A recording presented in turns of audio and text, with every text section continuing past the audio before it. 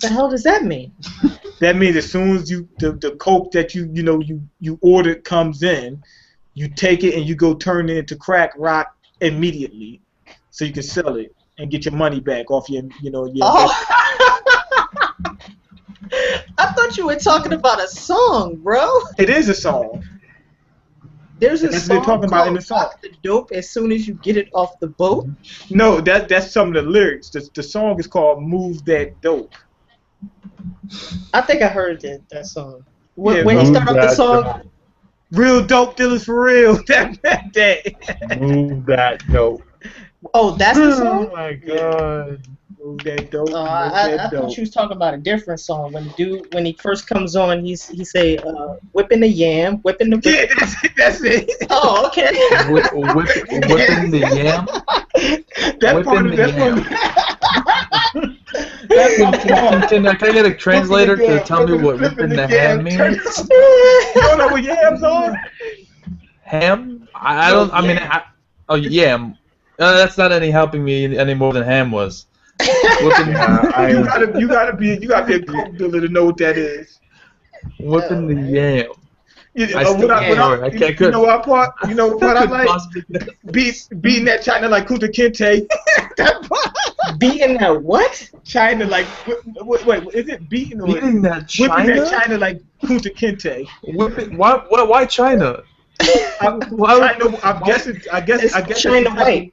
Yeah, that's what I was gonna say. China White. Yeah, it's China White. Wait, someone is Kunta playing. Kinte. Serving it. Whipping the yam. My friend loved that song. Yeah. That's your part. Flipping the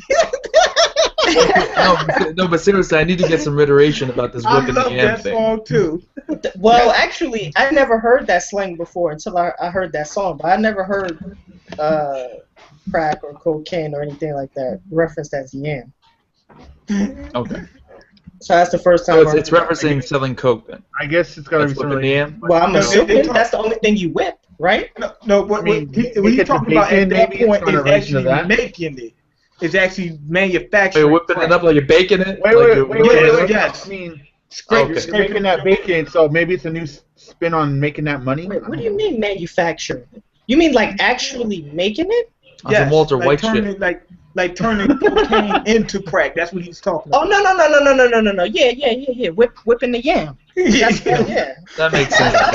I thought you meant like how they do it in Colombia, like they gotta get the plants. No, you talking about for the cocoa leaf. No, I ain't talking about that. You talking about chewing leaves. That's it's Like- different. man. like who Chewing the the leaves, hell- whipping them, chewing Like, and who- crunching the leaves. Who in the hell is in New York doing that shit? Nobody. Like processing. I wouldn't be surprised. I wouldn't be surprised. Is that Hey, man. there's a lot of abandoned warehouses. and stuff. You wanna be Walter Whites out there. You never know. Yeah. You never know. Trying to make money. So. That's why that shit is on AMC and not real life. And which is called the first one. But there's people probably trying that in real life. Failing. Well, actually, yeah, they well, I mean, you can make it like meth. You can make that homemade. I mean, you might kill yourself. I mean, you probably will kill yourself. Actually, shit's pretty toxic. But it can be done. But there are no cocoa leaves in America, not as far as I know. So I mean, can't really whip the game. I think you can. Yeah. That's your favorite part. But not. I mean, but the cocaine does get shipped here, and it's probably made into crack here. Yeah. Right.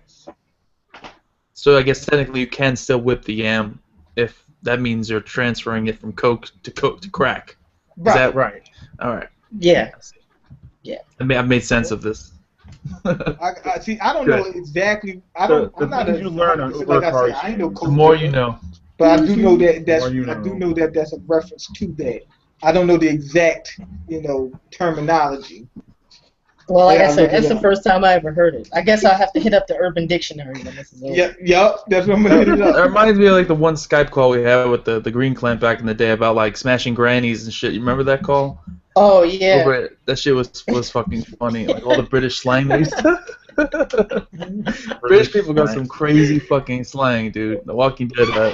Like when you hitting them old birds. I'm like, what is an old bird? Like, British people are just crazy, man. What's an old old lady? Actually, like I just saw that call Yeah. uploaded in my feed. I'll have to watch it.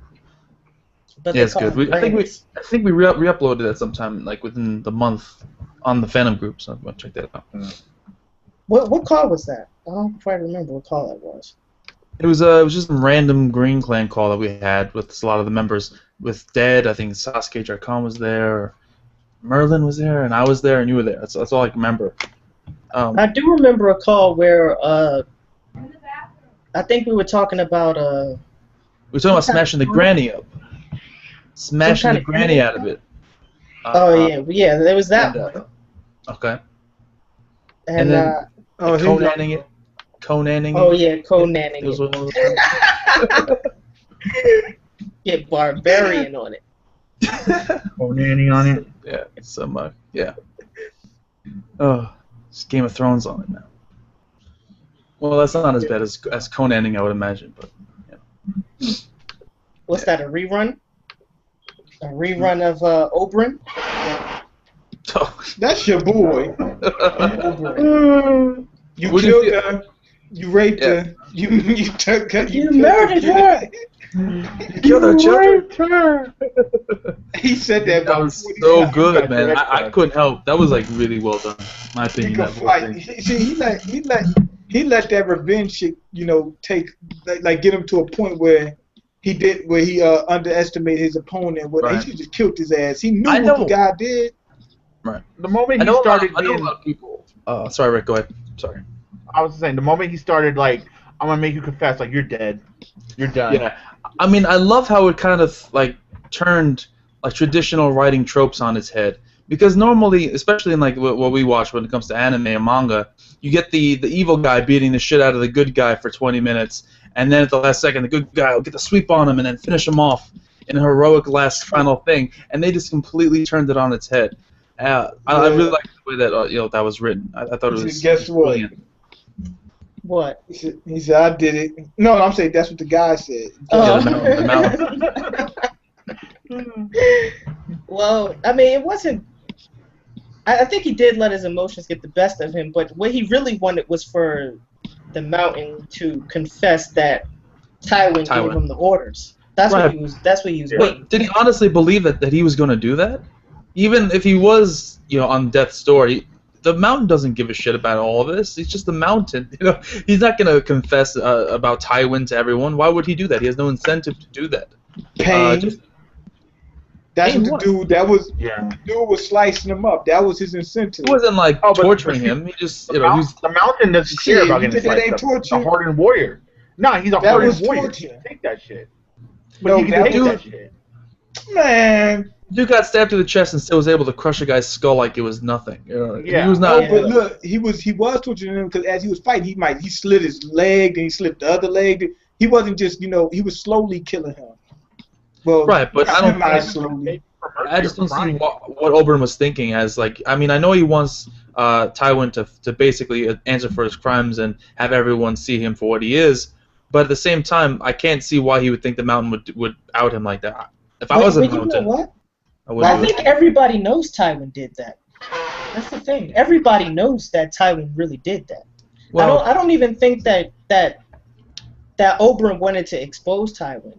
I think he wanted for Tywin to have to admit it, to have to face it. That's what he wanted. But I think everybody knows that. I mean, because right, he knows it himself too. Right. and this happens all the time. So Yeah, but if you're gonna have to face a guy anyway, right? And at a certain point in time, you could tell that you're the better fighter. Why wouldn't you say go ahead and admit it? Why couldn't you do that? what do you mean? Like he said, why wouldn't he just finish them off instead of trying to get him to admit that who ordered the hit? You understand? Why wouldn't he? If he's gonna kill him anyway, let me just give him the chance. He already felt he had the power to kill him, but I think he wanted that self-satisfaction of him confessing to his crimes before he finished him off. Yeah, Right, why couldn't you? It was unrealistic to think that the mountain would do that. I just can't think why. No, I agree. He did do it. Well, he did do it after. He told him. Oh, said, I yeah. did it. Not about Taiwan. He didn't say anything about Taiwan though. But whether But it's everybody unrealistic knows or not, if you fucking somebody up, they might tell. And if they don't, the you're gonna mountain kill is them never anyway. gonna tell. But if they don't, you still gonna kill him anyway. That's in his mind. I'm gonna kill him anyway. But let me at least get a chance at But him. the mountain wouldn't do it just for pride. He's a warrior. He wouldn't Yeah. tell anyway. Right. Yeah. So. We wouldn't know that until we killed the motherfucker. Until he's gone. I mean, that's what Oberhear's thinking. He said, until that motherfucker's dead, we won't know. We gonna find out. We're gonna learn today. I'll learn today. He learns. That's like that dude from remember that movie Unthinkable? The dude was trained to take all that torture, but guess what? He was going to crack when it got to the kids. What movie Everybody- was Unthinkable? That's the one with Samuel L. Jackson. He's the interrogator, but he's a torturer. He tortures people for a living. I never heard of this movie. Oh man, the Not movie yet, is right. great, man. That's one. I mean, that movie is great. It's one of Samuel L. Jackson's best movies. This must have been a minute ago. It came out a little while ago. This guy, he's a terrorist. I'm not gonna say the whole movie because I don't want to spoil it for you. But the guy's a terrorist. He plants some bombs, and he sits in the mall for hours, literally, until people arrest him, and he lets them know that he has bombs. I mean, like nuclear bombs, ready to go off. And he's trying to make a point, to America, whatever it is. And they bring in Samuel L. Jackson. Basically, he's their monster. Whenever they need somebody to torture, somebody to get information, they call him up, and he tortures the shit out of him. And his wife tortures people too. Huh? It's called Yeah, it's Unthinkable. And they're trying to crack this guy, and this guy, they find out he's trained. He's who's in the military. He's trained, and it takes them everything they got to try to get this guy to crack. But I can't tell no more, otherwise they give away the story. But yeah, that movie it's excellent from the beginning to the end. Well, now I know why I never saw it before. It came out in 2010, but it made $5 million at the box office. But it was a Not- great movie. Look up the direct reviews. video. The and see- direct video. Look up the reviews and see if it was a good movie. It was good. That's probably why. Yeah, as Wikipedia, it was a direct to video movie, direct to DVD, Blu-ray, whatever. Really? But it has Yeah. two really high profile actors, and yet it's straight to DVD. That's interesting. That's Hey, they Yeah, I know. got- Some movies do that. That's telling you Freaking the state look that's at those HBO movies. The one that was for Game of Thrones' break. It had Mark Ruffalo and Julia Roberts in there. Mark Ruffalo is pretty big because Avengers and everything. Oh, we live. And then Julia Roberts is she's not currently big, but she has a great reputation. Wait, we're live? Oh, You shit. just realized we're live? I had my eyes. I didn't even know. I No, didn't I even. have an iPhone. I had my As soon as the conversation got going, that's when we Oh, went live.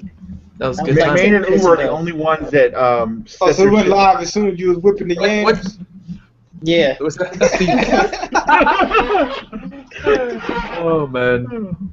So Is that every the whole time you yam see your thing? friend, that's what he says. Every time you see your friend, he's going like this. Yo, man, there's no intros on this channel anymore, man.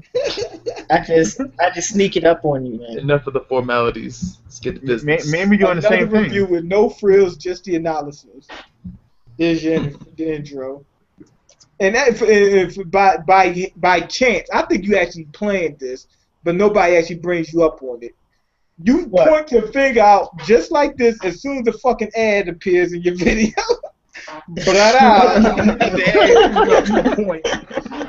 I think that's Did by you design.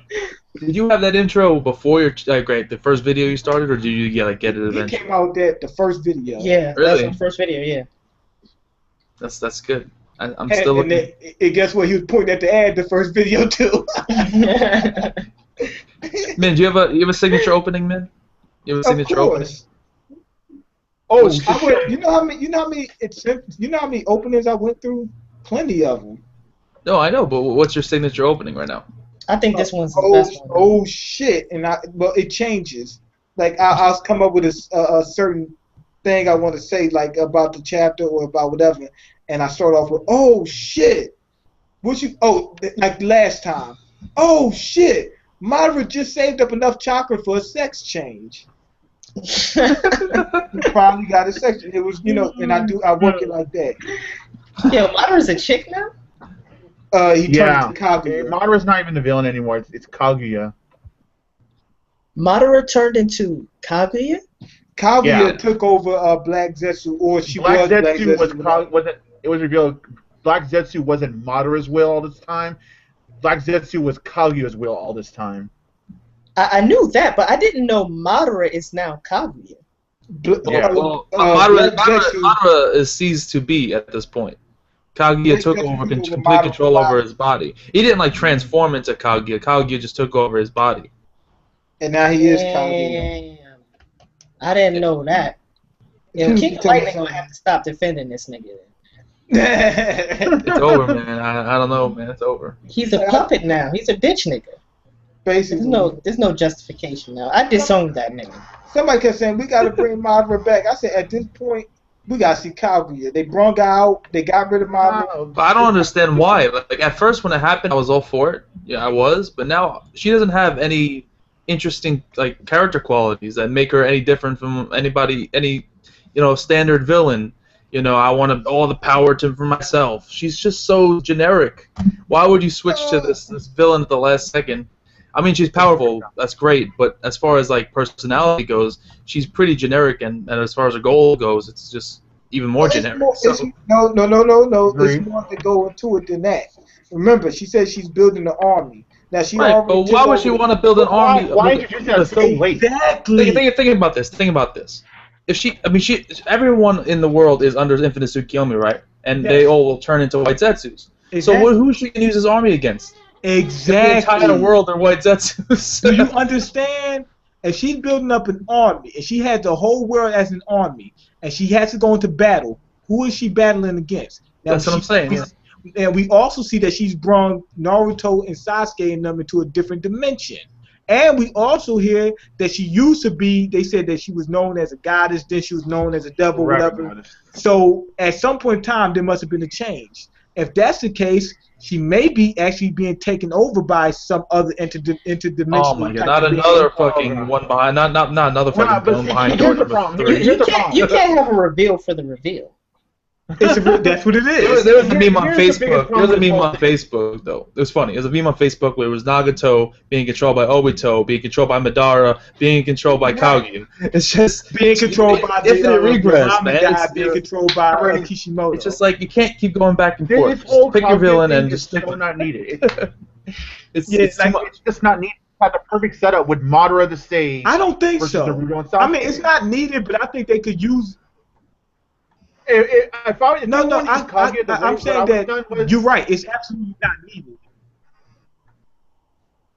You got to finish off. Basically, I think they should have totally finished with Madara first before they bring out Kaguya. Yeah, you know what I heard? There's a rumor going around. This is everything I'm about to say is 100% fact. So it's true. It's a joke. I heard that the Na'vi are coming from their planet to the Naruto world, and they're the ones controlling Kaguya.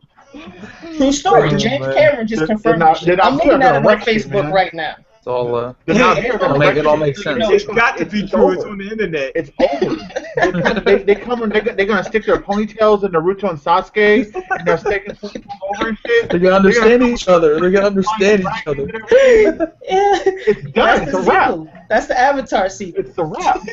That's how Naruto's gonna end. Sasuke and Naruto are gonna combine tails and understand each other, and then. Oh, they already understand each other deeply. It's gonna end with Jake, and the girl that's chilling on a mountain on the Mount Kage, and we won this shit.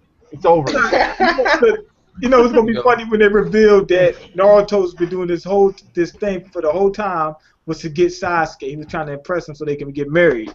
I mean, think about it. Sasuke is the only person Naruto's kissed in this series. And not only did that, he's done it multiple times.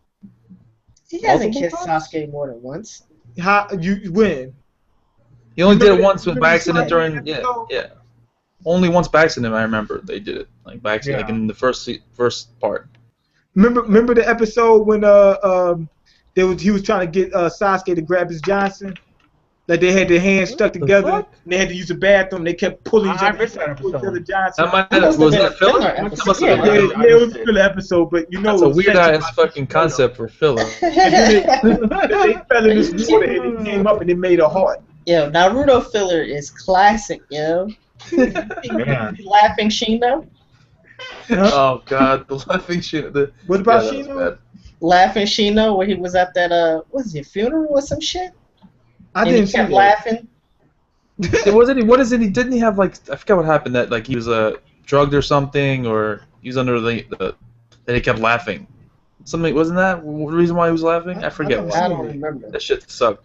I seen this one movie where this guy, he was at the funeral, right? And they're all walking up to see the body in the casket. And one guy get to the casket, he looks in there, and he punches the guy in the face. He said, "You think I forgot about my $5? I still want my money." He said, I still want my money. Wait, where was this? It was on a movie. He said, "You ain't get away. You ain't get away." The dude was dead. I still want my money. Yo, man, whipping the yam costs money. Yo. You gotta do it. You gotta make a profit. You gotta do something. Yeah. Wait, are you literally serious when you say like when you see this one particular friend? That's like how he greets you, whipping the yam, flipping, quick. No, we was in the car. We was in the car going to the men's warehouse, I think it was, to pick up the tux. This is the dude that got married. That's the I was in his wedding. I was a groomsman, and this song came on, and this nigga just started whipping the yam. He waited. He's one of them guys that waited for that part to come on and just did the whole. Yeah. So the next time I saw the nigga, he had the mixtape with that song on it. Damn, he had the mixtape. Yeah, he had the mixtape. Oh man, yo, did you hear about what happened with me and the doctor? Is okay? I found it. I typed in YouTube whipping the yam. It's Future, Move That Dope featuring Pharrell. I told Pusha you T and that. Casino. Move that dope. Oh, okay. Y'all Okay. move that dope, and move that dope, and move that dope. Gotta listen to this, yo. I'm sorry. Oh, what happened was that I was at the hospital, right? I was getting my lip looked at. I told him I wanted to see Your the lip? shit out this bus company. Your lip? Yeah, I bashed my face in on the bus. They made a sudden stop, and I slammed my face into the seat. Anyway, I go in there to get my stuff checked out. You already know they took about 5 hours. Yo, man, you always getting fucked up. It took like 5 hours. Now, while I'm waiting, I got my music playing. It's loud enough where somebody in that room can hear it because it's kind of quiet in the room and it's small. So it's loud enough where they can hear it. And I got it playing. Somebody comes in the room. I take my headphones off, but I didn't press pause. I got some R&B playing at the time. And then she's asking me questions, and I'm answering the question. And I'm talking about my lip and stuff like that. And guess what song comes on next? My Niggas. And it was a white lady. All you, my niggas. I turned around and hurry up and grab my MP3, so I turned the volume down, right? But I kept a straight face as if I wasn't concerned. But I got to it quick. I was embarrassed. I was like, oh man. Turn this. So what happened with your lip? She didn't do anything. I mean, she didn't say nothing. But at the same time, I'm looking at her like, please don't say anything.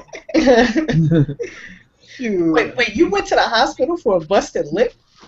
No, this ain't no regular busted lip. See, I slammed my head into the fucking thing like that. And then on top of that, you know how it usually take about 3 days, your lip is completely healed.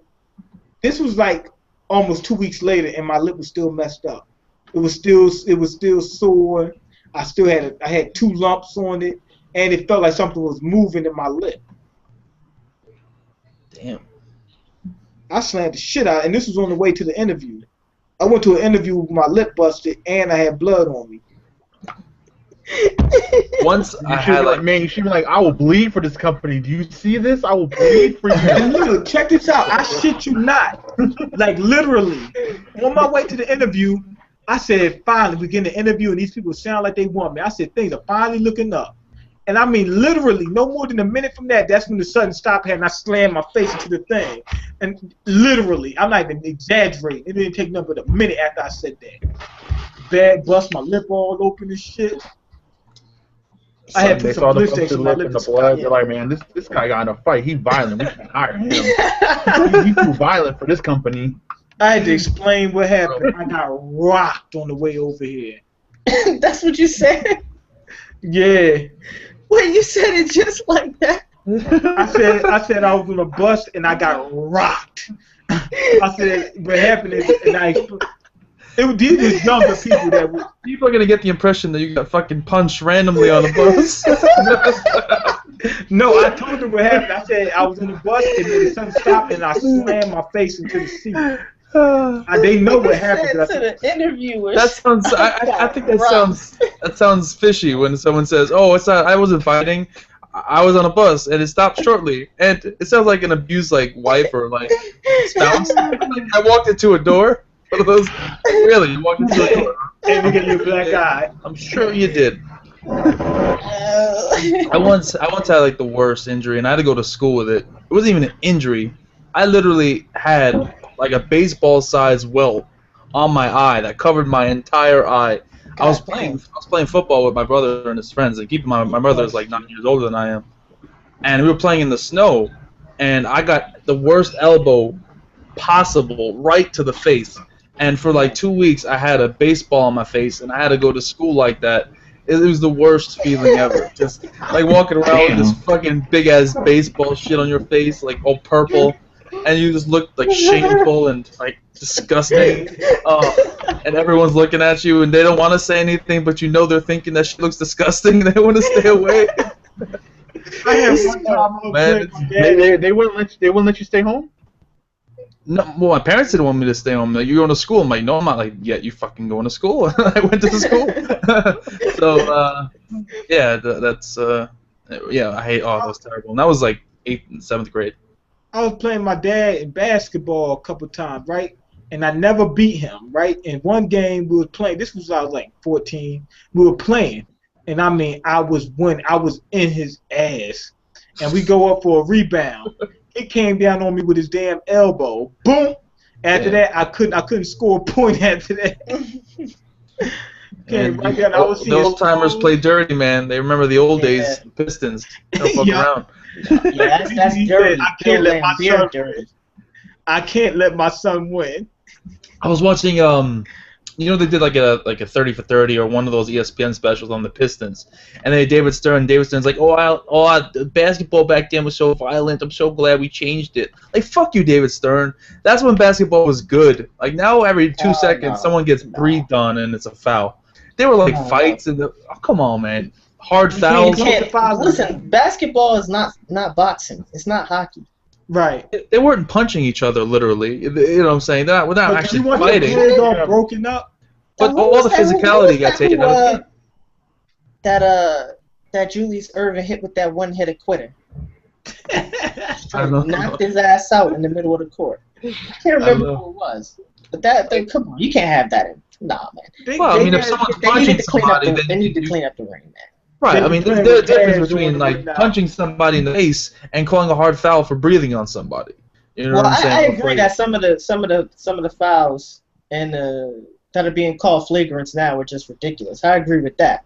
But like last season's foul on Norris Cole, I didn't really feel that was a.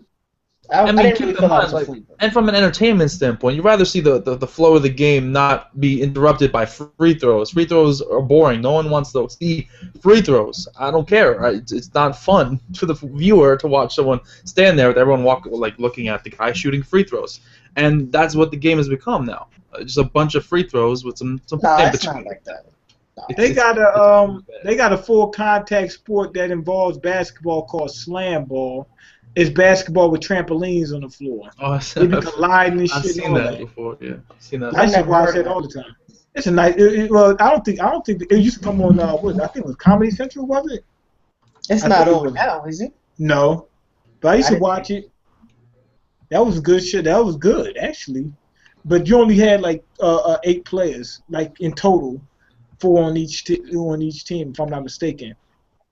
Okay. Like instead of free throws, they had like they had the guy would have to run to the trampoline and try to hurry up and dunk the shit before the other guy blocks him, and they would collide and everything else.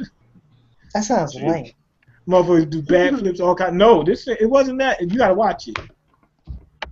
It's just a one-on-one type thing. It's no No, team. it's not 1-on-1. Like I said, it's 4. It's like 4 players on each team. And what they just it's 4 trampolines or it's just one? No, it's 8 trampolines. Basically, inside the 3-point line is trampolines. Everything else is hardwood. And what you just jump from trampoline to trampoline? Usually, as soon as you get on a trampoline, you get ready to go for either a dunk or a shot. Oh, so they hold the ball and run around the trampolines, and They then when don't hold the ball. You only get they dribble the ball on the hardwood. When they get to the tramps, they gonna jump once or twice. And that's it. Oh, okay. That's kind of crazy. But sometimes you gotta change the rules. Yeah. Like MMA. No. I mean, back in the day, MMA was fucking. That's What's why up, it man? was scanned from What's everywhere. up? Yeah, this is a really random call. It's like my computer made some weird sound I've never heard before. I'm like, what the fuck is that? It was ripping the game. I haven't got one of those sounds in Like years. Google, I'm like, oh my god, like Uber wants me to join this call. Like Uber, do it the normal way. Do a Minda. Send me a Facebook post or some shit, man. All you need to do is That's like click. not normal. All you need to I do is do click it the my link on way. top, copy and paste. He's out doing my way. Yeah. Does it his way. So easy. It's so much easier that way. You'll be alright. He said, I don't care if I'm wrong or not. If I do it, that's the way I want it done. Oh, That's what it is. My way. That's some shit. I'm David Ruffin. Yeah, apparently. Without Hey, David Hush, Ruffin. Taking over this shit. I told you this guy had a big head. He kept denying it. Now he's finally coming to himself. No, I don't have it. I just Uber play it. hard in the anime community. That's the way it is. It's a persona. yes, Yeah. sir. That's my persona. Except when I Is it start acting like persona that or in real life. persona? I'm sorry, I don't want I to. I don't know. I don't know. I'm just curious. I'm just curious. I think you can pronounce it both ways, can't you? That's what I'm thinking. Yeah, I don't know. I would assume so. I hear both. Potato, potato, fuck it. Doesn't matter. That's just something you don't notice about the English language. Yeah. Yeah, the English language needs an overhaul. No, it doesn't. And, English is probably well. Actually, English isn't that beautiful. Now I think about it. look, I think we have so many rules in the English language, and only I think about 70% of our language actually coincides with all the rules. We got words that just break all the rules in general. So it's languages that's hard. I mean, that's easier to learn. That's been overhauled. So we need to overhaul this, get everything streamlined. Well, our language is a sort of mutt language, especially American English. We got German, well, words from German, French, Latin, Italian. It's just a mutt language. Right, but what I don't get is if we're transferring certain words from different languages over to our language, let's treat it like it's our language. How the fuck do we need a PH? Just use an F. That's true too, What? but no, he means phonetically. Oh, okay. Oh, okay. Like colonel. Colonel is spelled as colonel, but it's pronounced colonel. Oh, okay. Right, that don't make no fucking sense. I always thought it was colonel. Yeah, that's what we kept saying. Like when we was reading, we were playing. What's that game called? What's that game called? Who Done It? Whatever it was. What's it? Mystery? No, it's a Clue. Clue, right? Clue. Me and my sisters, we kept reading. We said colonial mustard in the kitchen. I thought it was a dude's name. Colonial mustard. Hey, yo, that reminds me. You know, Neapolitan, the Yeah, ice cream. Yeah. right. For years and years and years, you know how I pronounce that? Ow. Napoleon. I did. Every time I saw that ice cream, I thought it was Napoleon ice cream until one day I read it very carefully and I said, Neapolitan? What the fuck is that? Turn your world upside down. Yeah. Yeah. Mind blown. Seriously. man. I always pronounced it Napoleon ice cream. That's what I thought it was. I think we just need to. I think we just need to get everything to follow every rule, and to be spelled, cohesively. Like fuck, like look, we don't use like knife. We don't pronounce the K's in knife anymore. So get rid of the fucking K. We never did pronounce the K. Yes, we did. You think people back in the day were saying knife? Yes, it was. Knife. Yes, it Yeah, used to like be the K knife. is- yeah. No, it's not like we just over time dropped the K. I don't think. Yes, that's how the language has changed. We used to. I mean, say that's one of the knife. reasons why it's so hard to learn English, because people don't know what the hell's happening. So, like, why are you Yeah. not going to pronounce this word even though it's in the damn word? I mean, this letter. So it's Hey, like, who came up with the rules for these pronunciations? Like, is there a fucking meeting or some shit? Like think of like words with GH. We used to pronounce that differently too. But now that Someone had to establish these rules. Well, as a language evolves, when people speak it, they want to pronounce it the easiest way possible. So the words transform, they change to make it easier for the speakers to speak it. And what happens is the writing follows the speech. So sometimes letters will drop out. You just don't pronounce certain letters anymore. And over time, it's like Old English. Have you ever tried to read Old English? That shit is incomprehensible now. Yeah. Well, at least for modern English speakers. I mean, unless you study it. But if you try to read Old English now, you can't understand what the hell's going on. Makes no sense. It's gibberish. I mean, it just takes longer. I've done it before. It just takes a long time because it's very hard to perceive what they're talking about because of the way they're speaking about it. It's like no one says this shit anymore. So it's like Exactly. thou art thou and all. People like, wait, is that Yeah, who like you thou referring to? Shakespeare and shit. Shakespeare's rough, man. I mean, that's what a lot of cats have problem reading the Bible too, because it's very similar to that style of English, the Bible. Yeah. That's true. Wow. That's true. Yeah. The Bible was translated from Greek, and some of the words that are in Greek have no English equivalent. Yeah. And some people, when they translated into English, translated the words differently.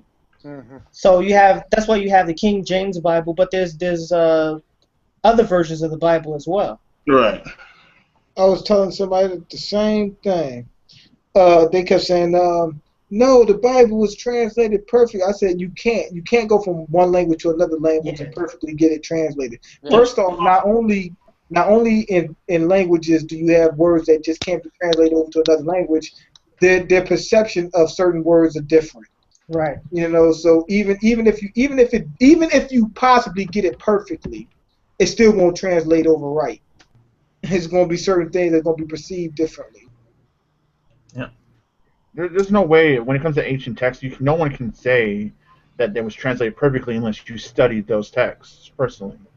There's really no But way of you saying can that. get it as good as you can get it. Because I had a professor one time. I was taking a class on Kant and Hume, the philosophers, Enlightenment philosophers, and Hume is was it Hume? Yeah, it was Hume, and we were discussing Rousseau. Rousseau came up in the class, and Rousseau was French. He was writing in French, and my professor speaks and writes French, and he tried to translate it, and when he tried to translate it, his translations come out different than other people's translations because the words that can't be translated precisely from one language into another, you have to find different ways to describe them. Some people describe the words differently, and Right. like I'll give you an example, like arete from Greek. Arete means it's commonly translated as virtue, but some people translate it as excellence. Some people translate it as flourishing. There's no English equivalent. So you can't translate it from one word precisely to another word in English. Right. That's pretty weird, man. I'm not gonna lie about that. We were just talking about this in the stream before, where I mentioned the word Schadenfreude from German. Schadenfreude means to take pleasure in someone else's misfortune. There's no word like that in English. That's why we took it from the Germans. I remember that one. Yeah, yeah. But here's the thing. We could make a fucking word up for it. We ain't gotta always take it. I mean, we could, but it's like how we like it would be so hard to try and like assimilate that word into the. Yeah, you gotta kind of like introduce Well, it, it's hard to slide it into assimilate. conversation.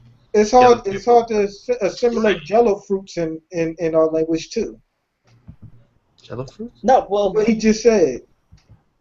But Whatever that the word takes is. time, though. Like in order to do that, that takes some time. Like it's not like. First of all, like there has to be like some like commonality. Like I don't know like who comes up or like who said okay, so we use this word or this word's go in like the dictionary. Like it can be in the Oxford Dictionary, but it won't be in like the Standard Dictionary. You know, it's like something like that. So again, like I don't really know how that works out. But like, basically, people have to agree to use the word. That's what you need. You need people to agree to use the word. If enough people in America in the U.S. society is using that word, they will add it to the dictionary. I'm pretty sure just as an example, I think twerking was added to the dictionary. Yeah. Yeah. No. Yeah. Because I mean, Yeah. it was. It was. What? It's really a I think real selfie was added too. Because people use it. I mean, it's a stupid fucking word, but people use it. Twerking So is a great word, man. Come on, man. It's a stupid fucking word. You know, look, I can't Fucking. believe It's a great activity, but Yo, the word man. is All of Ebonics is great. as many twerking videos that Cole favorited and liked and everything, and now he's acting like he doesn't want it in the dictionary. No, man. No. Listen, man. It's not the matter of me not liking twerking. It's just the fact that it's stupid because it just gets my dick hard. Like that's it. Like so now I have blue balls. What the fuck is it? It's not. That's annoying as shit. And B, like it's and like let's be real here. It's not worth being an actual word put in the dictionary. It's not. It's twerking. How It's not? not worth it, dude. No, twerking Everybody is a word though. It's a real word. All the words you use in slang are real words. Like somebody kept saying it ain't a real word. I said if we using this real word, it does have meaning. It just don't want to add it to the But all dictionary. you do is say, okay, now it's a word, though. Okay, hold on. But think about this, all right? If I were to refer to someone as like a dude, like is dude like a dictionary word? Why couldn't it be? I'm just asking. But no, it's not. Why couldn't? Is it a dictionary? Is it a word? Yes, it is a word. But So then- but see, here's the thing. Language isn't restricted to only the words that are in the dictionary. As long as a word has a meaning amongst a common group of people who use it and who knows what it means, then it's a word. Yeah. I'll give you a perfect example. When I went to college, I left Newark. I didn't even like really visit that much. I mean, I came back like maybe once every couple of months. And my group of friends, like we spread apart. Like I didn't see them anymore. And then when I came back over the summer and I started associating with them again, they started using a whole bunch of shit I never heard before. Like I heard this dude say some shit like, I don't deal with F's and E's. Like, what the fuck is F and E's? What does that mean? Feelings and emotions.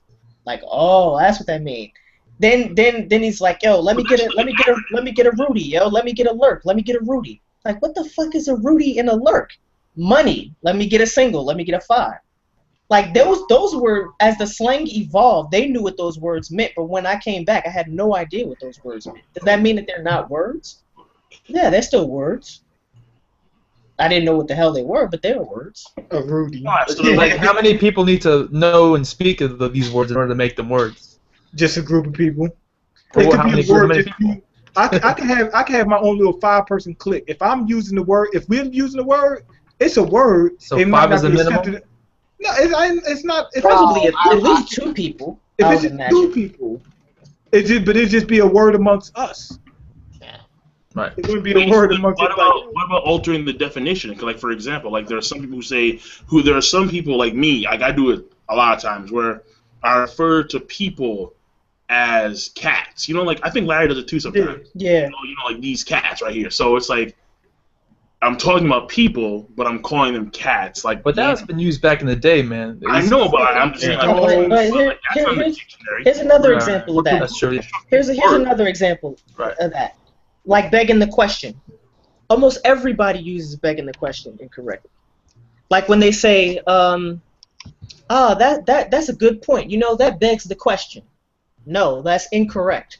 That's not what begging the question is for. Begging the question is a logical fallacy. It means circular reasoning. So when you say, "Oh, that begs the question," no, that's technically incoherent. But everybody knows what that means when you say that begs the question. It raises the question. That's what you mean when you say begs the question. Now that definition has been completely altered, but people still use it that way, and it's completely okay. Oh, like for instance, when they say I couldn't care less. No. What did they say? I could care less. I could care less. It should be I couldn't care less, but they say I could care less, and we know as soon as they say that, we know what they mean, though. Yeah. Right. True. You should enjoy your language. Maybe not. English kind of sucks in terms of language. Like, it's funny. I was actually watching like this book by George Carlin. He did like an audio book, and he was describing human language, and he basically brought up the begging the question argument that you used and how it's incorrect. And he did like a whole bunch of different words. I think it's called. Let me see if I can find it if people are interested. It is really good. Like when it comes to like dissecting human language, I don't think there's anybody better than George Carlin in my opinion. At least no comedian better than comedian. Yeah, I'll say comedian now. Really good stuff. I think it was called Napalm and Silly Putty. That was like a special he did, and you can search it on YouTube. Silly buddy. Right. That guy was a wordsmith. Yeah. George Carlin was. He Like had a that. way of words. He's He had related a way to of George words. R. R. Martin. No. George Carlin. I'm gay. Yeah, Oh, what you wait, got speaking of against George? Man, what you got against George? No, he yeah. is related to him somewhere down the line. Yo, hold on. Like, let me deviate real quick. I know I'm deviating, but yo, like, what's going on with Larry, man? Like, I saw that video. Oh god. Oh man, What do you mean? What video? Niggas were pissed. Niggas were pissed, He did a bro. rant on Game He of got like Thrones. 700 dislikes. I was like, shit. He lost He 150 did? subscribers in less than a week. That was the video I took. Wait, he did? I took Yeah. care of it all in the small council. We took care of it all in the small council. When was this? Just as Last, like last week. I Last think week. the Game of Thrones review. People Yeah. were not happy. Oh, you mean the 4-minute one? Yeah. Yeah, the 4-minute. Oh, he didn't do a rant.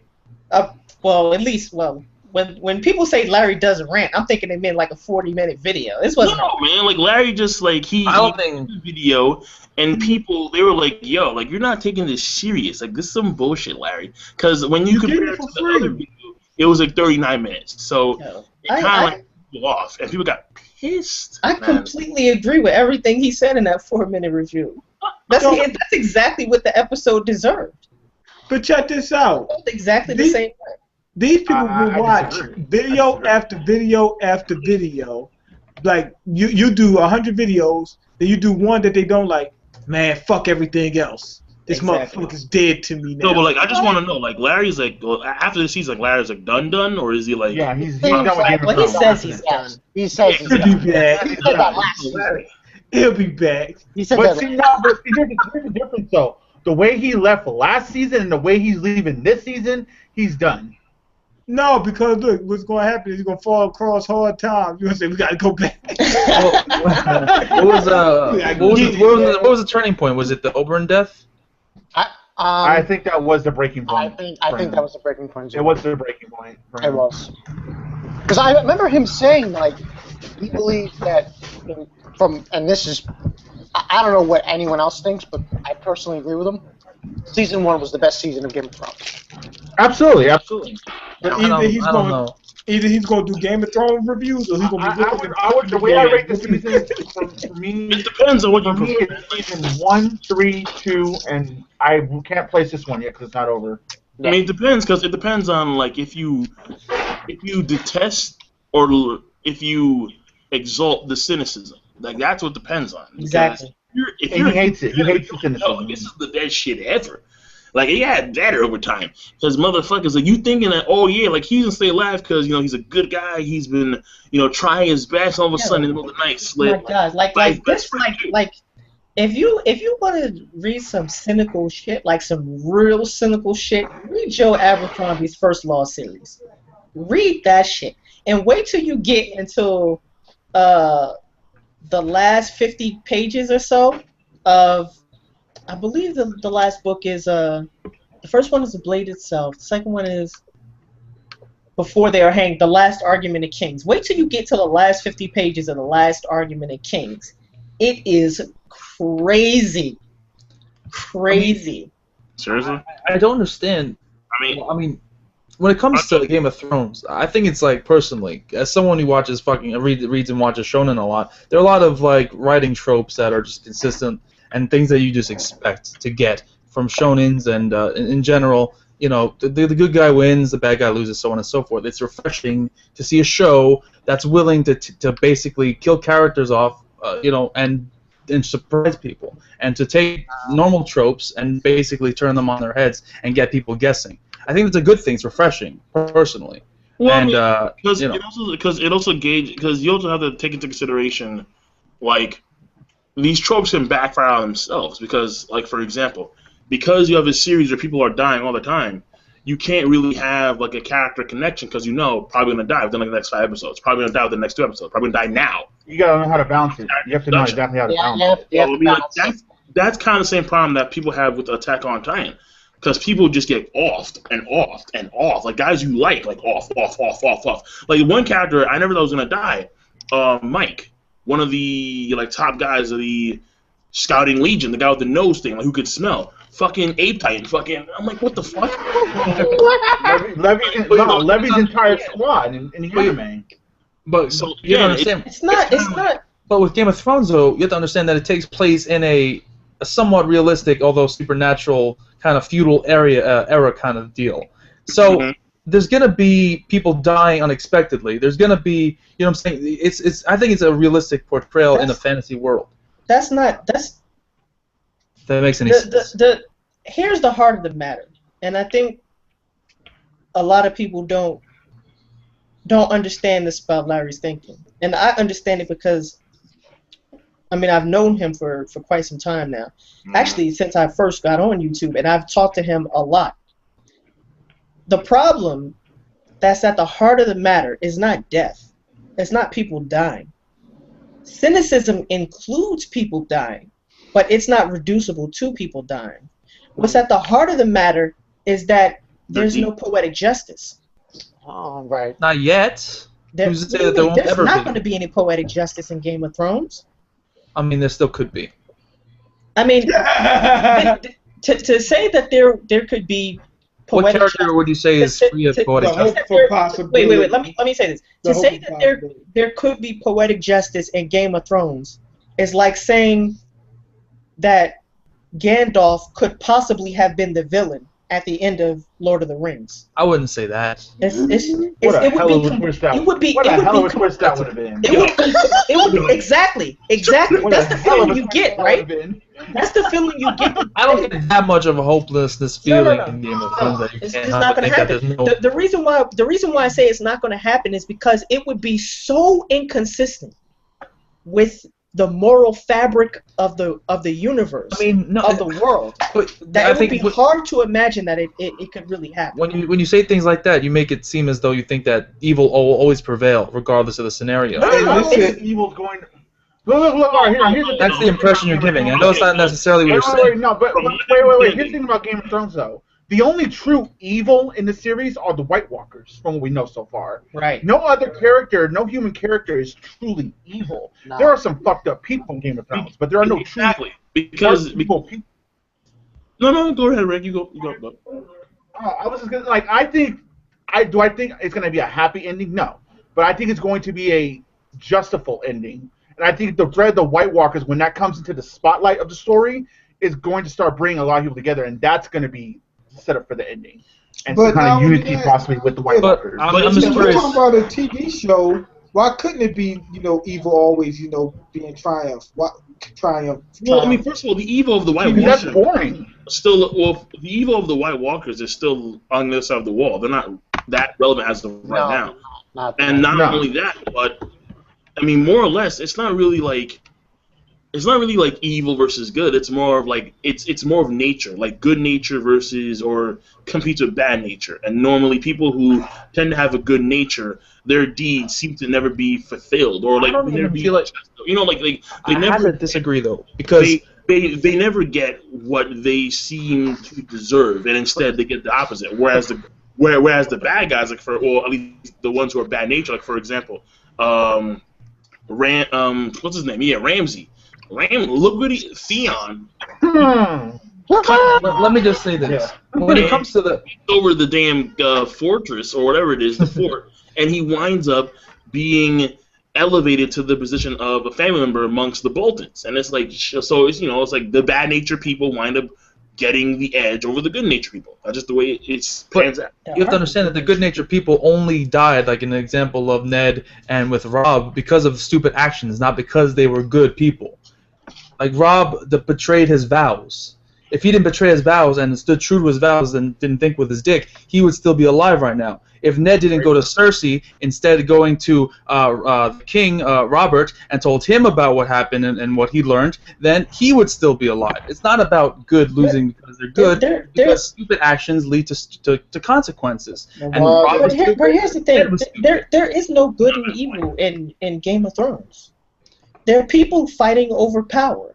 Yeah. And this is exactly how you would expect people to act if they were really fighting over power.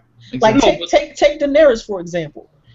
She just basically engaged in mass murder when she took over Meereen.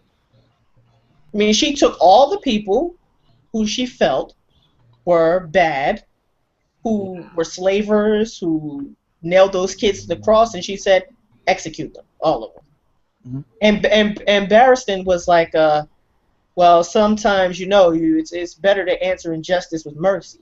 And she's like, I'll answer injustice with justice. But the obvious question is, whose justice? Mine. Her justice? Her And justice. based on what? The ones who rule The ones who rule. are the ones Exactly. who are just like Exactly. Joffrey's word was There's no just. good and evil. Nah, Chris. And look at Joffrey. Joffrey was But one of the people can most. still be good or bad nature, because that's just something instinctual. That's just something people attain depending on their circumstance of birth and a whole host of things. I mean, you can still be good natured or bad natured, whether or not you're evil or not. Is something Who else. would you consider good natured in Game of Thrones? Ned, I'm talking about Rob. Alive. Bran maybe. Alive. Bran is good. Daenerys. Yeah, Bran. Generally, Bran?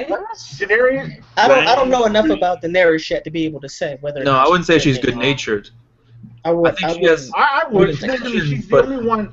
she has Look good at her intentions, campaign, though. but She's she's- freeing What's the slaves. other? What's the She's on some other? Akainu shit, man. She's on some Akainu shit. This fucking absolute justice stuff. It's not good. No, that's Absolute- Stannis. That's Stannis on that absolute. No, justice. Stannis doesn't have absolute justice. Well, no. Stannis is. Stannis Yeah, is just, Stannis is. That's the problem with like he's absolute justice because I mean Okay, he wait. wasn't. Wait. I don't agree with that. Hold on. If you're gonna call good natured, the ones I would say, first of all, I would start with Stannis' wife. That's number one. Then I'd go with Tyrion. Wait. Then I would go with. I don't think Tyrion is good natured I either. think he's good. Wait. Did you say Stannis' wife? Wait, King. Did you say Stannis' wife? Yeah. Stannis' wife is crazy. Okay, No. all right. Here's the question. Here's the question. Good by whose standard? Well, by our perception, of what we think good is, to be quite honest. So yeah, my perception of good. Okay, here's the next question. Why do you get to project your standard of goodness onto the Game of Thrones world? How else do we have? What else? Yeah, like standards how do we else have can to I go by then? what's going on unless I do that? I mean, unless I'm another person entirely, I No. We had this conversation on the train when I was tipsy. When we were at Sakura And you remember? Well, yeah, actually I do remember. And I said that And I look at the Game of Thrones world as a historian would look at the past. I don't judge these people based on my standards. I have the benefit of, we all do. We have the real benefit of cultural evolution on our side. I mean, just to give you a quick example, where do you think human rights came from? Human rights, 400 years ago, human rights did not exist. There was no such thing. If you tried to convince somebody based on an argument of human rights, they would look at you as if you were crazy. There was no such thing as human rights. You can only speak of human rights right now because you are the beneficiaries of a massive amount of cultural and philosophical evolution. Now, when you're judging the actions of someone else, the question isn't whether or not they meet the standards that you have. That's not the question you should be asking. You have the benefit of a certain cultural perspective that they don't have. The question you should be asking is, how do we evaluate their actions based on the context in which they live? That's the question historians ask. Other words, history would just be about whose actions you would prefer over someone else's actions. But that's not history. If you want to evaluate someone from a maybe not a bird's eye view, because I don't believe in objectivity, but if you wanted to gain some perspective, then that's the question you have to ask. Otherwise, you're just talking about people based on your preference. Yeah. Yeah. So within the context of the story, are there good-natured people? Yeah, but we gotta evaluate. Considering how harsh- maybe you would say Tyrion. I'm talking about just major characters now. Bran. Maybe you would say Tyrion. I think Bran is a Bran. Yeah. Possibly Stannis's. Well, maybe not. You can't tell what Bran is. Because if we're gonna simplify it, Davos, yeah. then you have to take into consideration.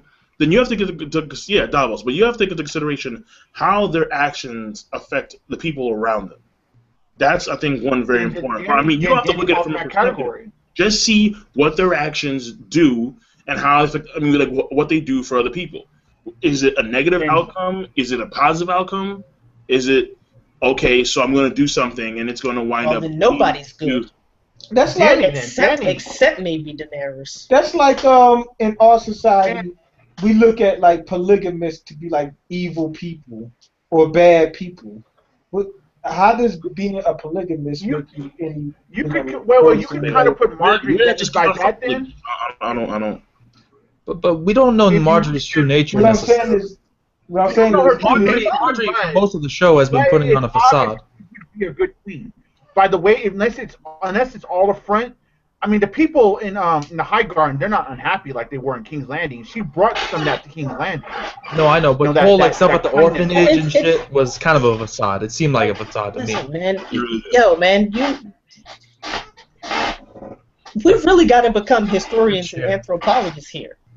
That's what you need. I mean, if you're really going to look at the standards and the values of these people, you can't do it from an outsider looking in. Right.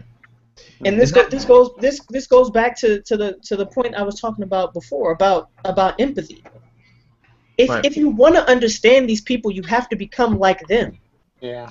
If that's the case, then I would say that's impossible. If that's the case, sorry. No, that's what I was going to say. But that's what you need, though. You need to be a historian. You need to be some sort of anthropologist because. Look at us right now. We're floundering around because we don't understand what the hell's going on. By their own standards, it's hard to tell what's good. And this goes back to the whole scene with Tywin and Tommen, where Tywin asks him what makes a good king, and Tommen's like piety, and then Tywin's like, no, piss on that. Here's how piety doesn't work. And he's like, well, what about justice? It's like, no, piss on that. Here's why justice doesn't work. And it's like power is wisdom, but what does those things mean within the context of that culture? It's very difficult to know. It's very difficult to understand because we're outsiders looking in. Yeah, that's like in our society, they keep saying that lying is bad and they consider someone who lies to be, deceitful and things of that nature. But I sat there and said myself, I go against society. That if somebody asks me certain things, I would outright lie to them if I don't know them. I don't owe them shit. If I don't feel like I should tell the truth to somebody I do not know or owe anything. If I don't owe you honesty, I'll sit there right there and lie to you. Why? Why not? Well, I mean, for me personally, that's the case. Then I just only tell the truth because it's easier. Lying takes fucking effort, bro. Seriously. No, it doesn't. If I don't know you, I don't have to. Yeah, but like if then you meet them again, and then you have to Cover up your lie with another lie. No, I don't. No, I don't. The reason, look, check this out. This guy, he asked me, where do I work? I don't know him. I sat there and lied to him and told him some random place, right? I'm never going to see him again in life. You don't know that? And if I do see him again, it's going to be fun. What if he shows up at your real work? Sees you. Just by coincidence. If I see him at my real work, so what? I don't owe him. Like, if it's people that I know, that I'm familiar with, people that's in my circle and stuff like that, I owe them the truth. If I don't know you, I don't owe you the truth. Like I told you, that one guy, he was getting bullied by some kid. He got into a fight with him, right? He said that the kid seen him a couple years later and approached him and said, "Weren't you the kid that I had that beef with at such a point in time?" I told him, I would have said, "No, I don't know you." And then he'd say, "I can't remember." No, you don't. And the reason is because why start a conflict with that guy? The guy might have wanted some trouble. Why start a conflict with him when I don't owe him a damn thing? The dude was in the wrong. Why would I sit there and tell him the truth if I don't owe him? I don't know him, and I know that it might cause trouble. And and let's say if it does get down to the point where it causes more trouble for me, it was going to be trouble anyway. Obviously, if I had to lie. So fuck him. But I don't hold myself to that standard. I hold myself to the standard is if honesty is owed to said person, or person, or more correctly, if the person is due honesty, I'm honest. If a person isn't due honesty, then I might lie to him. Right, but that's a good point, and it's a microcosm of a much larger issue about cultural awareness and about the limits of the moral demands that you can make on a culture that's not your own. Yeah. I think there are some demands that you can make. Like Iraq?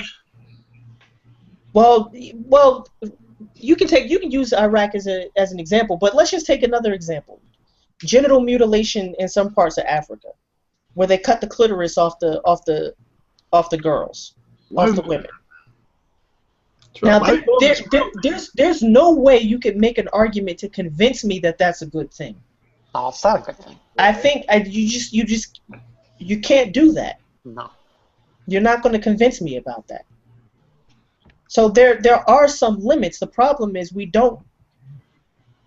It's difficult to know what those limits are, and how to make those limits. Yeah. I don't know about that situation, but in their mind, are they looking at it like, okay, we're just circumcising people? No, like they to reduce pleasure, like to prevent them from, cheating on their husbands. I think that's what they use. Right. They think that it's necessary to maintain the purity of the female. Right. Right. And so that's because it's not more or less the action; it's the reason behind the action, and if the reason behind the action doesn't meld well with what you have been raised in as a culture, then it's not going to work. Right. Well, when are they cutting it off? Huh? When do they cut it off? Dude, they cut off whatever. Like 9, 10, 11, 12. I mean, sometimes they fucking rip that shit out. It's like, dog. Yeah, no anesthesia, rusty blade. Oh my god. Rusty blades. Dead serious. Damn. And you do know that has twice as many nerves as a man. Oh God! Stop this. That's gonna hurt worse. Yeah. Oh. Man, and like when you get hit your ball, you feel like it's all up in your stomach. Okay. Don't you feel it all up in your stomach, and you just crunch up and Oh man, I can only imagine what they Right. feel. I'm seeing And this issue of cultural awareness and really global awareness. I mean, because we're all stuck on this planet together.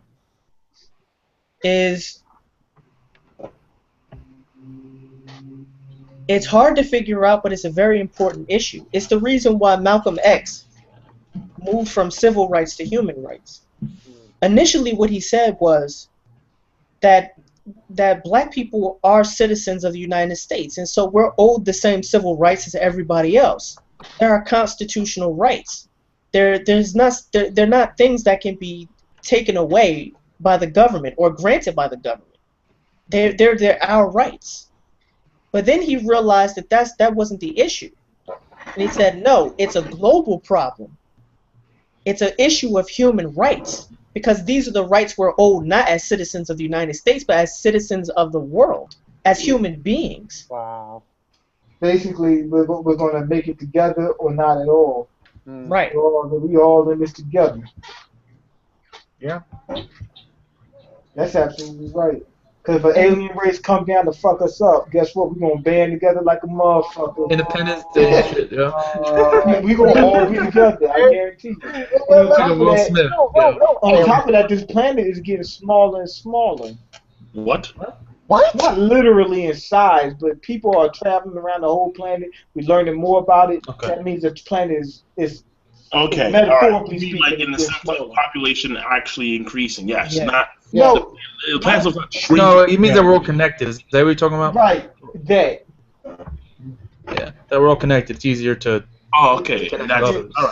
But what's it called? Degrees of separations are becoming smaller and smaller. Hence, the planet is becoming smaller and smaller. We have more information available about different cultures, different things, about Yeah, more different exchange parts of the ideas. world. Yeah. Yeah, meaning the planet is getting smaller. Right. Meaning there's less for us to learn than there was before. But I will say this though. Game of Thrones has greatly confused me. Good. In what respect? I'm extremely Careful. confused because I don't really know how to approach the story, Yeah.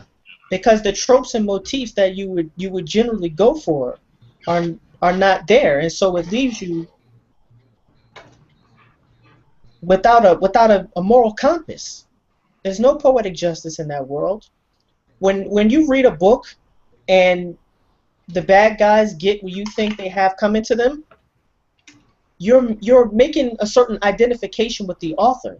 That's like the author letting you know that we share the same values and that I think this person should be punished because they're evil. But George R.R. Martin doesn't hold your hand that way. He throws you down a pit of No, fire. he doesn't. No. He's like, And I like that. I really like that. He doesn't do your thinking for you. Makes you think on your own. yeah. Here. Yeah. Here's the graveyard. It leaves it open to like who you want to root for. You know, too. I mean, It's an epic journey. You know, whether or not the journey has a happy ending is irrelevant. It's just you're enjoying the journey, or maybe we're not enjoying it. Depending but on I think that that all those situations should exist. Man, that the way the Game of Thrones does their writing should. look at it this way. All right, look at Berserk. Do you think Berserk's gonna have a happy ending? No, somebody. I don't see how it can. Oh. Yes, they're both dark fantasy. I just think it's similar in that how that stark storytelling where it's very like this more fucked up shit happens on top of more fucked up shit on top of more fucked up shit. Yeah, Berserk's on a whole Eventually, nother level. there's got to be some kind of payoff. No. But I mean, it's similar to that. Like, so how? I mean, Why is it does it because you have to rally be- behind I think George R. R. Martin said Like- once, and this kind of represents him. He says art is not a democracy. He doesn't. I mean, he appreciates the fans and their input, but he doesn't coddle to them. He doesn't cater to them. He writes a story how he wants to write it, whether or not Right. you know. And I really respect that, honestly.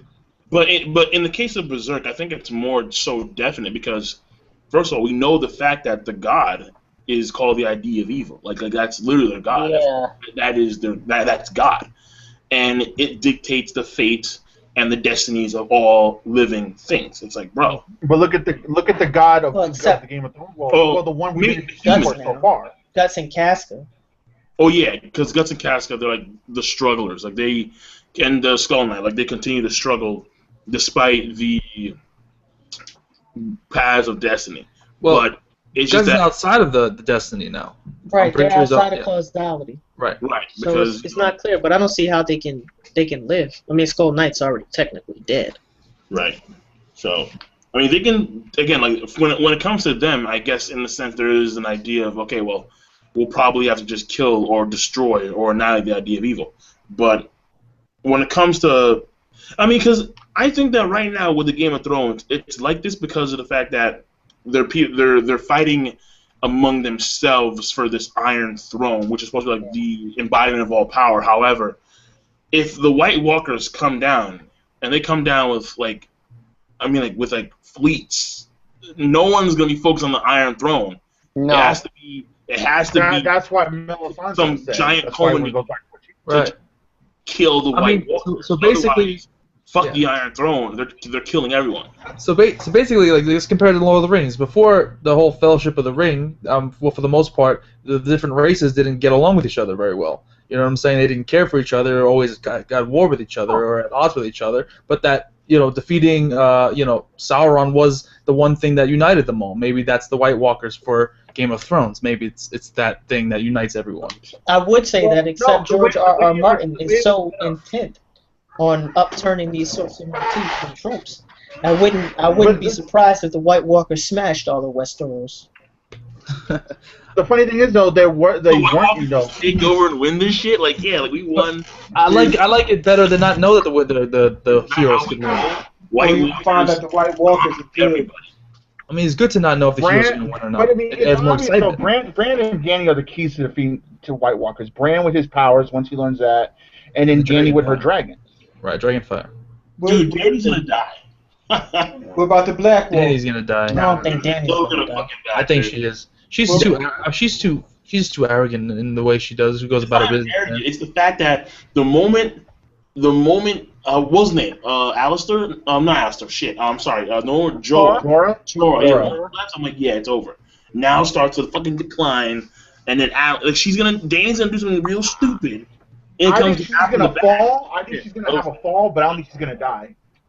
I don't think she's gonna die. Because She's gonna miss like I said, Jorah. She's gonna miss Jorah, definitely, but I think she's gonna fall. Like the next coming season or two, she's gonna go through a fall. Like there's no more cakewalk for Danny. Yeah. I can see that. Well, I it's don't already think not a it's cakewalk now. Yeah.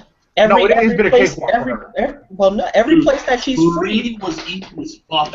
every place that she's freed has No. been re-enslaved. The butchers in, I believe, is Astapor. Young Kai, the Wise Masters took over. She went to Maine. When she went to Maine, she didn't establish a strong enough council and whatnot to hold those towns. She didn't realize that. That's why I think her journey is learning how to rule. And that's why she said, how can I rule 7 kingdoms if I can't hold Slaver's Bay? So that's why she's staying where she's at. She has no interest at this moment in Westeros because she wants to learn how to hold Slaver's Bay. And once she gets that, I'm sure she'll move on to Westeros. Well, that was her intent, but now I'm thinking that because Jorah left, there's gonna be this change where No, she's gonna. I'm gonna take out King's Landing now or some shit. Well, Maybe no, she might even get that more wouldn't make extreme. sense, though, because Because I mean, I think Jorah was the voice of reason for her. Slaver's Bay. Her Yeah, but staying in remember Slaver's the last scene between her and Jorah? Like, she put complete faith in him. Where, I forgot the name, but the Braavosi who went to the city to take retake. Davos. Yeah, Fucking motherfucker. he was gonna go in there, like, murk everyone.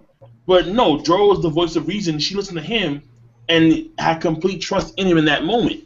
And that was the last scene they had together. Right. And then after that, what happens? Oh, well, you were caught being a spy for Varys, so fuck you now. And Yeah. Now that he's gone, she's going back to the absolute justice. she could have, like, imprisoned him. She could have, like, done something, hold him there, ask him more questions with more details, but she couldn't handle. He leaves. What happens now? They have to torment, and then they're going to start building against her because right now, at this point in time, they are their greatest enemy. Therefore, when it comes to King's Landing and, of course, the Lannisters, because right now no one else is. You may want to say the Vale. They may be doing something as to build. Well, it's more to the point, Littlefinger. Yeah, more to the point. No, He wants to Littlefinger do still. I don't understand why people think that Littlefinger is going to move against King's Landing. He is too smart to do that.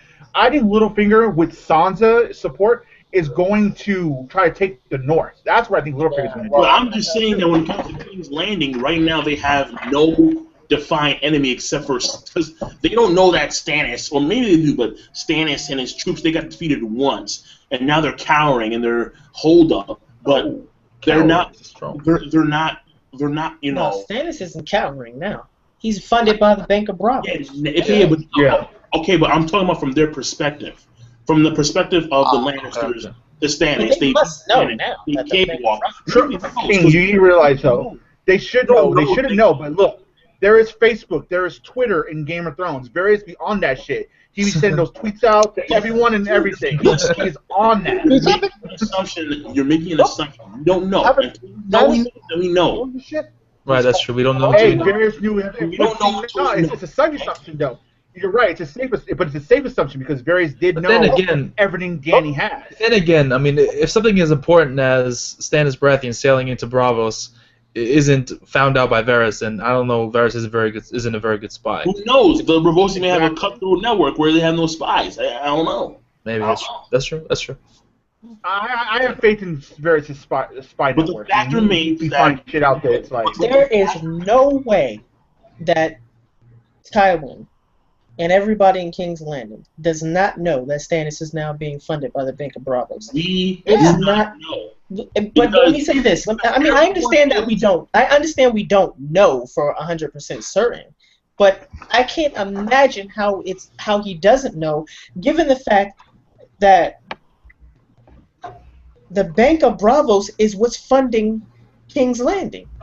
Exactly. Yeah. The Bank of Bravos isn't fuck that. That was a mistake. They're not funding King's Landing. They're funding Westeros. Yeah. Yeah, because the Lannisters are broke. Right. The point here, the lines are dried up. Yep. The Lannisters are the Americans, and fucking the Bank of Bravos is China. Yeah, but pretty much. The point Westeros is more like Greece. Okay, but do the Braavosi have to tell the Lannisters that we gave them money? No. But maybe we know for a fact from past experiences. But the point is that despite that, Dany's still numero uno. It's not changed anything. Dany's still number one. No, Dany is the greatest threat. Dany is the greatest threat to the King's Landing. Absolutely.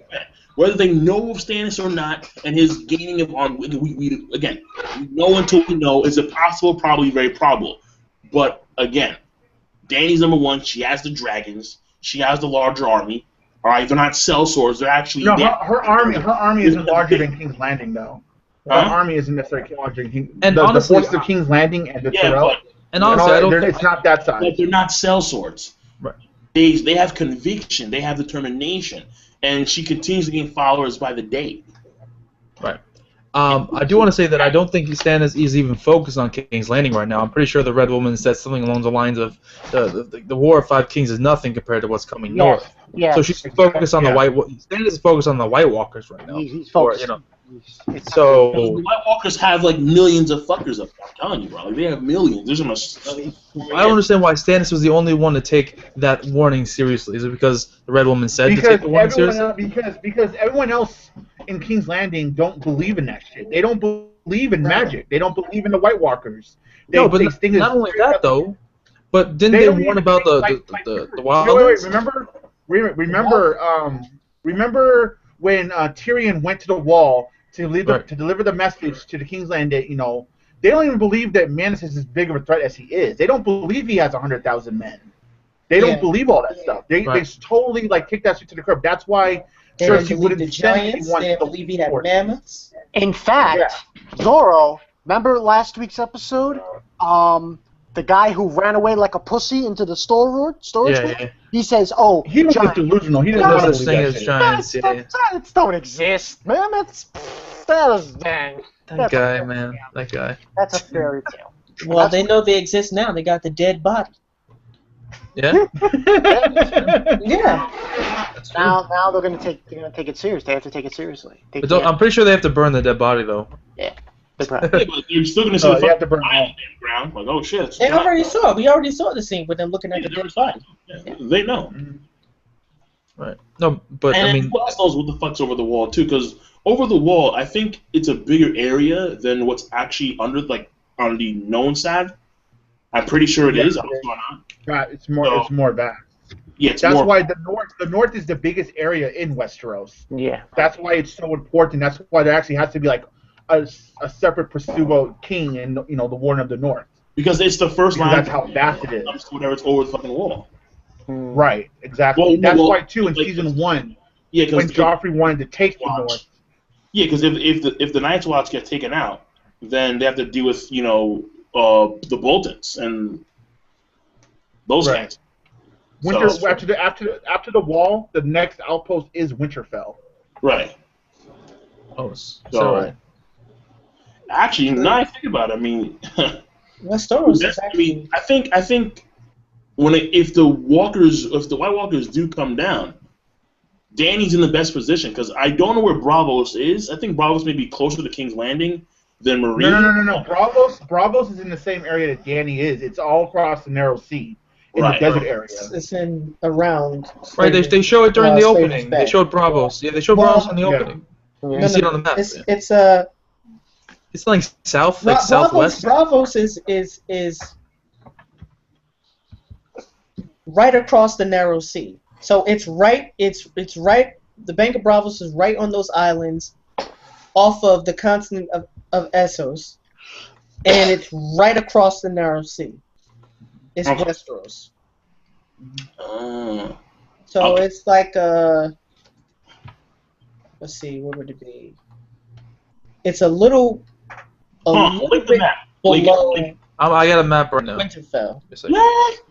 Actually, I'm Well, getting it's it right all now. over in the map though, but I wanted to tell you, all right, about the culture thing with Game of Thrones and judging it on moral stuff.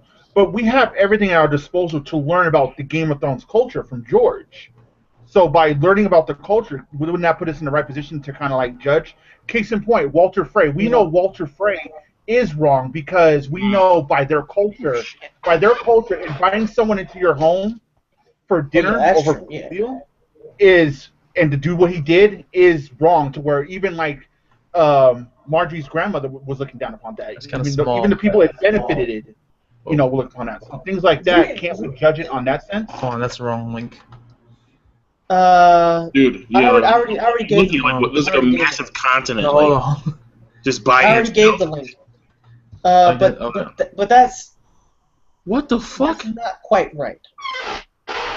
You can't learn Japanese culture by reading a book. And you'll learn some things, but it won't be the same as if you are immersed in that culture and you learn the Like, nuances you and can't, subtleties of that culture. you can't learn how to think as a person unless you live that culture. I get that. Right. I understand that. Right. There are some things we can do, but in some ways well, at least as TV show viewers, we're just extremely limited. I mean, we cannot live in Right. Westeros. No. And most of the story takes place. The major characters are major players for the Iron Throne. They're not representative at all of the average person. No, yeah, that is true. I agree with that. The closest person was Gilly. Gilly would be the closest Gilly? person Yeah. to just a regular person. Well, actually, hell no. She was with Craster. right. Yeah, I she's mean, sheltered. She's sheltered. in there, sheltered, Let's see. raped several Maybe, times by her own father. you- No. Sam, Wow. maybe. Well, Sam's I would intelligent. say It's incredibly intelligent. Sam is. I wouldn't say he's average. Maybe the kid No, with the Sam king's was top. blood. Yeah. He's not Well, a genius. maybe that kid with the king's blood that they try to kill him. Gondry? Yeah, he's pretty an average person. You know what I'm saying? He's a blacksmith. He has king's blood. He has the right to become No, a king. the I know, guy that the Hound slapped upside the head and took his coins.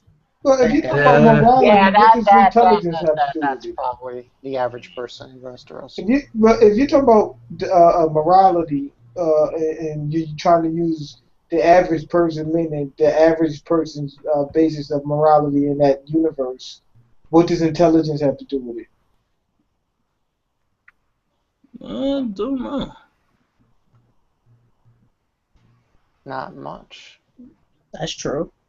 I'm looking at this fucking map. Like, why? Like this random continent just down the south. Like, what the fuck? Just land. It's a dark Yes. continent. The Hey, dark wait, continent. wait, is it got like? Wait, is it got like?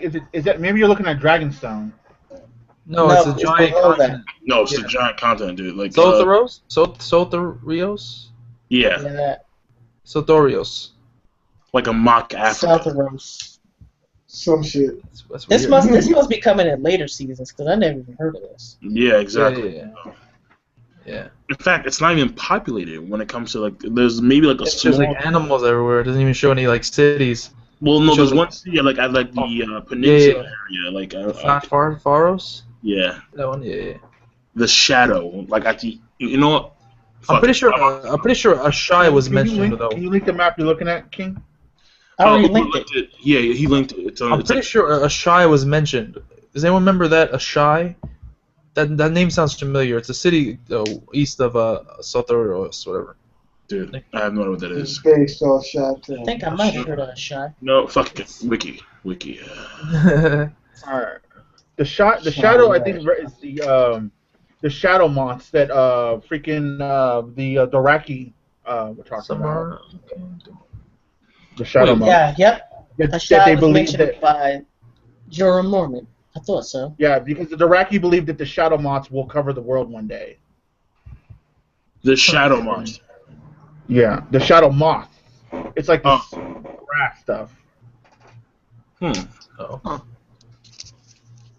That's interesting. Okay, all right. All right. And then Dome is the place where the Martells are from. Right. Which is south of Esros. Esros is the land of where Bravos and everything is. Yeah, this continent right here, it's probably all come into play later in the story. Huh. I'm looking at this the is like dark continent. Shy, and the Shy. I mean, apparently, dark continent. Melisandre, her gold neck choker is from there. Ever? I don't know. Shot. It sounds so fucking familiar. I'm sure someone in the comments will know. I don't know. Where is Steve? Yeah, no, Let me link this thing to people. Melisandre's from there, I think. I mean, that's Really? I'm getting. Steve can't come here. This is like on the other side of the fucking world, dude. Yeah, seriously. She's from a Yeah. shot. Oh, this I'm putting in the comments the link to the map, you guys. We're not talking about the Summer Isles. Summer Isles completely different. Summer Isles are on the western coast. We're talking about like below the Summer Isles. There's a fucking giant continent. So yeah. Okay, but now I see, because, there is, like, the only way the White Walkers can actually go to land is through that small little area where the wall is, yeah. Yeah, they have to go there. That's what the wall was made from. Because I actually found out the wall it was magically made to repel the White Walkers, to where actually the wall is impervious to any kind of magic, so the wall cannot be destroyed. Didn't realize that. What? Yeah. Are there any other walkers? But the wall could be No, it's broken. just the White Walkers. How can they can't have red walkers, other walkers? It can't be broken by the White Walkers. How can they that can't is- have black walkers? The Because White White Walkers. Walkers are harbingers of the winter. That's why they're white, like I'm snow. just bullshit. It's because white people are evil, and No, I'm They just walk. joking, man. Yep. that's why it's White Walkers, man. Stop that, That's the man. thing, like, No if you buy arguments the here. if you buy the Blu-ray sets, if you watch those special features, and of course there's a couple of videos, a lot of special features on YouTube and stuff too, you learn a lot, because the one thing the show drops the ball on is a lot of the lore of the series, of the story, are in the books. So like, there's actually a couple like hour-long videos. I think you watched some of them too, Zorro, on YouTube. Yep. Very good. They're actually And like then- they're actually like narrated by characters in the like actors that act the parts in Game of Thrones. And then all the special features on it- the Blu-ray sets. And they give like backstories on like houses, and it's really well done. I think it's entertaining. And they actually show like visuals. It's not just audio. It's like visuals. They show like pictures and like what's going on. Yeah, a lot of the art really, things, really well done. things was cool too. It's really cool stuff. Really cool stuff. Yeah, you should search on YouTube the lore of history and lore of I was about to say League of Legends of Game of Thrones. Yeah, that's how much I play. But yeah, We know Zoro would watch that in a second. He would actually leave the stream right now to watch that. Yeah. I know the Watch lore what? of League of Legends. Mm-hmm. At least some of it. Oh, there really is lore and stuff behind League of Legends? Yeah, but the characters have like backstories and stuff. Oh. And there's like 150, 100 something of them, and they all have backstories. Honestly, now I'm looking at the map. I think that Danny should just focus on dominating Essos. There's no reason to go to Westeros at all. Just fucking dominate this. Except that she thinks she has a claim to the Iron Throne. Yeah, but fuck the Iron Throne. It's overrated. Look at that shit. It's overrated. It's overrated. It's the smallest continent. It's a little itty bitty continent. PS4, it's You're overrated. gonna tell Danny that her inheritance is overrated? Yeah. I'll be like, yo, like, look where you are right now, man. You have 5 times. She has a birthright, man. Fuck that shit. What's not a birth? But I mean, She is it wants more possible freedom. since she's so close to this other continent to maybe go south for whatever reason? For what? For what reason? I don't know. When I she don't know. just came She's from the closest to this continent. Carth is right across the street from this continent. There is, but Why would you? She's not an explorer. She's not on some Christopher Columbus shit. I don't know. I don't know. The thing about Dany though that and with the Targaryens, and see, the Targaryens by nature are conquerors. That means it was actually Dany's great grandfather that established the Iron Throne and whatnot with his dragon. then conquer Essos So it's in one fucking day. Shit. it's in her, but it's in her blood to want to conquer everything. No, That's what I'm saying. everything my ass. At first, she'd focus on Essos. Listen, she can't even dominate Slaver's fucking Bay. All right, That's Slaver's yeah. She's still, yeah, she's That's still. why she's not moving right She now. can't but even control her. She can't even control her dragons like her grandfather did. Yo, he was fucking burning shit up, and yo, he was. because I think that the dragons The two don't. sisters. Well, no, but see, that's the thing that we don't know how much control the Targaryen, because even when Joffrey was telling stories, there were instances where even with the Mad King, his dragons would eat other Targaryens accidentally. So we don't know actually how much control the Targaryens really had over dragons. The dragon of the Targaryens. They Well, need no, that dragon horn. Aegon really controlled those damn dragons and conquered piece by piece by piece. Aegon did those right, dragons. but we don't know because like Dany, she's cool with her dragons, but they're not her slaves. You know what I mean? They still have their Yeah. own will. Yeah, clearly. Yeah, so I would think it would be safe to say that the dragons like that for all the dragons of the Targaryen line, and we're learning that firsthand. That's how I look at it. Because I feel like dragons are like the most powerful, but at the same time, I know that the world has so much more there that hasn't even been explored I fully don't yet. know. Like, yeah, I mean That's it's possible, but it's like real. But I wonder is because it's realistic fantasy. So it's like, how much fantasy will he go? Will there be other creatures and whatnot? All right, Well, go like Narnia, like have like talking lines. Jesus. Nah, he Yo, George like, R. not- R. Martin never do some shit Yo. like that. Jesus lions. Jesus lions. Well, that southern. Jesus lions. That's what Aslan is. He's Jesus. Yeah. I'm sure it really is though. It's like, dude, like, come on, man. Like I'm Mufasa Jesus. over here, rocking the Jesus piece of sandals, like walking on water. Like, where do you come from? It's like, I don't know. I just Oh my god. dude. Narnia. But Yeah. but overall, I mean, what I can say is that right now, because I don't know what's gonna happen tomorrow, or at least I should say later today, when it comes to the season finale. But 66 minutes. Yo. 66 I'm minutes. I'm hoping that they don't, have like bullshit talk. Like I don't like really. Like, if you're gonna talk about some shit important that's gonna be very, like, that's gonna move the story. Not, like let's talk about like sex and like fucking and all. Like I used to, like, fuck this. Yeah, this one. Girl, I used to fuck a bear. I'm like, dude, what? That's true. He did, yeah. Didn't say that. That's why I agree with reality among Larry the, on that among the episode. wildlings. Like half of that shit was just nothing. Yes. No, but see, I mean, besides the Sescapade stuff, the calm before the storm moment with through Sam's eyes and everything, I actually did like that. Because it set the tension in the mood. But I didn't like the fucking scene at the end where you have damn Mr. Snow over here just wander off. I'm like, dude, are you gonna die? No, I get, but I think it's a suicide mission, but I understand why it needs to be done because it's do or die. If Manus comes, like he said, he's coming back tonight, and if he comes back tonight, we're dead, plain and simple. He can't. That was only the first wave. He can't kill Mance Raider. Exactly. They're not gonna let him near Mance Raider. That makes no sense. But in the preview, we do see him talking to Mance Raider. Yeah, we do see that.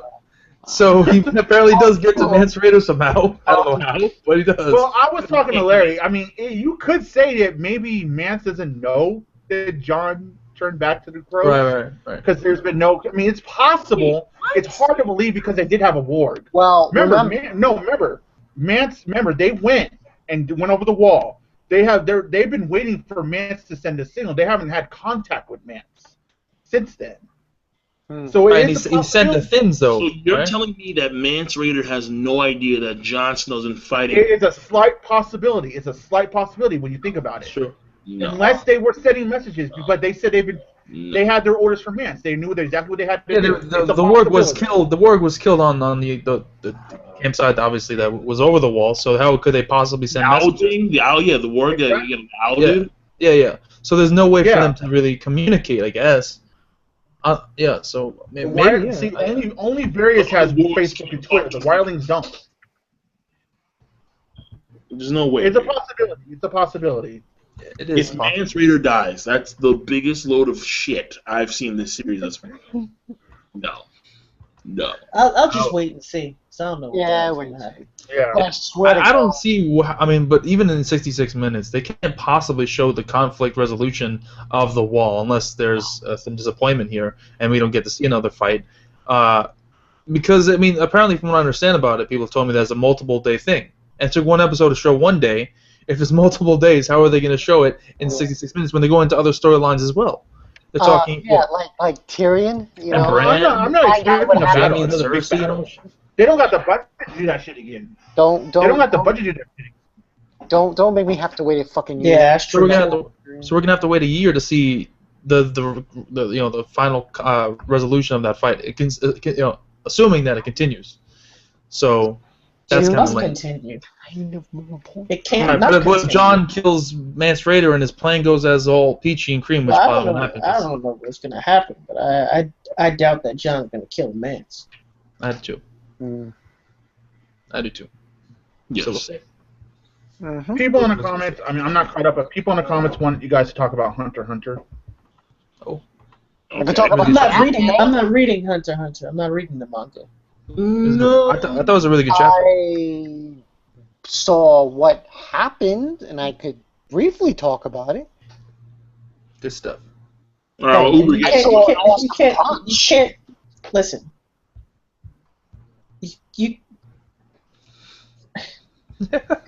It's been back for like what, 2 weeks? Yeah. What the fuck is there to talk about? Well, my understanding is it's I'm not reading Hunter x Hunter unless this arc is finished. I don't want to hear shit about Hunter x Hunter. Wait, but you I'm not read doing the this. manga. I'm not doing this shit where the guy puts out 5 chapters and then goes on hiatus for 6 months. I don't read manga like that. We were like, I ain't going through this shit again. I ain't doing it. I don't do that. You got me once. You got me once. I ain't doing it again. People are just happy that he's actually making chapters, even if it might be short-lived. Dude, I've been reading Hunter x Hunter since 2009. Damn. I've been on this shit. Before any of you even knew what Hunter x Hunter was, I had already read all of it. I had been waiting for years for the end of that fucking fight between Gon and Pito and Miriam. I remember when they were stuck at chapter 290, and I came back 2 years later, and they were still on chapter 290. The struggle is real for Hunter x Hunter fans. No, the struggle is real. Okay, but I will say though, is that when it comes to the first few chapters, the artwork has been surprising. I'm like, yo, Togashi, what the fuck? Like, it's been on some. No, you know why the artwork looks like that? Manga Stream has been touching it up. Maybe they have. I don't know, man. Maybe they have. But I mean, all I can say it may be is possible that Togashi has been writing these chapters little by little over his hiatus and had them already ready, that's as possible. opposed to doing it weekly. It's possible. I mean, if you have years to write 2 chapters, I would think that the 2 chapters would be decent. I would hope. Well, what about Yeah. Dragon Quest? What about Dragon Quest? Well, you know, I don't know. Is He's there giving it to Oda. Okay, there is look, there is a new Dragon Quest coming out, so you know. Oh boy. Showing at E3. That's why Inoue is going on hiatus. Wait, he's going on hiatus? Yeah, I edited a video about it. Till was it June? No, May. How the Well, fuck can he be on I hiatus? just did a video about it. Fuck. Wait, who is? The guy, Inoue, Taikiro Vagabond mangaka. He's going on hiatus because of fucking Dragon Quest. No, not because of Dragon Quest. But he's going on hiatus. Why? Well, apparently he is doing this art gallery, and he was already going on hiatus for reasons I think to find inspiration to continue his story. And then they extended it to You do to realize the fall. you do realize that Vagabond was supposed to be over 2 or 3 years ago, right? You know, I know. It's the Fated Clash hasn't even like come close to happening yet. They're just like hinting Exactly. it now. That's why I don't read Vagabond anymore. I mean, because like I don't know, it's like a lot of the scene. Like for example, Umbel Blot had a hiatus too. It was like a year. I'm like, dude, where you at, bro? Like where you at? But all I'm saying is hiatuses are acceptable in Vagabond's case because of the artwork. I mean, look at Togashi though. He's like he could do that in his sleep, honestly. The kind of stuff that he puts out sometimes. So his hiatuses seem less, reasonable than someone like Mayura or someone like Inoue who have put work into the art. The guys that produce like 5 chapters a year at most. It's like fuck. Listen, don't talk to me about hiatuses, all right? I read Bastard by Kazushi Hagiwara, and this nigga's Oh my almost God. dead. Holy shit. Man. This guy's almost, like, literally, he had like 3 or 4 heart attacks. The Oh. doctor told him, listen, you can't work on it anymore. Hello. Don't tell me shit about hiatus. You talk about somebody being mad as fuck. Like, Bastard will never be finished.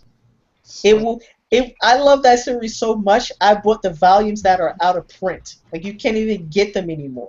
And it will never be finished. Some of the volumes aren't even translated into English. Whoa. It's over. That's real. It's done. Damn. Kazushi Hagiwara hasn't put out a chapter. Fuck, years. It's gotta be years. Well, then what he should do is that he should take someone, have motherfuckers work for him, like the shonen guys. Just because at this point, it's like you might as well finish it before you damn die. Nah, you can't have people work. Nah. Can't have Dude, people finish so that. what? You're gonna have? So what? Your Have you legacy? seen some of the artwork in the Bastard? Oh yeah, I've seen a few. I haven't Those are passed cool. it on. They're actually Oh really my cool. gosh. God, it's You can't have other people finish this for you. This is too much. Not even his trusted, No. No. Not even in like novel form at least. Yeah, right. Seriously, can we do something here? Like light novels or something. It's good shit. Yeah, let's see if I can right? find it for you. Type something. Yeah, just. Or at least just come out and say what happens. You know what I'm saying? Have someone read it to us. Then that's Just some shit like that, man. that would be George R.R. Martin's prepared. George R.R. Martin has people like ready in case he dies. He knows he's ready for this. Oh yeah. But George R.R. Martin ain't ready for shit. No, he is though. He's told his assistants. Oh, yeah, he's ready for it. Holy shit, that's awesome. Actually, the producers or the creators of the TV show know how the story ends. Yeah, he's yeah. No, they don't. Amazing. They do. Nobody does. I don't believe them. They're lying. They're lying to you. It's all lies. It's like this giant. Okay, so I saw Why would they lie about that? They lied to you. that looks pretty cool. I'm not gonna lie, but it's like some weird like, what the fuck is That's that? falling You in should reality. go Some read. berserk shit. It is. It is. What the fuck? Yeah. Go. Can't have nobody draw that shit for you. And some of it was done like he has this art style where he'll draw it, but some of it is digital. Let's see if I can find some of this shit for you. Oh, that kind of reminds me of like I remember Justin because that telling kind of me about reminds that. me of the so he's like the Gantz where like they have like 3D motherfuckers in that shit like Can't like say- straight Yeah, up like that, regional. but not quite like that, because that's more photorealism. Right. And that, I mean, because that one's odd, too, because I need to finish Gantz. It's over, but it's like when you have, like, the photorealistics, then you have the actual, like, regular style. It's like, how do you, like, he melds it, but I'm like, geez, like, this is something else, man. Crazy. Crazy. I need to finish Gantz. God damn it. Okay, so we can't talk about Hunter x Hunter. I apologize. So let's try. We have to. Let's try. What else do they say in the comment section? I don't know. Bleach. They were just saying, Oh, oh God, no. Do we have to? Please, no. Damn, Bleach that nigga laughed at you. All right, Fucking no. all right. I got a question from George. Can someone ask if King Lightning already read Kingdom? He needs that Conky greatness. I'm starting Kingdom. I mean, well, I kind of started Kingdom, but then I kind of got sucked back into Umbo Block because it came back. And fuck it. So I'll get back to it. Tomorrow I need to do all these videos for not only the Game of Thrones, because I need to do like a whole catch-up thing before the final episode. But it's Father's Day tomorrow too, so I'm gonna go out to dinner and do some stuff. And tomorrow, because today I spent all day do my videos for E3, Sony, and Microsoft all day. So I need to work on You that. actually did videos for E3? They Yeah, sucked. man. E3 kind of sucked, to be honest. I mean, not on this channel, but for the KOL gaming channel. Yeah, your gaming channel. Wait, you got a gaming channel? Yeah. Man, E3 sucked. You upload videos to that channel? Yeah, just every so often. Meaning, like, the last one I did was, like, in April. That's every so Not often. nearly as bad as you, who What's take, the like, a 6-month break and are gone back. This is true. This is true. This is true. I mean, I can't help but feel my purchase of my Xbox One is kind of unwarranted up until this point. And not only, Unless you're a Halo fan. I'm just saying, it's not because the system is bad. It's fine. It runs great. The graphics look great. There's no games. There's no games. E3 was a prime example of these consoles came out too damn early and we did not need a new generation. The only company that needed a new generation was Nintendo, plain and simple. Yo, honestly, dude, like, listen, man. Like the fact that they have a Kinect that you need to get on launch, and then a few months later, oh yeah, we're taking off the Kinect. Oh, $100 less. oh, bad move. So the people that bought the Kinect, Wait. There's no more Connect? $100, Zorro. No, there is a Kinect, but all right, when the hey Xbox man, One it launched- recognizes my face, man. but see, it's kind of sucks, though, I can go because- Xbox on. Fuck you, man. No. Yeah, you No. like, take away the Kinect though, and you take away half the functionalities of the system. Wasted It's so cool. $100. And, I didn't mean, know. How was I to know? What do you mean? How the fuck are you to know? You wait. That's how you know. What? How? But it's easy to say that in hindsight. How was I supposed to know that you're going to release a couple months later a non-Connect version? I go by a rule: you never buy a console within its first year. Zorro, exactly. Thank you, I did that Zorro. with Zorro, you tell me that you didn't see the backlash. You didn't see the hate from last year's E3 with the Kinect camera, and you still bought it anyway. You don't. You could have the choice to not get it with the Kinect. You have to get the Then Kinect you camera. don't buy the fucking console. Period. Damn. Just because of Kinect camera? Yes. You suck. Zorro, yes. You also suck. What are you gonna say? I suck. Listen, the Kinect camera is neither here nor there. You didn't buy the Connect camera, did you? No, it just came standard with the Xbox at the time. And now they have an Xbox One available for only. Yeah, but it's like $100 more, right? Yes, Yeah, exactly. but at the time there was no other option other than get a Kinect. I just thought that was the only way that they were gonna have it sold. How was I to know that? It's easy You to say. don't. No, listen. You don't buy a console at launch. It's dumb. I didn't buy it literally at launch. It was like 2 months after it came out. Then I bought You it. bought it during Christmas time, right? Didn't you get like Yeah, a yeah, present or something? Christmas. No, You got it as a present. I got money It was towards present it to as a yourself. present. It was a present to yourself. You know. Oh So yeah, my gosh. Still too early. I've never bought would a never console do within the that. first year. understand this. listen. Like I got the think it's cool 360. for this All right. thing to be always on watching your ass. Like, yo, like, hey, I'm watching when you fucking sleeping. Like, what the dude? Big I don't Brother's have my- watching Fuck that. No, I mean, Buy no, me, but see, buy me like, the difference books. with I want books. the difference with this generation, with last generation, with the 360 and everything, is those consoles came at the exact right time. We needed the upgrade. We needed the change. We don't need the change right now. If you really look at the games, particularly the games that are only Xbox One and PS4, there's not that big of a difference. It really isn't. And then all the games that are both PS3, Xbox 360, and PS4, Xbox One, they're actually about the same because they have to downgrade the graphics to put the games on all their systems. like Batman. I mean, like the only Well, like, Batman the won't only, be on 360. the only like this. Wait, hold on, what now? Yeah. Batman's not gonna be on what? Batman won't be on PS3, Xbox 360. It'll only be PS4, Xbox One. Yeah, but That's the thing why is, Batman Arkham Knight looks so good. Yeah. exactly, it looks really good. I mean, like that's like the main distinct feature, just the upping of the graphics. There's no real difference between the two consoles of like the PS3 and the Xbox and the Yeah. PS4. To be quite Has honest, there been any real innovation in gaming lately? well, The aside from PS3 the and the Xbox There's 360 the kind of innovated. Morpheus, the Project Morpheus. That should. Morpheus is they're working on the virtual reality, but I mean, how that works out, we'll see. But I mean, like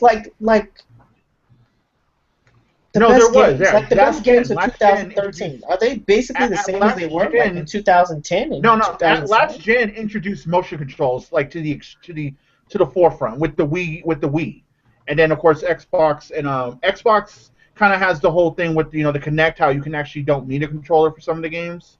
So like But motion I mean control. the quality of the games themselves, not like No, graphics. consoles are always like 5 or 10 years behind PCs because you can No, constantly no, no. upgrade. I don't mean graphics. I mean the quality of the gaming experience. Like, has there been anything Oh, yeah. innovative? Well, gaming is much more cinematic now. Honestly, okay, if you want the honest truth, over the course of the years, gaming, when it comes to their difficulty, have declined. Games are easier now. They're easier to play. They're easier to manage because, I mean, even though they have more stuff, No. they're not as difficult. No, They're but I not- mean like the gaming experience in terms of like the quality of the games, like the quality of the stories, the quality of the gameplay. Oh yeah, Like, has gaming there is been much more. anything- Yes, gaming is much more cinematic now. Look at things like Uncharted or The Last of Us, where it's like playing a movie. Especially when Uncharted, it's like playing an action movie. There are And more. whatnot. Look at things like God of War and whatnot. It's much more cinematic storytelling. The only game that I think of right now that actually has like a very detailed story that is very immersive is like Dark Souls and Dark Souls 2, dog.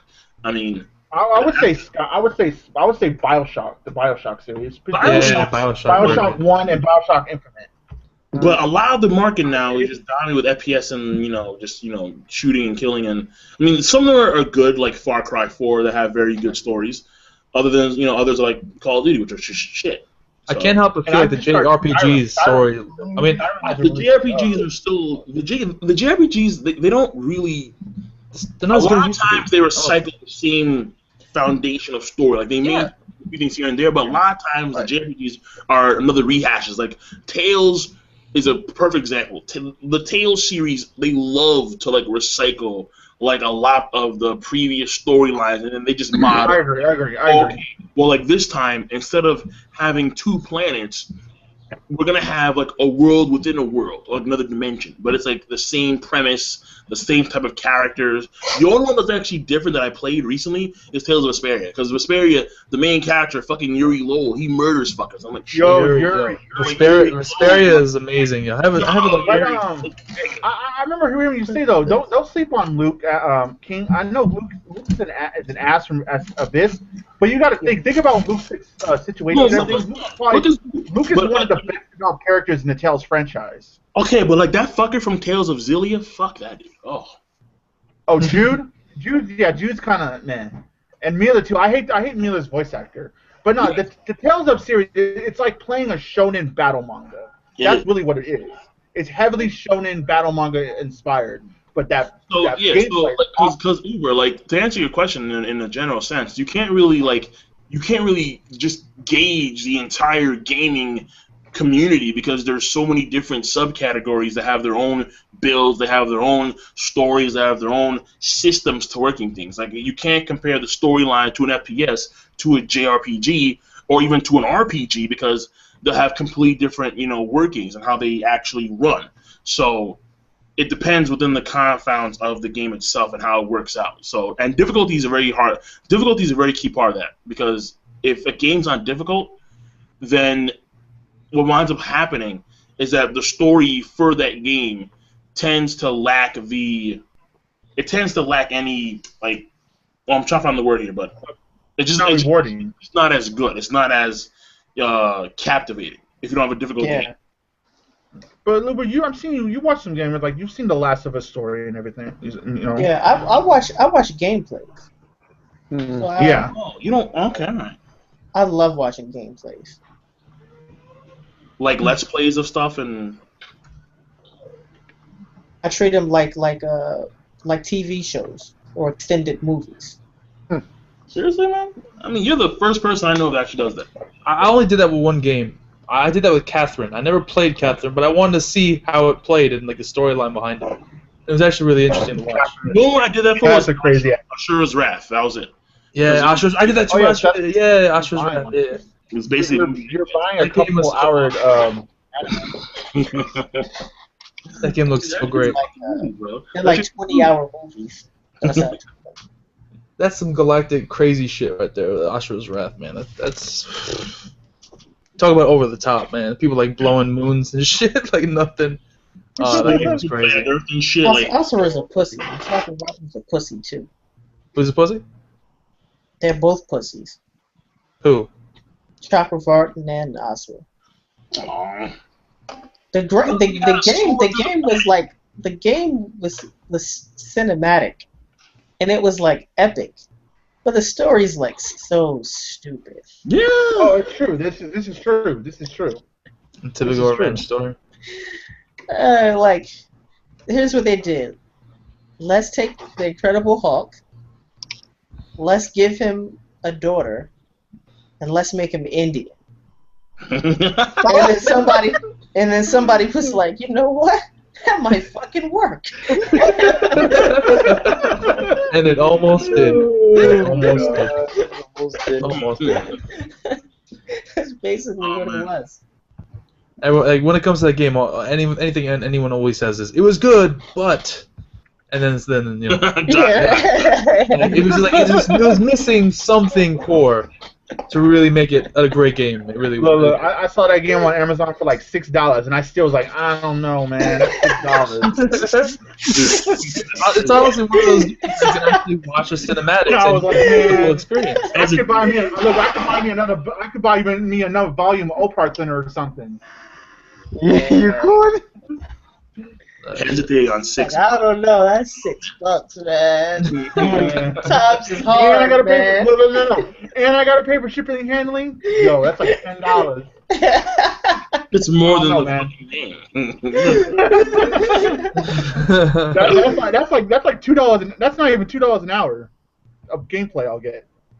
Just straight up, man, because it's a joke, dude. It's Like not even- I don't know, man. Am I the only one who thinks that single player experience is being taken out of games? It's just people are not that's why most of the prioritizing time- it.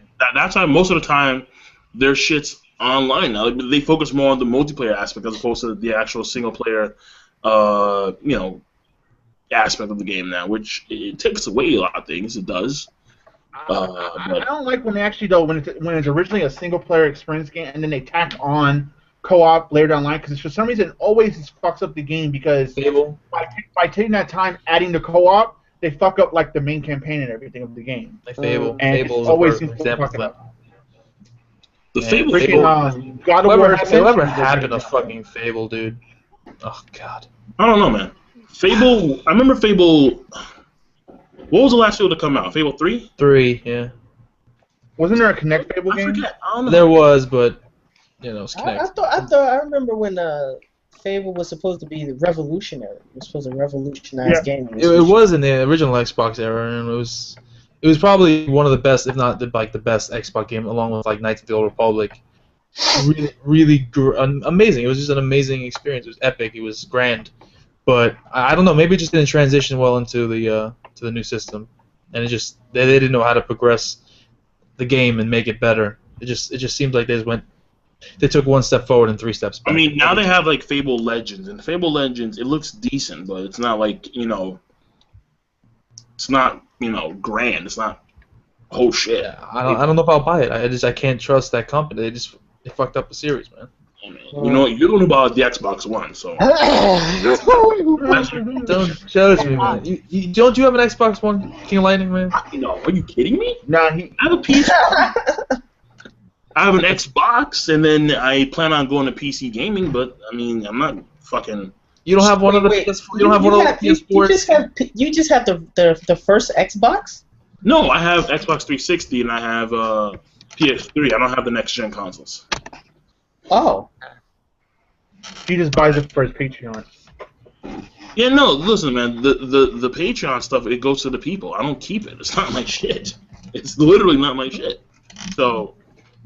Yeah, these are the only 2 games I play on the Xbox One. Which games? Which are NBA, Titanfall and what else? NBA, and Titanfall. That's it. Wow. Everything else. I mean, I have other games, but they're just. And you do realize that Titanfall's better on the PC? Oh shit! Oh.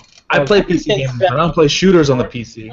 Come on, King. Are you getting What does that mean? You play shooters on the PC? Listen, Xbox is the home of shooters, man. You know this. You know this. That's dumb, dude. That is true. That is dumb.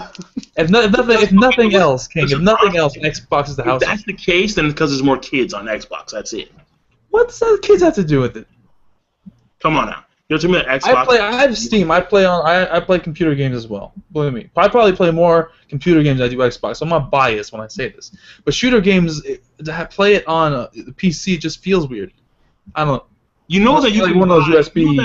USB controllers. Use controllers. You can right. USB controllers. And then you can stick. You know that you can not only can you emulate controllers over your computer, but you can take one cable, HDMI cable, bam, bam, to your TV, and you have the same experience. It's the same shit, literally. Only right, my computer sucks ass, so I always have frame rate issues with it. What is that? Listen, man, I don't got money like you do, King. I'm sorry. I save all my money so I can buy this stuff. I do too. But no, you don't, because you bought an Xbox One. If you want to save money, you would not buy an Xbox One. Damn. That's kind of true. No, it wasn't. I didn't pay anything full price. Though. I didn't pay full price. Gotta get for Xbox One when Kingdom Hearts 3 or Final Fantasy 15 drops. Yeah, in like 30 years. You have to get these orders.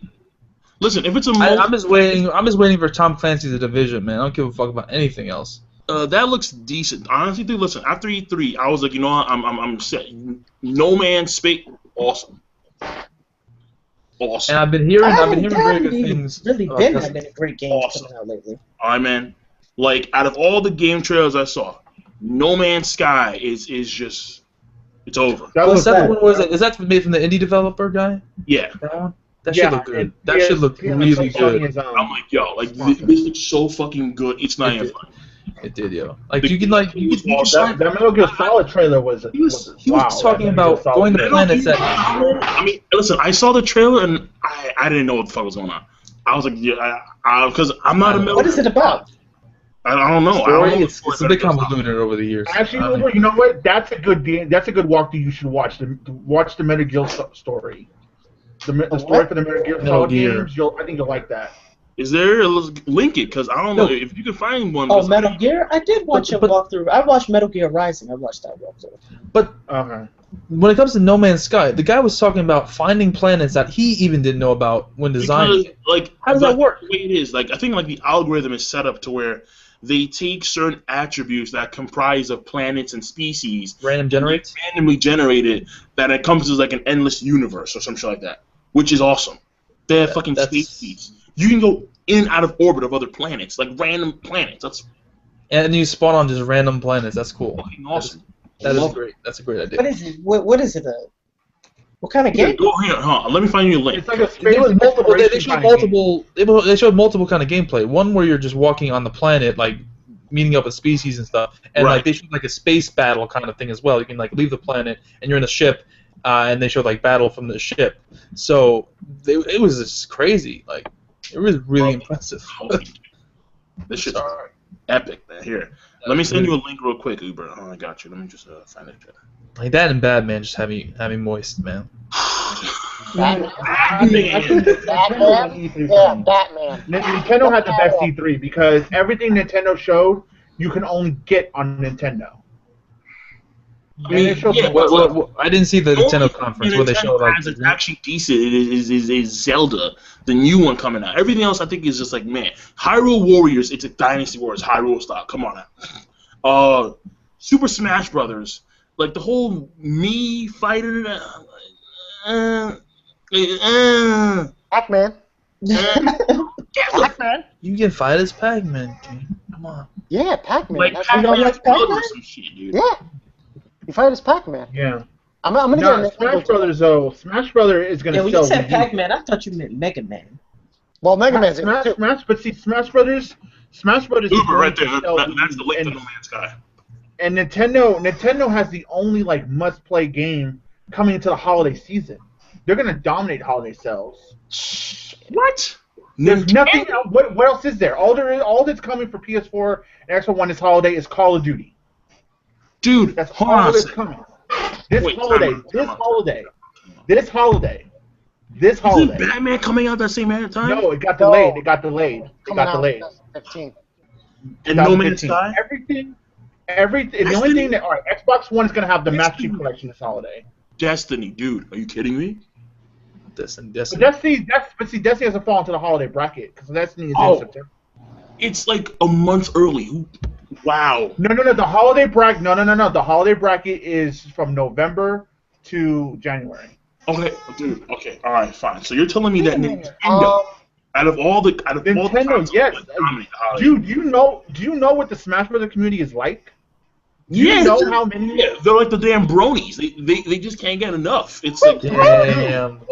You No. compare the Smash Brother dudes to the Bronies. One of That's the wrong. dudes I And the talk to every bronies. day, You can't do that. Hospital Hockey. That's reckless. Hospital Hockey. I just It's did. reckless, I'm on the dude. record. I'm on the record. Smash Bro fans are like straight up. But no, not to mention Nintendo's Just actually shots playing fired both like sides. fucking Tony Oh, Montana yeah, right but they now. got the Call of Duty adapters. cats, the Call of Duty cats who keep on saying, "Oh, Call of Duty just sucks ass, man," and they keep on playing that shit. The same thing with the. But no one says that about Smash. No. one says I about was Smash. about to say because there are so many people who told me that Melee surpassed Brawl and how Brawl No, was. Melee is the best Smash Brothers. Melee is the best Smash Brothers because the balancing. Yet There's here so they many are, balanced still characters buying in the shit, Brawl. still playing it. And I'm like, these weak ass constitutions. I'm like, geez, if you say you don't want this game, if you say that this game is for shitty, then don't fucking play the damn game. My God. No, but this is what they did though. There were some people who went into the game and actually hacked it. That's what Project M is. Project M is taking the Brawl system and giving it the Melee systems where all the characters are better balanced. Wow. So motherfuckers had to go in there and hack the game to make it better. Yeah, it's called Project M. that But really. but they're playing the Smash right though. I'll say the only thing I don't like that they did with Smash is they're putting it on the 3DS first, which I think is a mistake because they need to give all the support they can to the Wii U. How much is the 3DS? So Wait, how much is the 3DS? 3DS is Not that one. expensive. Because the XXL is 3DS hyped up $199. just as much as the Wii U. I And have my the 3DS for a first came out, people didn't even know about it until like a year later. That's crazy. Well, the 3DS is amazing though. The 3DS is amazing. It's fun. It's fun. I'm gonna get one. Yeah, but isn't I like a love it. I mean- but isn't like a 2DS that's both a 3DS and a DS? Yeah, but that really didn't catch on too well. But it's the combination of both. I mean, the 3DS you can turn off the 3D features, so. No, the 2DS is basically the 3DS without the 3D effect, and instead of a clamshell, it's just an open game. That sounds better to me. Because But I mean, it's the same There's- thing. No, it's the same. exact because thing. you It's the can't same play exact DS thing, though. games on a 3DS. Yeah, you can. Yes, you can. You can't you play can, game. You Yeah. can't play Game Boy Advance games on the 3DS. Oh, right. Game Boy. Yeah, right. That's it. The Yeah. Game Boy Advance games. Which But I think Nintendo's going to do really well this holiday season because they're going to have Smash for both 3D and Wii U. Hyrule Warriors, like it or not, is going to do well. Hyrule Warriors is going to do well. That's Oh, no, I'm I'm looking forward to Unlimited World Red. The only reason why it's gonna do well is because it's Zelda characters, man. Oh Because yeah, no, I agree. the Dynasty Warriors mantra does not get that many sales, bro. I mean, maybe a few million at most. That's it. I agree with that. I agree. The only reason why I'm actually interested in that game is because it is Zelda characters. Exactly, it is Zelda. So I can't deny that. No, but trust me, I'm not a Nintendo fanboy, I swear, because I've dogged Nintendo for years because I think they've been doing shitty with their system. Rick, I'm curious though. Like, I have two questions. Number one, do you see a difference between, for instance, what a franchise like Call of Duty's doing and what like Mario's doing and Sonic's doing and what Zelda's doing? And the second question is, can Nintendo continue to succeed on the backs of something that's been done over and over and over again with those franchises? I think the difference is though that Nintendo, for the main mothership titles of those franchises, they always do something different. Look at Mario Galaxy. Look at the first New Super Mario Brothers. You know, they always try to put a twist on it that makes it like feel new. And then Zelda, I think that what they try to add something new. Like this new Zelda game that's coming out for the Wii U is going to be the first open world Zelda, like back in the day, like the first Zelda was. They always try to put a different spin on it. In some way, shape, or form. I can't deny it. Even though I like Majora's Mask better, the point here is that. But I do believe that new IPs definitely needed, and also underused franchises like Kirby. Like I was really disappointed they didn't show a Metroid game after I heard the rumor there was supposed to be one. Seriously, there's a lot of franchises that are underused, but they do need new IPs too. And I know Miyamoto, he showed 2 new betas of 2 new IPs that are in the works right now. A robot battles game, and then another game. But they were in the beta phase. But he did show them at the Nintendo Treehouse event. Yo, what but they do need to change hell is No Man's Sky? Dude, did you watch it, bro? That shit looks crazy. Yes. Yeah, An dude. infinite universe, no 2 players are going to start on the same world? Yes. That's bananas. I'm just curious to see how vast the worlds actually are, because I mean, it's great to have multiple No, worlds. he said it's infinite. The dude I know, said but it's I'm just talking about the layout of the planets themselves. I know the universe is infinite, but if the planets are small and you can't really do much on them, then it would kind of take away from the experience. No, they're real planets. Like they have different species, different Right. It's crazy. terrains. These are real planets. But and I can't speak too much on Call of Duty, Zoro, because I'm not a big Call of Duty guy. But I do hear a lot. They do the same thing. But this, like, I guess they're gonna actually add Madden. I don't know. Just any franchise that basically is milking the cow, so to speak. Do you feel like Nintendo is milking the cow with their franchises? Dude, honestly, I think that they've been doing. I think they're afraid to take new. But again, like they just try to add something new or some kind of new twist. It's like they try to keep it as fresh You know as they what this possibly reminds me of? This reminds me of Batman and Superman. What? Milking the That is cow. true. You talk about milking the cow. They have been milking the shit out of Batman and Dude, it's Superman like fucking since Pokemon. It's like, forever. like it's a whole new twist. It's a whole new like section. Oh, like Johto and Kanto, and then wherever the fuck that ice cream Pokemon's from, I don't know. And when I'm looking at Super Mario, I'm like, dude, like the latest Super Mario, like Super Mario 3DS. Yeah, which one? The 3D World for the Wii U or the latest one, the 3D World, I think it's called. one for the 3D World for Wii U. Dude, that's a straight up rehash of the old school Marios. There's it's not that much more different than what was done back in the day, except it's just better graphics and it has a similar style. I agree. Like the last real revolutionary Mario was Mario Galaxy, the Mario Galaxy game. And before that was Totally different. Mario Sunshine. Mario Sunshine as well. But those it's were like like, Mario, but it was totally a new take, a totally different kind of gameplay. How long are they gonna piggyback Mario? It's his franchise. Mario will always be around. I mean, Mario will never go away. That is Nintendo. Yeah, that is it the is. face of Nintendo. Yeah. It is. Can't just It's like make Superman it and all. Batman are the face of DC. Yeah, just Oh, Exactly. take That's it Mario what easy. will always be die. around. nation, man, in a fucking nation. Hey, but you see, I don't have to go through this because I'm not a gamer. I get to Dude, keep my money in my wallet and watch Let's Plays for free. That's crazy, man. And you know what? I Let's- got ad block, so I don't even have to watch ads. Damn. Yeah, I have ad block, so fuck that. I ain't. And I don't have I'm not ad getting no block. money. I don't have ad block. I Damn, have ad Uber's block. not even paying the YouTubers that are uploading the videos. Seriously. Got that ad block plus. No, but ad block is really nice because when I watch basketball, when I stream basketball on the sites, I don't have to look at any of their ads. Their ads are so annoying.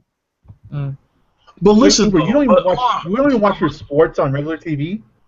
No, I don't watch my TV at all. Like my TV right now, like there is a layer of dust on the screen because I don't watch it. You probably still have a big tube TV too, not a flat screen. Yep. Yep. But, I don't watch listen, TV anymore. man. Everything, I either download it or I stream it. Like all my sports, I stream it. Like the Super Bowl, I stream that. Playoffs, I stream that. The NBA Finals, I stream that. Yo, but hold on though. On a serious note, but when you take a look at the Zelda franchise, the difference of engines between games is far superior than Mario. Mario, it barely fucking changes. Maybe like a few things here and there with. I mean, Mario Galaxy was like the real, like the holy shit. But no, like this latest Mario, they went back to an older model, whereas Zelda, they keep on doing like the newer shit. So Zelda, I think, should be like the main franchise of Nintendo, not Mario. Oh. But the thing I is, agree. Nintendo I want appeals. them to do You more gotta of understand Metroid, though. too, 'cause the last time they did Metroid Metroid, they turned a regular third. Oh, sorry. Hello? You go ahead, Rick. I'm sorry. You can keep going. You saying something, Rick? Rick. I'm just saying, like they took what they did with Metroid. I didn't think that was going to work when I first saw it. And I was actually a fan of it. When I actually played it, though, why wasn't Metroid always like this? When it comes to Mario, though, I love why it. it's the Metroid Prime face. was awesome. I think Mario is the face of Nintendo because it appeals to more people. Like it appeals to a general audience. Although I will say that I think the Zelda games are just better games personally. RPGs are kind of niche. I think there are certain group of people that'll never play RPGs. That's just the way that it is. But anybody can play a Mario game, right? It's kind of like accepted. So I feel like yeah, it's just one of those things that Mario, like you said, is a face. And although the games maybe not be as good as Zelda and maybe rehashes, it's just more easy for people anybody to pick up. I just don't see that big of a difference between the Mario franchise and like Call of Duty. I just don't see that big of a difference. Zelda, yes, but Mario, no. I'll be honest. I don't see it. Not either. It's because people are just they like to. They're just hypocrites because they like to get on the Call of Duties and the Maddens, and then but I love Mario. I gotta get my own Mario game. It's the same things over and over. It's me every fucking year, like shit. I'm Italian, okay? That character is racist as fuck. It's a small mustache man jumping around getting gold. It's fucking racist, alright? I'm sorry. Actually, no, I never noticed that. Hairy Italian plumber going around grabbing gold, eating mushrooms. Back in the day, Mario was fucking ruthless, dog. This motherfucker, like back in the day when he was called Jumpman, holy fuck! I'm like, dog, like he's just caging in. Oh, in the Donkey Kong game? Yeah, he caged in Donkey Kong, and he had to make Diddy Kong fight for him and shit. I'm like, damn, dude, like with the whip and shit, like yeah. I'm like, what the fuck? Like, this is the dude. He gets that hammer and shit. just start hammering people. Like this is this nigga right here, Mario. Mario. Oh shit. His original girlfriend was some girl called Paulina or some shit. Paulina. Yeah, like before Princess Peach, there was Paulina or something. And Rick, what character is that in your avatar? Who? Oh, me? Yeah. Oh, it was the screenshot from the Zelda E3 from Zelda. Oh, okay. I liked it. That looks pretty cool. What the the one with the arrow? Yeah, the one with the arrow. Yeah, I like it. everyone likes that scene. Like, oh shit, the arrow, Zelda. Like, so I'm not gonna lie, that monster was fast as fuck for no reason, like beams. I'm like, dude, you know? Like, since when does Zelda get beams? Beams, bro. I'm like, shit. So, I mean, yeah, it's looking good so far, but you know, we'll have to wait and see because I've yet to play a Zelda game that actually. I mean, listen, my personal opinion, I think Majora's Mask is better than all Zeldas. I don't care what anyone says. Better than A lot of people would say that. Better than Wind Waker. Better than Twilight. The other one, Skyward Sword, I didn't play it. I didn't play it, but it doesn't matter. It's not better. It's not better than Majora's Mask. I don't need to play in order to understand that fact. What game you keep saying? Zelda's Majora's Legend Mask. Zelda. I think it's the best Zelda out of all the Zeldas thus far. No, but what was the other one you said? Skyward Sword, I think it's called. No. What game did you just compare it to? All the Zeldas. No, you said it's not better than what? Majora's Mask. What the hell is that? That's the. It's a Zelda game. It's a Zelda game. Most Zelda games have like the Legend of Zelda, and then usually some kind of object, like Right. Skyward Sword, Ocarina of Time. And It's the called Majora's Majora's Mask. Yeah. Yeah, Majora is a god within that game, and you get different powers by finding different kinds of masks from different deities and whatnot. And thus you can embody that species. Like you can embody like the species of I forgot like the swimming ones. What are they called again? Which one? The swimmers, the ones who live in the ocean. The I forget. yeah, I forgot to. It's been a long ass time since I played Majora's Mask. But either way, like you can embody certain species that exist within that world, and also a very key component is that like within this world, the moon is going to fall upon the planet in like 3 days. Yeah. God damn. Yeah. Yeah, yeah, that's why most people love Majora's Mask. Whoa, Gavin, what's up, man? What's going on? Nothing Yo. much. Nothing much. But dude, I mean seriously though, like it's I think it's the best one. So. I mean, like, but new Legend of Zelda game, it was like an interesting thing. Like a friend of mine came up with a theory. They said the person that they seen in that trailer is not even Link. They actually think Yeah, it's Zelda. I've heard that. Yeah, me and Hockey were talking about it. That Wait, it's what? possibly not Link because well, people don't know by the look at that Link. People don't know where to put that Link is because I mean, there's young Link, there's teen Link, there's adult Link, and they don't know which Link that is because Link is not one character. I thought it was Link Teen is like Link. a bloodline. He looks like Teen Link. I guess it looked different, and the fact that he didn't have the iconic green tunic, a lot of people think it might not be Link. It might be a new character. I mean, That would be another twist. I mean, a friend of mine believed that it's actually Zelda herself. What? That's a dude. Wait, Zelda's a girl? No. Yes. Yeah. Zelda, Really? Zelda, Zelda is a princess. Yo, oobs, man. How you not know that? How you not know that? Yo, that's crazy. I thought Zelda was the dude. No, Link, you play as a character Link. That's like if Mario was called Legend of Peach and you thought that Peach was Mario. You play as a character. You have to say Princess Zelda. Yo, it's that bad. Yo, this whole time I thought Zelda was the dude trying to save the princess.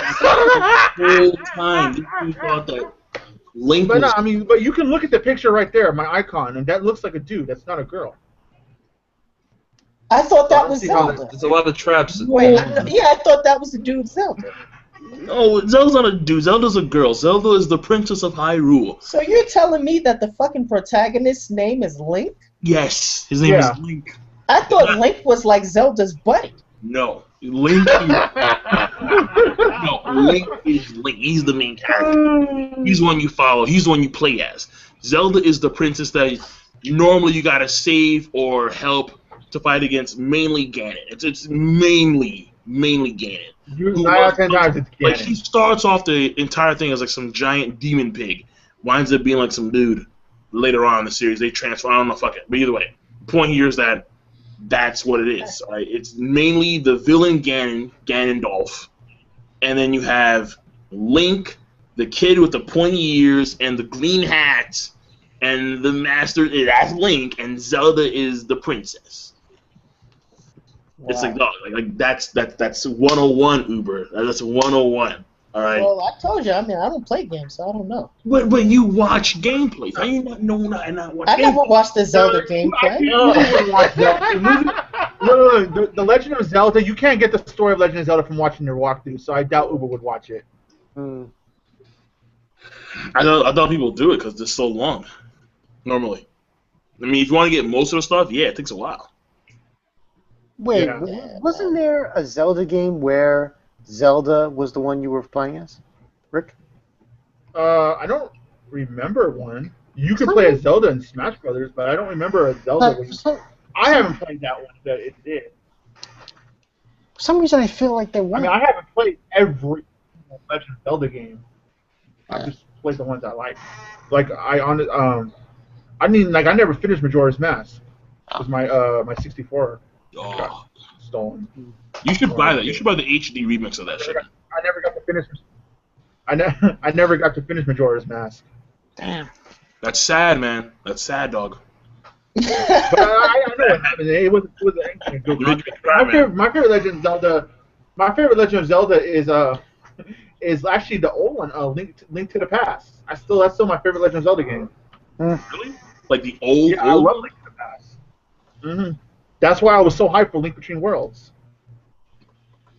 That's crazy. Because that one I think is good, but I think where it really kicks off is the 64, and then all of a sudden, oh shit, Ocarina of Time. Oh, Bankai. Yeah? And GameCube. Oh yeah, because Ocarina of Time is actually regarded still to today's day as one of the greatest games of all time. It is. By a lot of game lists, it's up there. Wait, what is? Ocarina of Time. Time. Yeah, Ocarina of Time. It's Come on. called Bankai. The game. Wait, I just looked it up. Bankai. The game you're talking about, it's called Zelda Adventure. I think it was one of those. It sounds like it was probably one of those CDI ones or something. Oh, okay. Okay. 'Cause, like, it's That weird sounds that really they- bad. Yeah, it was a CDI game. Oh, okay. What's CDI? It was this old technology they had where it was like the first like CD-based games that weren't for PC. Damn, that's real old. In theory, we never Yeah. heard of it yet. But then, but honestly, like, I think that one of the series that they should bring back that I love to death, Prince of Persia. Can we bring this shit back, man? Can we bring it back? Yeah, And I- bring it I think back. that I think the Tried, movie and with it Jake fails Gyllenhaal every single time. killed it. No, think that was fuck that, man. Prince of Persia 1, 2, and 3 were phenomenal. Okay? They were actually. I They were think phenomenal. Yeah, they were. Yeah, I did They play were. Prince of Persia. They were pretty good. Yes, dude. they were. Yeah. Prince of Persia 3 was way too fucking hard, though. Probably the best uses of like time mechanics in a game I've ever played. Yes, loved it. The whole turning back time and everything, it was perfect. Although The gameplay mechanics are too fucking although good. sometimes that whole time stop thing kind of trolled you because it stopped you like the moment you failed and you could not even reverse that. Yeah, but then Prince of Persia 2, like sometimes you're running around, all of a sudden it comes like the thing behind, like the darkness, man. I forgot what that thing was called, dude.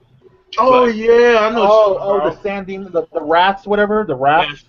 Yo, when that dude came coming, you hauled immediate ass. You were like, I'm gone. I'm out of here, man. You can't fuck with the dude till the end of the damn game. And it's like, dude, Nah. oh my god, like I remember so many scenes. Oh, you're talking about Prince of I Persia. think I finished Prince Yeah, of Persia two. 2, when he was on that That's the only island. game I haven't finished. Yeah, that thing was a tank. You couldn't fuck with it until the end. Yeah. You had to run. It was like Nemesis. It was constantly chasing you. Yes. I think I only finished maybe 2 games in my entire life. I think that was Max Payne 1 and Prince of Persia 1. Yeah, That's it. I finished Max Payne. I didn't play Max Payne, so I don't. Was it good? I almost finished. Yeah, Max Payne was pretty good. Mm-hmm. I almost finished God of War. That was my shit. But when you get to the things with those logs, you have to walk on those like logs, like a puzzle shit, and I kept falling off. I just said, "Fuck it, I'm not gonna do this." The logs, man. But You don't remember when Kratos had to walk like on those things? yeah, I remember that. I mean, I beat God of War 1. I just to play 2. So That shit was too hard, man. so Devil May Cry 3 was kind of awesome to me. Yeah, it I was. love Devil May Cry. I think the show, I yeah, love Devil May Cry 2 was shit. Yeah, Utter shit. Utter shit. Utter shit. But Devil May Cry 3, oh my god. Yeah. But then That's they made Devil May Cry good. 4. Devil May Cry 4 was also shit. I don't like Nero. I fucking don't like Nero. I like the gameplay. I didn't hate or love Nero, but I love the gameplay. Fuck Oh, you. yeah, man. Or dude, fucking fuck you, dude. I don't like your ass. He sucks. Yo, but I'm with you though. I like the new DMC game. I love the new DMC game. That game was Yes. fun as fuck to play. I beat it. Was That awesome. game was fun as hell to play Yeah. with the combat. The story was I rushed like at how the end, the yeah, first but the episode- combat. I mean, I like on the first level, you're playing as Dante, and then so because people were so pissed about him being like the hair change and like the punk look, and then in the first level you're running around like the Bay Area, and like when the whole place changes, like some random broom comes flying at your face, and then lands on his head as if like he was like the old Dante. He's like, whoa, nah, he throws that. Yeah. Shit. Old school fan. Jeez, man, like some hardcore shit. I like that. That was awesome. That was a good game, man. That was a very good game. But when the fact that every single weapon for the first time ever was useful in that game, in some way, shape, or form, you could use it. Yeah, because That's what I hate about the Devil May Cry game. That's what I hate about the Devil. You get all these weapons, but like only one or two of them are useful. Yeah. But then again, I didn't like the fact that when he went to like that demon mode, he didn't transform into an actual demon. Like old school Dante, he turns like an actual like demon, depending on what weapon he had, like different demons. But Yeah. he had like the aura instead, like had like a red sparkling aura. I'm like, what the fuck is that shit? Like it's like some like Super Saiyan God mode shit. So it kind of You don't like Super Saiyan God? God mode. You don't like God mode? Papa K.O. Ken, man. God mode is stupid. No. You don't think it looks cool, man? You don't like that? You don't like that red sheen? No, I forgot what I said in the review that I did of it, but when I look back at it, I'm like, no, like this shit's dumb because not only does he have to hold like, oh, like we need like 5 pure fucking Saiyans and shit. Oh well, Velda has a wonder baby. Like, I'm like, what the fuck is that? That's just stupid. And then like, Since when are Saiyans pure? it's sparkling Kaioken. It's no. The Saiyans are not Sparkling pure. Kaioken. And, It's Kaioken, the Twilight Edition. like, Goku's not pure. Like, let's be honest. He's not. Like, No Saiyan is pure. No saying it's pure. What do you mean No, he's not it's pure? Really? I thought I'll use an example. And this is something I recently found out. Not recently, but maybe a month ago. When Vegeta was let go by Goku. In the dub, it's seen as an act of mercy. But in the sub, the original, Goku only lets Vegeta go so he could fight him later. He doesn't give a shit about the world or the threat that Vegeta could possibly pose at a later date. He's only doing it for selfish reasons because he wants to fight him again. And he says it'd be a waste to kill him now. Those are the exact words. He used. Zoro, we got the same teacher, I think. Manu, huh? We got the same teacher. Yeah, he did. Yeah, Z Saint Z. He's a good educator of the Dragon Ball. Saying Z's teaching you guys now, deadass. Listen, mate, it's been a while since Dragon Ball. He That's knows a your lot of son? shit like that. He knows a lot of in between the lines shit, and I never read the I don't know any I only motherfucker watched that knows the more about Dragon Ball than Saiyan Z3. If you're a fan of Dragon Ball, subscribe to Saiyan Z3. Yeah. He knows shit that I agree. That's your senpai now? I'll endorse him. He's good. He's good dude. Shout out all of a sudden. I don't know. It could happen at any time. Does well deserved. does he teach you wax on, wax off? Wow. When it comes to Goku, yeah. He got Zoro in there practicing crane Okay, kicks. but if he's not pure, okay, but is he pure in his honesty? Because he's always honest. He doesn't lie. You know, like the He imaginary lies to Chi-Chi. Abraham Lincoln. You know, honesty. He lies to Chi-Chi all the fucking time. He lies to Chi-Chi. He's like, Gohan's He's going. like, we'll be right back. Everything's gonna be okay. And Gohan gets almost murdered. Like, In his mind, it's gonna be okay. I suppose. I don't know. I swear I wasn't at the strip club, Chi-Chi. Where's the glitter going down your face? What's that glitter about? No, but seriously, He's not pure. Like, I mean, he is, but he isn't. Who the fuck did this meme or this Photoshop, man? What the Oh, you fuck? saw that? Oh, that's you. No, it's Uber. Uber's Oh. is Uber Tatsuya? Yeah, you're slamming over Joten. Motherfucker's Tatsuya, dog. Yo, man, fuck it, dude. Who the fuck is that? Smoke is Kurok. Wow. I'll be tapping. I don't mind. Wait, hold on. So, yo, Zoro, show me the meme of this. I've been hearing it where like there's this meme or like this photo of like I think it's like the whole chain of control when it comes to Naruto, like Kaguya being the Oh last. yeah. I don't have the picture, but anybody that's in the J room that's watching this stream right now, which I'm sure there are a few, if you can, if anyone has that picture, link it to me on Facebook. It's a Message me bitch on now. Maru's a bitch nigga. or tag me on a post in Facebook in the J room. Listen, I agree. He's my only been problem with Madara disowned. is that Madara didn't kill anyone. That's it. That's the only problem. I mean, there's nothing special to the meme. Well, I mean, besides the fact But- that he's now being controlled by Kaguya, and it was never his plan to begin with. Well, I mean, either he's controlled or he's dead. I mean, there's no evidence of him being controlled. There's evidence of him. I think he's dead. He's gone. No, because like his Madara, honestly, dead. Madara has been his degraded body to. was like his body became like distorted and like vaporized or some shit. I think it got vaporized. Something like that. I disown you, nigga. You're disowned. Madara is on Naraku's side. I don't know what happened because we don't know what happened, but That nigga Either got way. vaporized. I don't know, man. He got foderized. Still, All right, someone messaged me it the was a other meme. sneak attack. All right, here's the meme. Yo, Madara's on Naraku status. Madara got that Kui treatment. Wait a second, hold on now. It was a sneak attack. That's the link. Got that Kui Hold treatment. on, yeah, I'm gonna put in the link once my fucking thing stops acting up. Holy shit. All right, I have it. I'm screen sharing it too. So. Oh shit. Pain was controlled by Obito, who is controlled by Madara, who was controlled by Black Zetsu. Black Zetsu, All right. who's controlled by Kaguya, who's controlled by who's that? The ramen guy. Ramen guy. Ichiraku Ramen! Yes. He's in the photo Yo, with the people Uchiha. still- Rama-sama.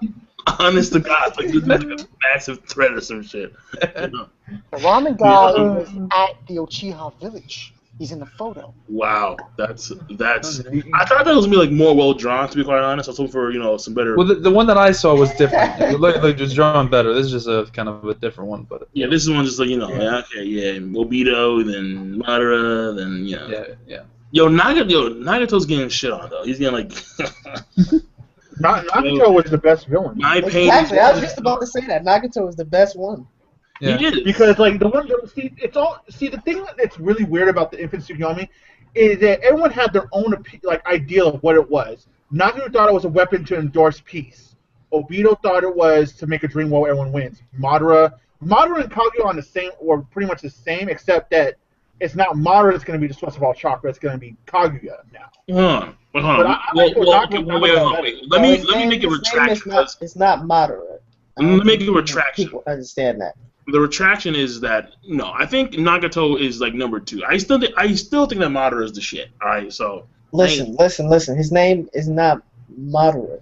Like when you write it in Japanese, and then you bring it into English, it turns into Kui. That's what. what the fuck is that? Are you high? There's no way. What's the whole Madara thing? That nigga got turned into fodder. He got vaporized. I don't know. We don't know what happened to Madara. I'm just saying that's the way. King. Last chapter, his dark spheres were disintegrating. He's done, Yeah, bro. because he's no longer there. Kaguya is there. Therefore, his abilities are going to obviously be gone as well. Oh, man. Listen, man. At least Kui put up a fight. Listen, man. The fact of the matter is that he got usurped by the goddess of the verse, and she snuck attacked this motherfucker. She's not a goddess. What are you She's a talking goddess. about? What do you mean she's not? She's the rabbit goddess. She's called the rabbit goddess. That doesn't mean she's a real god. I don't know what she did last chapter, but she. Is Kami a real god on Earth? No, nigga. No, He's because not a real god. dude, Kami's a Namek. He's an alien. All right, no, listen. Exactly. That's the same thing. He's not. He's not only a the real good god. guardian of Earth. And why the God. fuck is she a rabbit? Can somebody explain that to me? The horn, I don't know, like the horns kind of ish, but whatever, man. Naruto, human.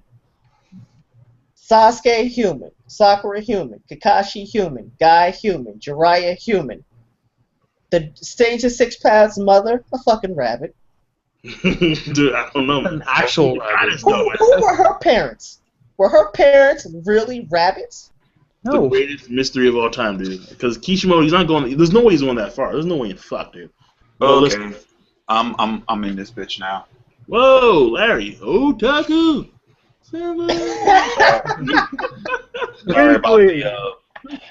Sorry about the wait, man. I called up my fucking cousin at 9:30 when I was having a smoke, thinking this was just gonna be a two-smoke conversation.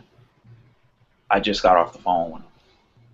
God damn, I a can't- 4.5 hour phone 30. call? Larry, man, that's 5 hours. Are you sending that nigga the phone bill? You seriously? I got 3 minutes. I got free minutes on weekends, but I got unlimited minutes on my plan. So Oh, that's pretty good. Okay. Yeah. Jesus Christ. I can't talk on the phone with nobody that long. well, I mean, it is somewhat of an exercise, but I mean, like my cousin's that dude. Like we have like it is the best way to describe him is like he's the big brother I never had. So like we're into all of the same shit. He's very long-winded, likes to make long arguments. So whenever we debate, it's going to take a couple of hours. Case in point, we had a 30-minute debate about Ben Affleck being Batman, only for him. Wait a minute. Only for him to discover that I agreed with him, but for all the wrong reasons. Wow. And he was like, so wait a minute. It's like, you went through that whole fucking thing, only to end up saying that you agree with me. I was like, yeah, but for completely separate reasons. Yeah. That's that shit right there, man. Oh, by the way, We got that relationship. Jason, what's his name, Rick? Jason. Mora? I mean, literally no. Momoa. Yeah, he Yeah, got cast as Momoa. Aquaman. Yeah, Aquaman. Yeah. That's a Wait, good. there's That's a good choice. Aquaman and Superman Aquaman's in 2? this bitch now? Wait, so what? It's not even Superman. It's not Superman 2 no more. It's just Batman versus Superman. Man of Steel is going to be like in 2018 or some shit. Wait, hold on. So first it was Superman versus Batman. Now it's what now? It's called Batman versus Superman: Dawn of Justice. And Aquaman's in this bitch? No. Aquaman, Wonder Woman, and Cyborg. No. It's called Batman v Superman, and they're gonna be fighting in the Supreme Court. Oh, that's ass. Oh God. Wow. That's an ass. This movie is basically a prequel for the Justice League movie. That's pretty much what it is now. Wait. Is that like a joke or something, or is that... No, it's What dead I ass. said? It's dead ass. This Batman vs Superman movie is basically a prequel for Justice League. You know, That's I all can it is, nothing more, nothing less. How can you have a prequel to the Justice League? It's just the Justice League. I mean, they tell people apart. I didn't make this idea up. I didn't lay this out. So I don't know. I mean, Rick fell here back into a corner. Nigga, it wasn't me. It wasn't me. This shit wasn't me, man. if you look at my the idea. if you look at the Avengers though, it had build up to the Avengers movie with like the little Easter eggs at the end of the Marvel movies. So I guess Build up. No, it's not the same. We don't want to fucking see a prequel to Justice League. We want to see Justice League. right. Well, I mean, okay. Well, hold on. The fuck? Okay, because they never really did what Marvel did when it came to like the little tease at the end. No, they didn't do that shit. So, hold on. Question: Hawkwoman, she in? Yes or no? Hawk Girl. I don't know. Hawk Girl. I don't know. Who the Girl fuck is wants not to in see it. Hawk Girl? I don't think she's in it. I want What was her? What was she even like? You power? care about Hawk Girl? Yes. Fucking. Green Lantern. Like, what was her powers? Yeah, She Green had Lantern is mace, in, right? She's a mace. That's what her powers are. Yeah, All right, let me look for this list. I'm gonna look for this list that. Wait. Larry, aren't they going to recast Green Lantern? Mm-hmm. Yeah, they gotta recast that nigga. The last dude was terrible. The movie was Ryan terrible. Reynolds. Ryan Reynolds, yeah. Ryan Reynolds doesn't even deserve to be on damn But screen. but pretty much. Long story short, because Warner Brothers released the itinerary earlier this week, and the way it's supposed to go down is this: Batman v Superman. Batman Shit, v lost Superman. Fuck! I lost my fucking Like, thought because y'all Fucking niggas was years of prep. confusing me. Like, come on now. Hang on a minute, because I don't want to have to pull up this fucking article. I just read this shit. Batman v Superman. Shazam. Wait. It's Batman v Superman? Batman v, like a court case. That's why I made the Supreme Court joke. It's Batman v No. Superman. It's not Superman v Batman. No, Batman v Superman. No, it's Yeah, Batman. dude, Batman's first, dude. Come on, it's Bats. Okay. So, like I was saying, it's Batman v Superman: Dawn of Justice. Shazam. Sandman, which is the only fucking movie on this list that I'm interested in seeing. Sandman, really? Oh my god. Yeah, the Sandman. No, dude, that movie will probably be really fucking good because they got Joseph Gordon-Levitt running the entire fucking show. He's writing, directing, and starring in it. Hello. And Nobody they, wants to see no He's a good director, movie director. He's a good writer and director too. Wait, didn't you do the same thing with that one movie? So Batman, Shazam, Sandman. Justice League, Wonder Woman. What's the one after Wonder Woman? Oh, the Green Green Lantern Lantern Flash team up movie, and then Man of Steel 2, and then some possibly an Aquaman and Suicide Squad movie. Whoa. You know what they did?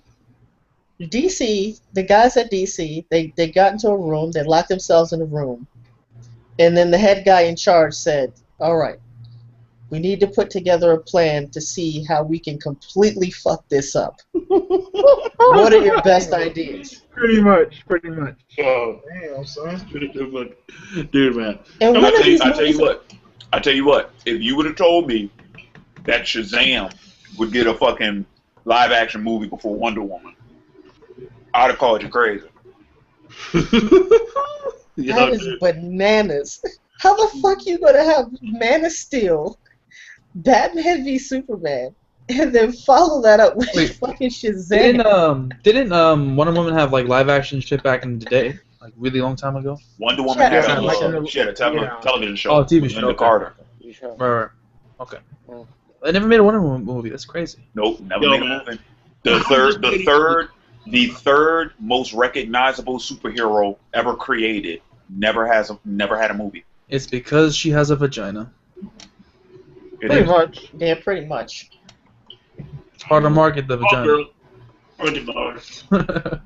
I mean, Hawkgirl's not marketable because she's just she have a mace and I wings. don't give a fuck, dude. Like, what's her power? She has a mace You know and that- wings. Thunder Mace. Let's go. Well, it isn't Mace. It's not even a thunder mace, dude. Well, No, it's just a regular mace. It's just a regular mace. It doesn't have any thunder or anything. No. It's a magical mace. What the fuck It's are a you magic. talking about? That's why I just Is said. it? It's a magical mace. Yes, I that's thought it was a regular one. It's a magical mace. No, dude. You don't remember in Justice League when Superman got hit by her mace? That nigga went down like a sack of potatoes because it's magic. Oh. Wait, you Why- talking why- about who? Rick, stop You talking about Wonder Woman's mace? Yeah, man. No. No, Hawkgirl. What? Oh, Hawkgirl. Also, dude. Yeah, I was wrong. I'm wrong. No. Dude, you don't remember in Justice League with the episode where Hawkgirl had to put Solomon Grundy to sleep, and her mace was the only weapon that could do that because it was magic based. Oh. Dude, it's Hawkgirl, man. It's fucking Hawkgirl. All I'm saying is they're more impressive superheroes they could put to the forefront. Just saying. Dude, Well, I'm not bringing these if you could market Hawkman, you can mark Hawkgirl easier than Hawkman. Well, give her some sexy hawk wings. Well, I mean, I give you For the big furries? reasons, but I thought that was obvious. What, the sexy hawk wings? Yes. Have her stick her tail feather. Oh shit. Yes, I don't, Hikari, I the don't sexy understand the Hawk. concept that wings can be sexy. I'm fucking with you, Larry. Hey man, there's a lot of furries out there. Yo, oh, yeah. Targeting the furry community. No, man, this dude's talking to the damn bronies now. This motherfucker. Wait, what's wrong with bronies? Huh? What's No, wrong I'm with saying bronies? targeting them. When you mentioned furries, I'd assume you put bronies in there as well. Bronies and furries are not the same thing, dude. No, isn't fairy slang for well, the gay? furry kind of ish. So No, For furries furry not- people, Furries not slang for gay. Furries are for like humanoid animals. So people who like those, like furries. Oh, you mean furry? Yeah, furries. No, Oh, not okay. not fairies. Furries. Furries. Oh, okay. Yeah. Hawk Girl's not a furry though. she doesn't have fur. Yeah, she's Yeah, wings. but she could be cast in that light if you gave her sexy hawk wings. Sexy Hawk Wings. Stop. What are sexy hawk wings? Hang on a minute. So, just because she has hawk wings, that automatically makes her a furry? If that's the case, then I guess Michael, Gabriel, all the angels are furries? No, that's not true. No, I guess they could be. By your definition, I But wings aren't they- fur. They could be. But no. Furry is the name of the category, but it doesn't mean you have to have fur. mean. Angels It's just aren't any sort of- furries. Any sort of humanoid. Those aren't furries. I never thought I'd hear that in my lifetime. Angels aren't furries. They're mostly human, so they don't count. No, but well, that's only because angels are not really animals. Hawkgirl Right. is modeled after an animal, after a No, hawk. she's not. No, she's not. Hawkgirl is an angel. What are you talking about? She's a Why the hell is she called Hawk?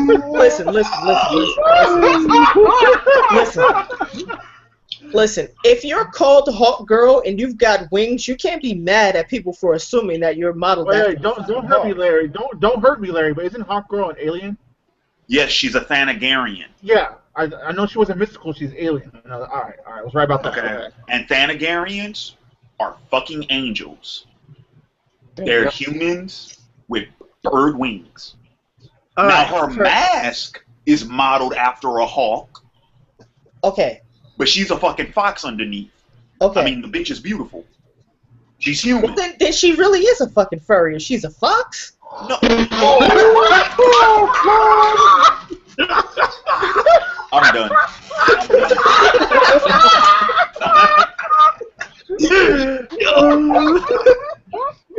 Oh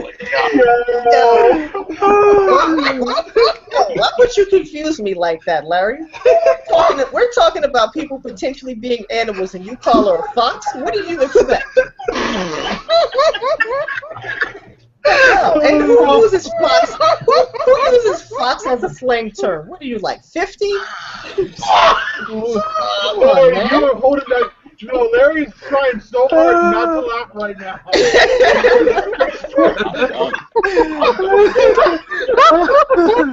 Oh, man. No. Hang on a minute. You wanna know what the most fucked up part about that whole exchange was? The second that word fox came out of my mouth, first thing I thought was, Hikari gonna mention that I said fucking fox. Watch. I bet you. Sure enough. Hey, man. Old Faithful. You know what? That's my new nickname for Hikari, Old Faithful. Because I always know when that nigga I always know when he gonna pick an argument with me. And he never fails. He never fails. He is always faithful. Oh, faithful. Oh man. Oh, faithful. But anyway, no. The Hawk Girl's not gonna be in Justice League. Just like Jean's not gonna be in Justice League. Oh, really? Yeah. Because they think they're lame. Wow. So Aquaman. Telepathy. Fuck it, dog. I'm not even gonna go there. Aquaman's actually pretty badass if you actually. Aquaman had one Flashpoint. Right. Paradox. That's it. That's what he's capable of. when he's not nerfed in TV shows. Anything else? It was Aquaman and his boys. It was his son. It was his whole fucking army. It wasn't just Aquaman. Right, but he was like fucking. I mean, he was putting work against Wonder Woman, though. You know what I'm saying? So. Gotta give credit. Wonder Woman, like, oh shit. What do you mean? Just Wonder Woman. It's Wonder Woman, dude. Dude, if it was like one of like the damn like omnipotent beings, yeah, we can talk. All right. But dude, the guy has full control over all water, which is most of our Earth. It's an OP ability that he has, man. Dude, shouldn't be under. Wait. Hold on, hang on a minute. Did Zoro fanboy just said he went toe to toe with Wonder Woman and you disregarded as if she didn't matter? You do realize that Wonder Woman is the single best hand-to-hand combatant in the entire fucking league. She's beaten Batman in hand-to-hand combat. She's beaten Superman in strength. Wait, what? You do realize Wonder Woman is like... Wonder Woman is actually physically as strong as Superman? Since when? I know she was like up there, but equally? No. Wonder Woman is not Superman's equal in... No, she is. I think. I know she's up there. She has does she have the feats that Superman has? Wait. So she can... No. I remember reading a story where Wonder Woman actually did beat Superman in strength. Yeah. There's no way. But I mean, there's one thing to beat him in strength once in one of the stories, but to be as strong as him is completely different. Like, there's one story where Superman's like bench pressing the fucking Earth. You know what I'm saying? Oh, no, Wonder Woman's what I'm saying. Yeah. So. Yeah, but she has bested Superman before. She's bested Batman before. Wait. That's what I'm saying. You shouldn't underestimate Wonder Woman, yo. When has she bested? So, okay, fine. Because I don't remember. All right, because all I remember is that this dude can move planets, and I'm like, okay, so there's no way in hell. But all right, apparently at some point she can do the same thing. I don't know. Fuck it. So either way, still. I didn't say that. Well, okay. Either way, at some point. I didn't say all that. You jumped to conclusions. Yeah. Remember, every character is not written the same way throughout their entire publication. There was a time where Superman couldn't fly. That's true. That's very true. But so that means that at some point in her publication, she was able to actually best Superman and Batman. Mm-hmm. Okay, all right. The Batman thing is recent. That's like. Yeah, no. Someone in the J room tells me the new 52 Super Wonder Woman is equal to strength in Superman. The pre-52 Superman is stronger though, but in the new 52, she's equal to Superman in physical strength. Okay, all right. I haven't read the new 52. That's why. So I don't. Okay, fine. But just like no, there's these two guys who've been telling me like Aquaman in the new 52 is like OP as hell. Yeah, he's fucking Poseidon, pretty much. Yeah. In the new 52. Well, because I don't see the Omnipotents running around doing stuff anymore, so it's kind of like we have to just nerf everybody down again, and then just work our way up again. So. Yeah. Constantly. Fuck. But yeah, they decided not to throw. They don't have Hawk Girl or Joan in it because they think they're lame. Goyer actually went on record saying that Martian Manhunter was lame, and yeah. Really? The Martian Manhunter? Lame. That's what he said. He said no one. He says no one wants to watch Martian Manhunter. You wanna? Y'all niggas think I'm full of shit. I'm about to link you the article right fucking now. I believe you, Larry, but Martian Manhunter like an equal to like a main part. Because I mean, in the animated series, he was what brought the Justice League together in the beginning. Martian Manhunter lame. So I don't understand how they could do it without Martian Manhunter. Wait, Martian Manhunter's not going to be in it? Nope. So do we know? Do the Martian Man? Fuck it. So who is going to be in it? Better question. That we know of. Obviously, I heard that like it's going to submit Batman, but like Cyborg, Wonder Woman, and they're going to have like cameo war. So you're going to put they're not going to be like the Flash, part right? of the movie. Manhunter. Oh no, because he's black. Okay, yeah, put him in there. Yeah, token black guy. Yeah. Martian Manhunter's an alien. Look. This is what he said. This is what he said. How many people in the audience have heard of Martian Manhunter? How many? He said, raise your hands. How many people in the audience have heard of Martian Manhunter? How many people that raise their hands have ever been laid? What? Well, he hasn't been rebooted, but he's a mainstay in the Justice League. He can't be fucking called Martian Manhunter because that's goofy. He can be called Manhunter. The whole deal with Martian Manhunter is he's an alien living among us, so he comes down to Earth and decides, like, unlike Superman, who already exists in the world now, that he's just going to be a homicide detective. ... So instead of using superpowers and mind reading and like, oh, I could figure out if the president's lying or whatever, he just decides to disguise himself as a homicide detective. Dare to dream. And then he proceeds with his dumbass remarks about She-Hulk. Damn. The DC Cinematic Universe is going to fail. The DC Cinematic Universe is going to fail. Fuck that shit. It is going to fail.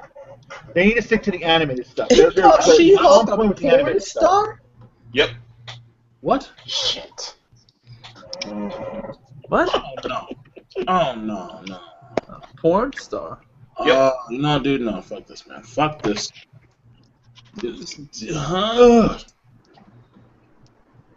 That's crazy, man.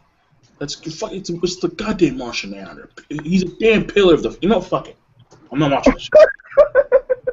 No, I'm tight. Some bullshit. I'm gonna torrent that shit. I'm gonna watch it. No reason to. I don't think Larry's even gonna do that. Have they cast like people besides Superman, Batman? Have they cast like the Flash and? They cast Wonder Woman. They got that chronic. Do you think that there's any possibility? I know this is a major stretch, and this may be based on my ignorance. But do you think that there is a slight possibility that they'll cast the kid from the CW Flash? No, they can't. Oh, they can't do it? No, they can't. He's contracted. Okay. It's gonna be completely different. So they can't make the CW. They can't make the CW, Arrow, and Flash shows a part of the Cinematic Universe. Nope. Yo, who the fuck is David Goyer? That really does suck. That's what I thought actually they're gonna do. David Goyer is the cat that wrote the Blade trilogy. He wrote Man of Steel, which you love so fucking much. He co-wrote the Nolan trilogy. He's the creator of Da Vinci's Demons. He is motherfuck. This guy's a retard. He wrote Blade. Wait, he wrote Blade 3? Yeah. No, he wrote and directed Blade 3 and Blade 2.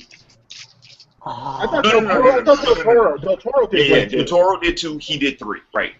How do you write Blade 1 and 2 and then fucking write Blade 3? Oh my god. God damn, yo, this guy's an idiot. But Hikari, he wrote Man of Steel. You love Man of Steel. Listen, you know what's so odd? Somebody trying to make a point. That people who are, and I know this is going to surprise a lot of people. Think about your favorite artist, your favorite author, your favorite musician. I know this might come as a shock to you, but they're ordinary people, and they might be retards. It's just that simple. You take Orson Scott Card, the guy who wrote the Ender Saga. I mean, fucking Ender is one of the best science fiction series of all times, and that guy's a fucking nutcase. Oh, I love the movie. I love the movie. Hikari, you're right, and you bring up a very good point. But you want to know the difference between Orson Scott Card, or like when you said bring up your favorite author, so I immediately thought Ursula K. Le Guin. You know what's the difference between those two and David Goyer? They aren't retards about the material they're writing. That's interesting. That is the difference. That's interesting. But I mean, The Man of Steel was still a great movie. As for Blade was like, whatever. Which Blade? I don't remember any of the Blades. I don't remember any Blade movie being good, honestly. No, first one was okay. I remember them being meh. I mean, the first one was cool. Yeah, the first one. But the second one, that fight at the end of the second one, oh my god, that fight is amazing. Oh, I love that fight. Oh, No, see, it's that's not. what No, it's see, not. that's Womack? what different. No, it's not. No, I it's love not. that fight. That I that love fight that fight. that fight is not all that. That was an awesome throwdown. I liked it. God damn. I like the Frost fight much better. Why? It was fucking practical. Oh. Mm-hmm. They weren't using Motherfuckers. CG in that fight except for when fucking Frost got his midsection cut and he fucking and the blood put them back together and shit. Oh yeah, that was awesome. Motherfuckers always I don't trying remember to shit escape about uphill. Blade. I still like that fight. The last time I saw my- Blade, the last time I saw the Blade movies was That's my was line. when I saw them in the movie theater. I only saw the second one in theaters. I think I saw Blade 3 in the movies. I'm Oh sorry. damn, that was so long ago. I don't even fucking remember. Yeah, I'm I sorry. just didn't like that Trinity shit. Trinity sucks. Three sucked. I do remember that. Mm-hmm. That's all I remember about Blade. So it couldn't have been that good. Oh boy. I used to watch that first movie good. religiously. But yeah, I'm gonna say DC is completely fucked up. first two was good. They should Yeah. just stop. Just And, stop. and people wonder why I got so fucking pessimistic about that shit after fucking Man of Steel. Now you know. I thought you meant Man of Shame. No. Yo, why you gotta take shots at Man of Steel? Man of Shame. Man of Shame. Thank you, man. Man of Shame. Why you gotta take shots at Man of Steel? Cause man, that was the last straw, bro. I had it.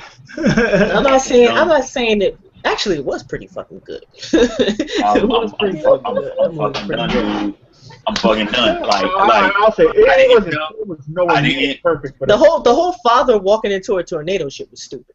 I didn't fucking care for by and large, I'm like I didn't really care for the Nolan universe much to begin with. I liked Begins. I thought Dark Knight was excellent. I didn't like Dark Knight Rises. I didn't care for that Green Lantern when I first saw the trailer for it. It looked like a fucking WGN original movie.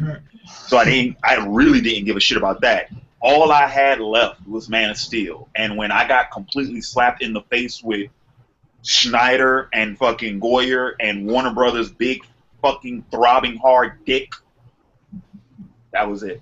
That shit felt personal. That was it. It was personal. I took it very personal. And I'm done now. I'm done. If you were someone that never even read like the comics for Superman, would you have been quote unquote slapped in the face with the dick? Or? Yep. You still wouldn't have felt that way? Wouldn't have. Yep. You would have probably said the father stuff was stupid and everything else was cool. No. Actually, So- maybe not. Me and you have such different tastes in fiction.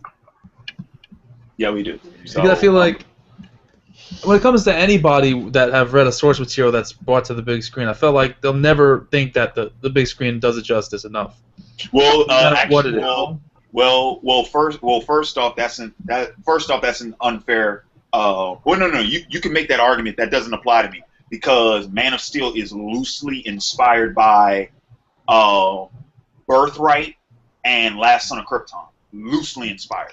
Mhm. And I haven't read I think I did read Last Son of Krypton, but I didn't read Birthright, and it's mostly inspired by Birthright, so that doesn't apply to me. Also, the majority of I've read the Superman comics and I've read the Mythos, but my fondness for the character comes from other adaptations. So, yeah, Fair enough. I'm I wasn't not. necessarily- I The wasn't only thing necessarily I can just say talking about about the you, but Superman movies is that fucking Superman Returns have sucked. Oh yeah, that was horrible. Everyone agrees with that, but pretty much my thing is it's like it's not the character at all, and some people like that, I didn't. So I'm out. I don't think it has to be the character. Though I'm I will say this: Kevin Spacey did Oh, yeah, play. that was the only redeemable thing about That it. was the only redeemable thing. I really enjoyed him playing Lex Luthor. That was good. Yeah, Wait. Kevin Spacey played who? Lex Lex Luthor in Superman Returns. Mhm. Oh God. Not even that could redeem that movie. Kevin Spacey's a great actor, man. Yeah, he is. Yep. But so yeah, so y'all have fun with that Warner Brothers shit. I'm sure I'm gonna pirate that shit. I'm not gonna go to the movies and watch that. I'm pretty sure I'll be seeing many of reviews pop up on YouTube. You do Probably know watch that. them just to pinpoint that I was right. Yo, And, Larry. Yeah, but It, if you, it feels like you're being assaulted on all sides. Game of Thrones, DC. What's going on, Larry? but look, What? if you get, huh? Wait, what do you mean? No, I You mean said like there's a pattern. yeah, a pattern of fiction just fucking you up. What's going on? Yeah, it really is. I have been assaulted on all sides. And they're not the common denominator. I mean, you're not the common denominator. It's them. Well, I'm not the common denominator It's them. because in all the media that I've fallen out of love with in the last couple of years, I'm always in the minority. I'm not in the popular opinion, so I'm not the common denominator. Mm. I'm in a small minority that hate Game of Thrones. I'm in a small minority that hated Man of Steel. I'm in a small minority that, well, anime fans are a minority to begin with, but I'm in an even smaller minority. You So- hate Game of Thrones. Yeah. And you hate the show now? Hate. told you guys that. You hate the show? Yeah. Hate. Damn, that is a strong ass term. And he said it with conviction. Sure did. What was the breaking part, Larry? What was the breaking point? This nigga Ned. Oh no, the Oberyn thing. At that point, I was done. Like forever. But you knew Oberyn was gonna die, though, right? I highly suspected it, but once again, it's a whole matter of fuck. I was right.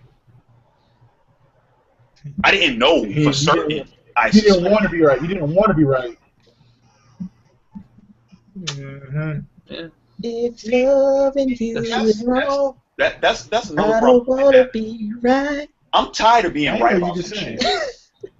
I really am. I'm like legitimately. I'm tired of being right about shit. I was right about Amazing Spider-Man 2.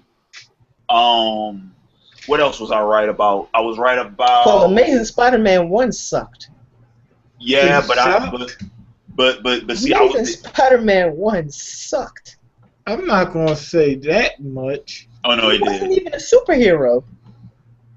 Well, I'm not saying it's like super bad. This nigga gave precedence over garbage. finding his uncle's murderer rather than saving the city. He's a dumbass. No, How many he's not a dumbasses you see in superhero. the world? So superheroes can't be dumbasses? No, that's why they're superheroes. No, I don't think so. That's the whole point of being a superhero. Is it not? No, because a lot of times when they show superheroes, they try to show that even though they have all this power, Listen, even though they have all this the city responsibility, around him was literally falling apart. And he's trying to find Uncle Ben's murderer. even though they have all these powers and all these responsibilities, at their core, they're still humans and they may fuck up sometimes. What the fuck? That doesn't have anything to do with being a superhero, man. Yeah, how doesn't it? Because that's the point of being a superhero. No, because they always try What to he make did, it, what he did wasn't just being a dumbass. It was unethical. they always try to make the I mean, they he always was. hmm? No, go ahead. They always try to show how But they but always Hikari, that's how that was their Peter. That was the new Peter Parker. That he was going to be that vigilante. That was Spider-Man was supposed to be born out of now. But he's not a superhero anymore? No. He's a superhero, but that was his new origin story. It was like he started off as a vigilante. Yeah. He started off as someone who was completely indifferent to the suffering of other people. Yeah. No, he would look. They always try to show. You want me to look up? You want me to show you the scenes? I'm not trying to say that, but here's the thing. No. I am trying to prove a point, kind of tongue in cheek, underneath my breath. I don't know if Uber caught it, but pretty much to illustrate. You caught it. Yeah. Okay. I just hope you. I just want you to acknowledge that there it is. You are disagreeing about a significant change in a character that was created for the premise of establishing an origin where they did the exact same thing of fucking Man of Steel, and you love the shit out of it. That is completely different. There at no point execution's different. The intent is always the same. No. The intent was still the same. No. Superman was not a vigilante. In fact, I'm not talking about him being a vigilante. I'm talking about the fact that they changed a major part of the character for the premise of origin, so that they made him less of what he was, so that you could see the change later on. Superman killing and Peter being a vigilante, that's what that is. No, that's not the same. But that's not the same. And there's a couple of reasons for that.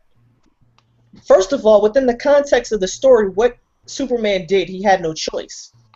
It wasn't like he was just like, Zod, I'm gonna fucking kill you. He had no choice. Yeah, and Zod even told him, like, listen, I'm not gonna stop.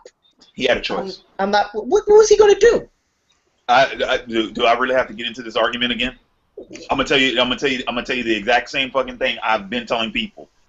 They said the film depicts him killing Zod so that he could save that family, right? No. It wasn't about saving the family. It was about saving the planet. Well, okay, because now we're talking about a difference of interpretation. I'm telling you what I saw. But you said they were a superhero. A lot of times. No. That's not what Zod said. What Zod said is, I'm going to take everything that you love from you. You love these humans, I'm going to kill them all. What he was talking about was essentially a global genocide. Zod was on that type of shit. It wasn't about killing a family. Now, the family may have been symbolic of Zod's intent to commit genocide, but it wasn't specifically about that family. But what do we see a lot of times? But for that sake, I'm just going to go ahead and take your word for it, because I'm not rewatching that shit. But what do we see a lot of times? Even though the superhero gets into situations like that, like you said, they're superheroes. For some reason, they're able to find out how to, not kill and solve the situation at the same time. Yeah, that's unrealistic, and I'm not beat for that bullshit. But you said the superheroes. That's why I gave up Shonen. No. That's different. What I'm talking about is Peter Parker being completely indifferent to the suffering of other people. That's realistic. That is. Because it's being selfish, and most motherfuckers are selfish. They're trying to show how some. It's the major plot hole of the movie. They try to show how a character, no matter who it is, balances having these great powers and responsibilities with actually being normal, and having the same emotions that normal people have, whether they're super powerful or not. In the movie. Just because he put. What was his impetus for fighting the lizard then? Look, hold on. I haven't seen it in a long while, but the point is, even though he has great powers and everything like they said, comes great responsibilities, he could fuck up and do the selfish thing that humans can do sometimes. Listen. There's a difference between being selfish and being completely indifferent to the suffering of other people. Now, unless I'm remembering the movie incorrectly, and I don't think that I am, the lizard was literally taking over the city. The city itself was falling apart, and he just said, fuck it. Man, That's essentially what he said. Fuck that. he was going through some bullshit at the time. What do you mean going through some And the bullshit? shit- Actually, He was chasing down random people on the street thinking that they looked like his uncle's murderer. Exactly. He was going through some bullshit. The only thing he could think about with this motherfucker. He had to do it. He couldn't think about shit but him.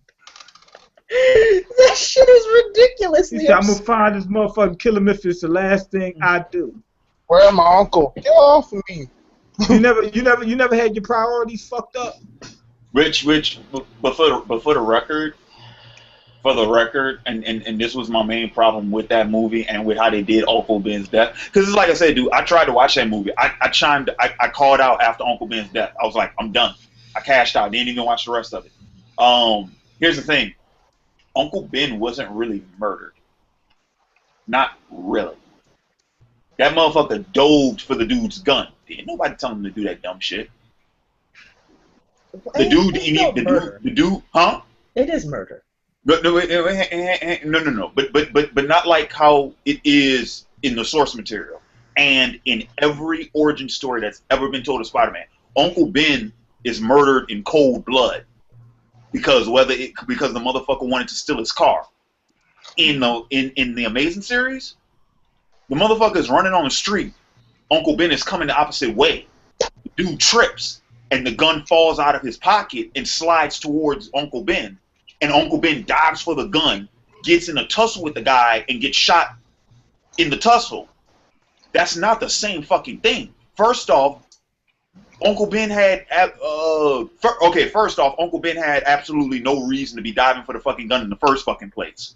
Number two, and the reason why I say that is like you can't make the argument that well maybe he assumed that the guy committed the robbery and stuff like that. I said, okay, that's all fine and dandy, but let Uncle Ben would have pulled that on a black man and y'all would have been calling racism. Oh, you can't just jump to that conclusion. All right. So Uncle Ben takes it upon himself to play hero for something that, in all honesty, he didn't even have enough evidence to support such a fucking action. And then when he gets shot, it's an accident. He got shot in the tussle.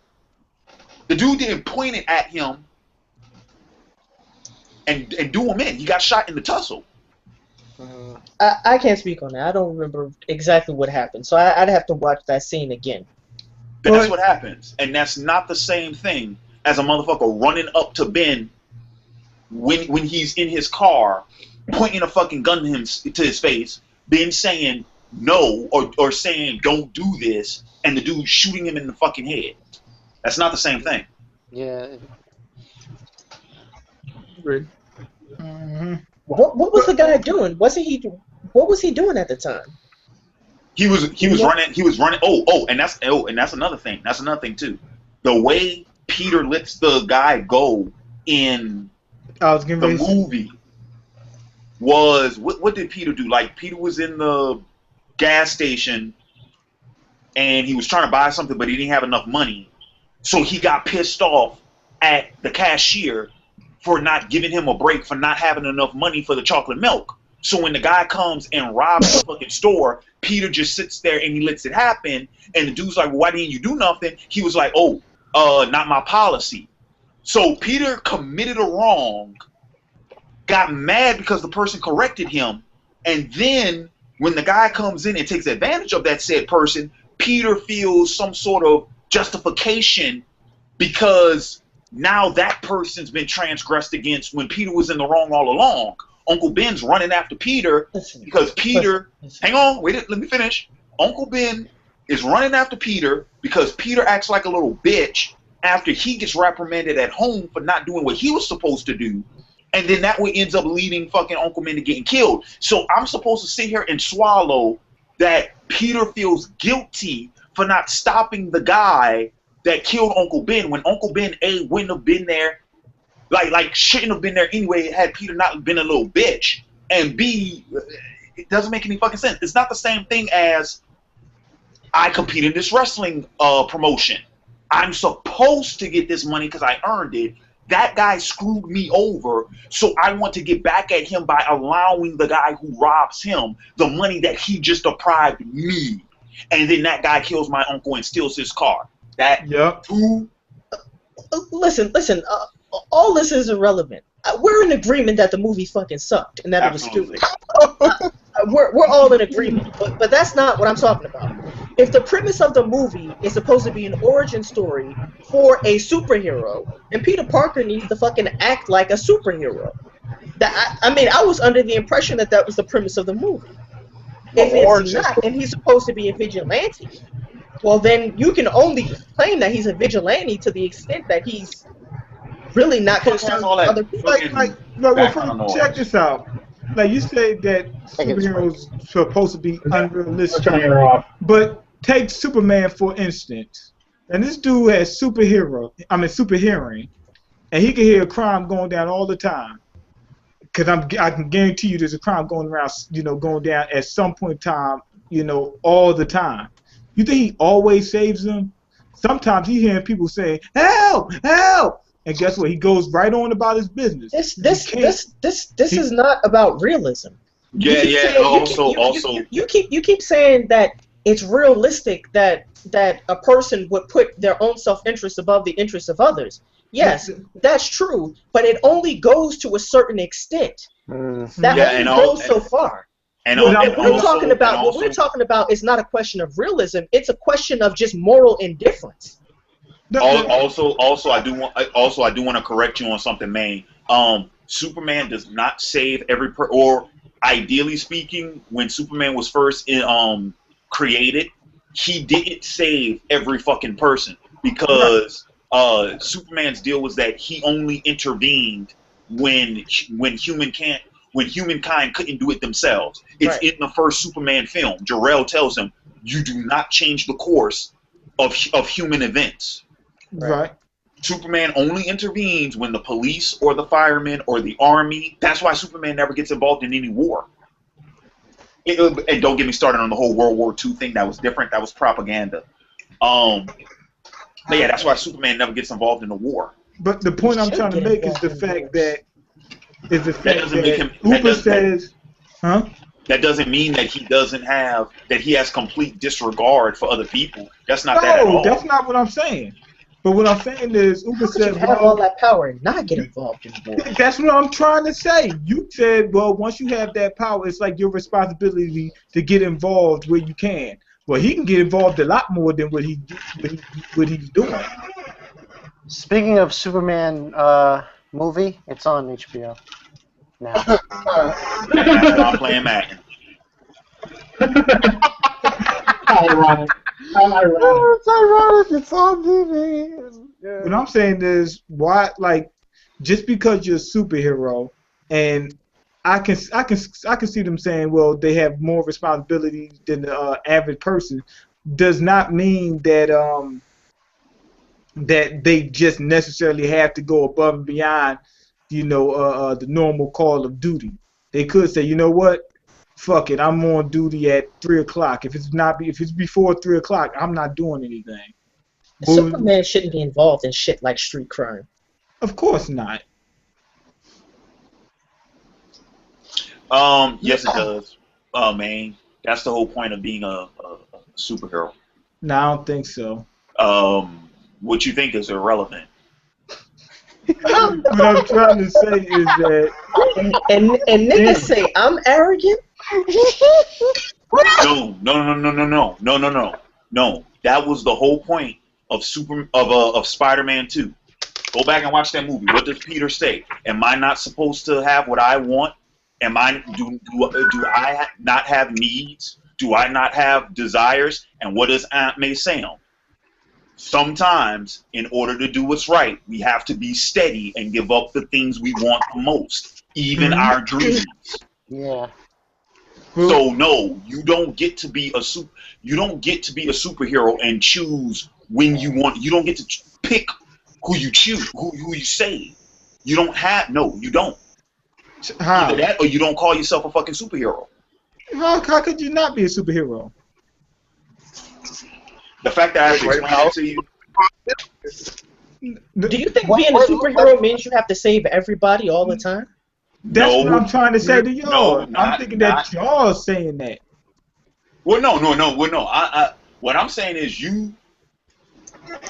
the point of being a superhero is not that you have to save everybody all the time. It's you should want to save everybody Right, all and the time. I'm in agreements with that. You should want to. You should want to.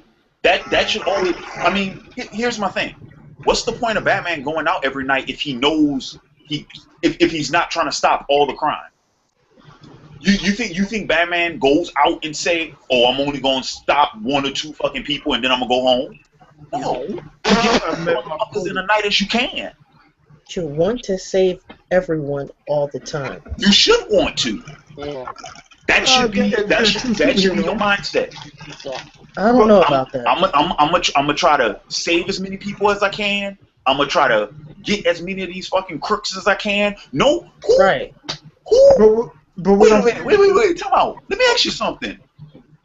Hikari, what do you want to be when professionally? A professor. You want to be a professor? Do you honestly get up every morning saying, "I only want to educate 1 or 2 people a day"? No, but that's a little bit different. No, I can understand you saying that I want to save as many people as I can, but I should want to save everyone all the time. Should want to. Yeah. I guess it depends. Yeah. I guess it depends on what you mean by save. But here's my point. I don't think that even though you're a superhero and I believe that you have more responsibility, I don't think that you surpass human error at some point in time where you just don't make human mistakes. No, you don't, and that's the whole fucking point. Right. That's my point. But the only reason why I say it depends on what you mean by save is because now you're starting to sound a little paternalistic. No. First off, I don't even know what the fuck that term means. No, it means that you're the standard.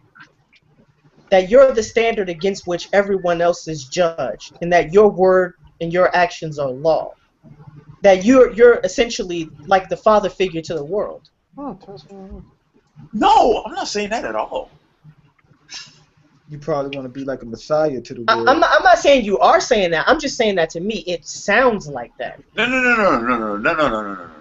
No. That's not what I mean. What I'm saying, and I don't.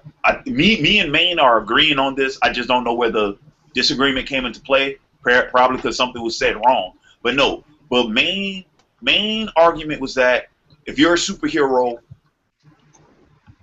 like Maine implied that superheroes don't always want to be superheroes. In which case, I say Maine probably been reading too much fucking Marvel.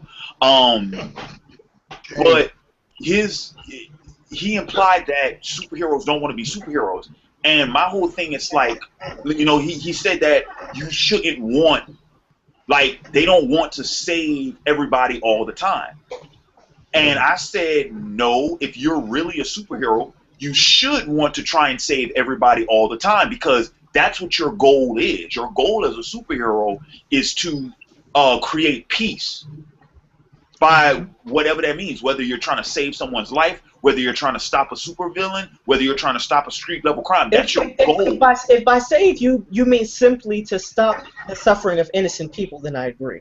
Yeah, right, that's what I mean. That's what I mean. My point wasn't that, like, I agree with you. Like you said, you should want to save people all the time. But at the same time, my point is not literally all the time. Not like every last single time. So main things that superhero shouldn't have to drop everything they're doing. Every last single time, because I don't think that superheroes should always have to, go above and beyond human error. No. And okay, that's where the disagreements come into play. Superheroes should not. Okay, first off, a superhero can't go beyond human error. Human error is sort of that, it's kind of that thing that happens when you're part of the species. You can't really get away from it. It's kind of like having a girlfriend and expecting her never to nag you. It's part of her. It comes with fucked up. It's true. It comes with her. You can't get away from it. So the thing is, it's like but you should try and you want to reach beyond quote unquote human error. You know what I mean? It's once again, I'm talking about motivations, and I'm talking about goals, and that's why I said, like, for a superhero, like, no, wanting to, you know, prevent the suffering of innocent people, that is always you should want to always do that all the time. But let's face it, you gotta sleep, you gotta eat, you gotta keep a roof over your head, you gotta, you know, you should try to at least maintain whatever fucking social life you have. That's one of the biggest fucking conflicts with Spider-Man. If you read fucking Spider-Man, is that he is always trying to juggle those things at the same fucking time. But you should always want that. You know what I mean? Like I said, no, Hikari wants to be a professor. He doesn't wake up every morning and settle for, no, I'm just going to educate 2 people today. It's like, no, he wants to educate as many fucking people as he possibly can. He knows he can't, but he wants to. Right. No fucking football player goes on the field and is like, I'm only going to throw 1 touchdown. No, you want to throw as many fucking touchdowns as you can within the time frame of the game. Yeah. Sure, you never settle for less. It's the same thing, like, to a better example of what I'm talking about, a classic example, like bringing this whole thing to a close. There's a Batman Beyond Season 1, Episode 4, the episode with Ace. No, not Ace, 10. When Terry gets involved with her, Melanie, and Terry is arguing with Bruce because Terry wants to go out and have like a normal fucking teenage life, and so he says to Bruce, he says, it's like, what does it matter what does it matter if I suit up tonight or not? One night isn't going to make a difference. And Bruce grabs fucking Terry's arm and pulls him to him. He says, one night always makes the difference. Mm-hmm. Yeah. So no, if you sitting up there talking about, I can't save everybody, like, I can't save everybody all the fucking time. If you walk around with that fucking attitude, you're not a superhero. Yeah, you're not. I wonder then, why does Superman never get involved in war? So what? Why does Superman never get involved in war? Because, all right, Superman doesn't get involved in war, just like he doesn't get. Well, first off, there's a multitude of fucking reasons, and it's been written differently so many times over. But the main idea that's always been the most consistent is the idea that Superman doesn't get involved in human events, because Superman is sort of his check and balance, his self-discipline. Superman is practically a god. He could do whatever the fuck he wants, but he doesn't oppose that on humanity, and that's one of the rules of it, you know. So he will fight, like he will, you know, petition for peace. He will meet with world leaders to try and convince people of peace. But if there's a war going on, he's not going to go fucking down there and sort of pick a side. See, I can't buy that. That's bullshit to me. Well, hang on a minute. I mean, but because here's the thing. The best stories that deal with that material always punish Superman for doing so. And this is a perfect example of what I mean. In the Richard Donner cut of the Superman film, when Superman 1 and 2, Richard Donner envisioned that to be one movie. It was supposed to be 1 4-hour epic. And in that story, what happens is Lex Luthor, he engages the fucking missiles that are supposed to, separate, crash into the San Andreas Fault, split away the part of California and all that jazz. But the thing is, there are 2 missiles. One missile is heading for the vault, which I believe is where Lois is. And the other missile is heading for some innocent people. Well, what happens is, in the theatrical version, the version that everyone saw in theaters and stuff, what happens is Superman goes to save the people, Lois gets killed. And so he turns around the Earth in order to bring her back to life. Donner didn't want that. Donner said, no, that wasn't the point. No, that shouldn't have happened. In Donner's version, what happens is Superman goes and saves Lois, I believe. So he does a selfish thing. He goes and he saves Lois. And I forget exactly what happens to the second missile, but he goes and saves Lois, getting involved in human events, remember? He goes and he saves Lois. And then something happens with that second fucking missile where pretty much he sends the missile up into space. Guess what that missile runs into? The Phantom Zone plate that is holding Zod. That's what frees Zod. That would have been cool. That would have been real cool. That would have been awesome. Even as a cliffhanger for like the first movie, that would have been awesome. But that makes complete sense for him to go ahead and save Lois. But wow. Hang on a minute. So the missile releases Zod from the Phantom Zone. Zod and his cohorts come to Earth, fuck shit up like they normally do. And in Donner's version, when Superman loses his powers, it's because Jor-El tells him, it's like, you should have let those events happen naturally. No. Okay, correction. I'm sorry, everybody in the hangout and everybody watching this. Correction. No. In Donner's version, it does in the same way. Yeah, because when Jor-El punishes Clark, he doesn't punish him for saving Lois. He punished him for turning back time to bring Lois back. That's what the punishment was, because he said you changed history because Lois had already died. So when Clark rewinds time, that is his punishment because he changed a human event. So in the second movie, when Zod is released and Clark goes back to the fortress, Jor-El tells him, he says, you disobeyed what I said, and look what happened. Zod was released because you went back, you saved that girl, and you allowed that missile to free Zod. So now you are going to see the ramifications of your actions, and he takes Clark's powers, and he makes Clark mortal. But see, that's bullshit to me, Larry. And here's why.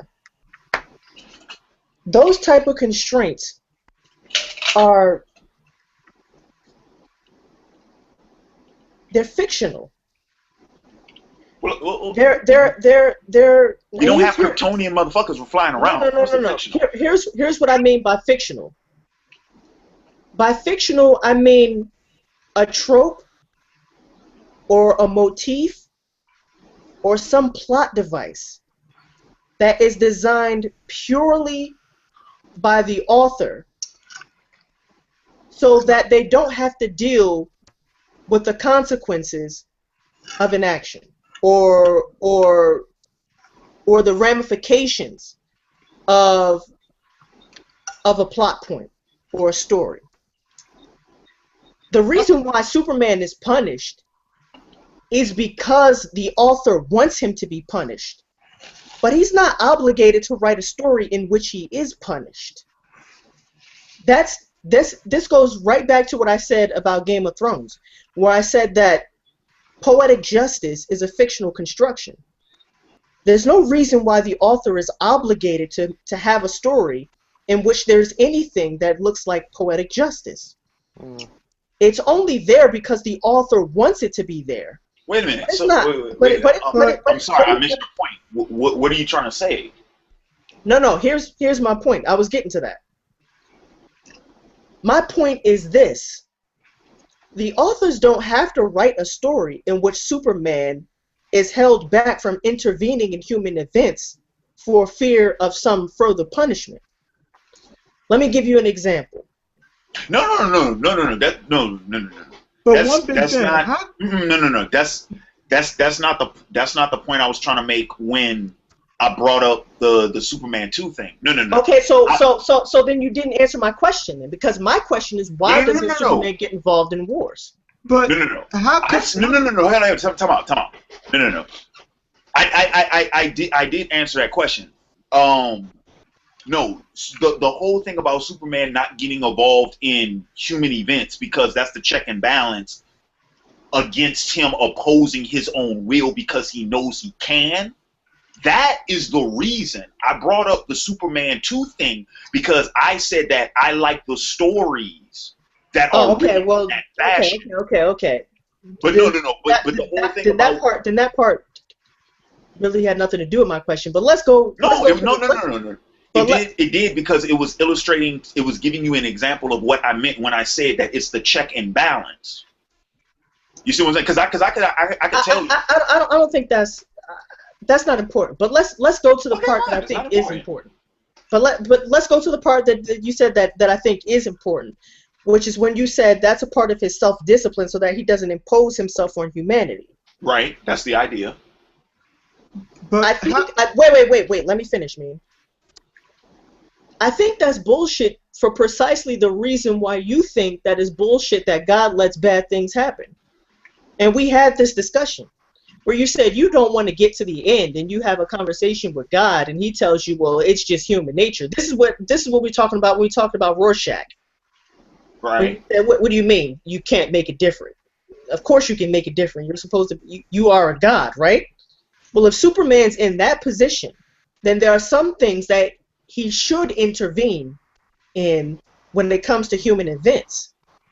Now, let me give you an example of what I mean. Could you imagine a story that's written about Superman, let's say during Rwanda, and Superman says to himself, you know what, I could intervene in Rwanda, but you know what, I'm going to hold myself back because I don't want to impose myself on humanity. That's bullshit. No, it's not. So wait. If you don't think that's bullshit, then essentially what you're saying is that Superman ought not intervene in cases of genocide. Well, to touch on that topic you were saying before. No. Answer that point. I am. But check this out. You were saying that Superman went ahead and did something selfish and saved Lois, and then the ramifications was Zod was released.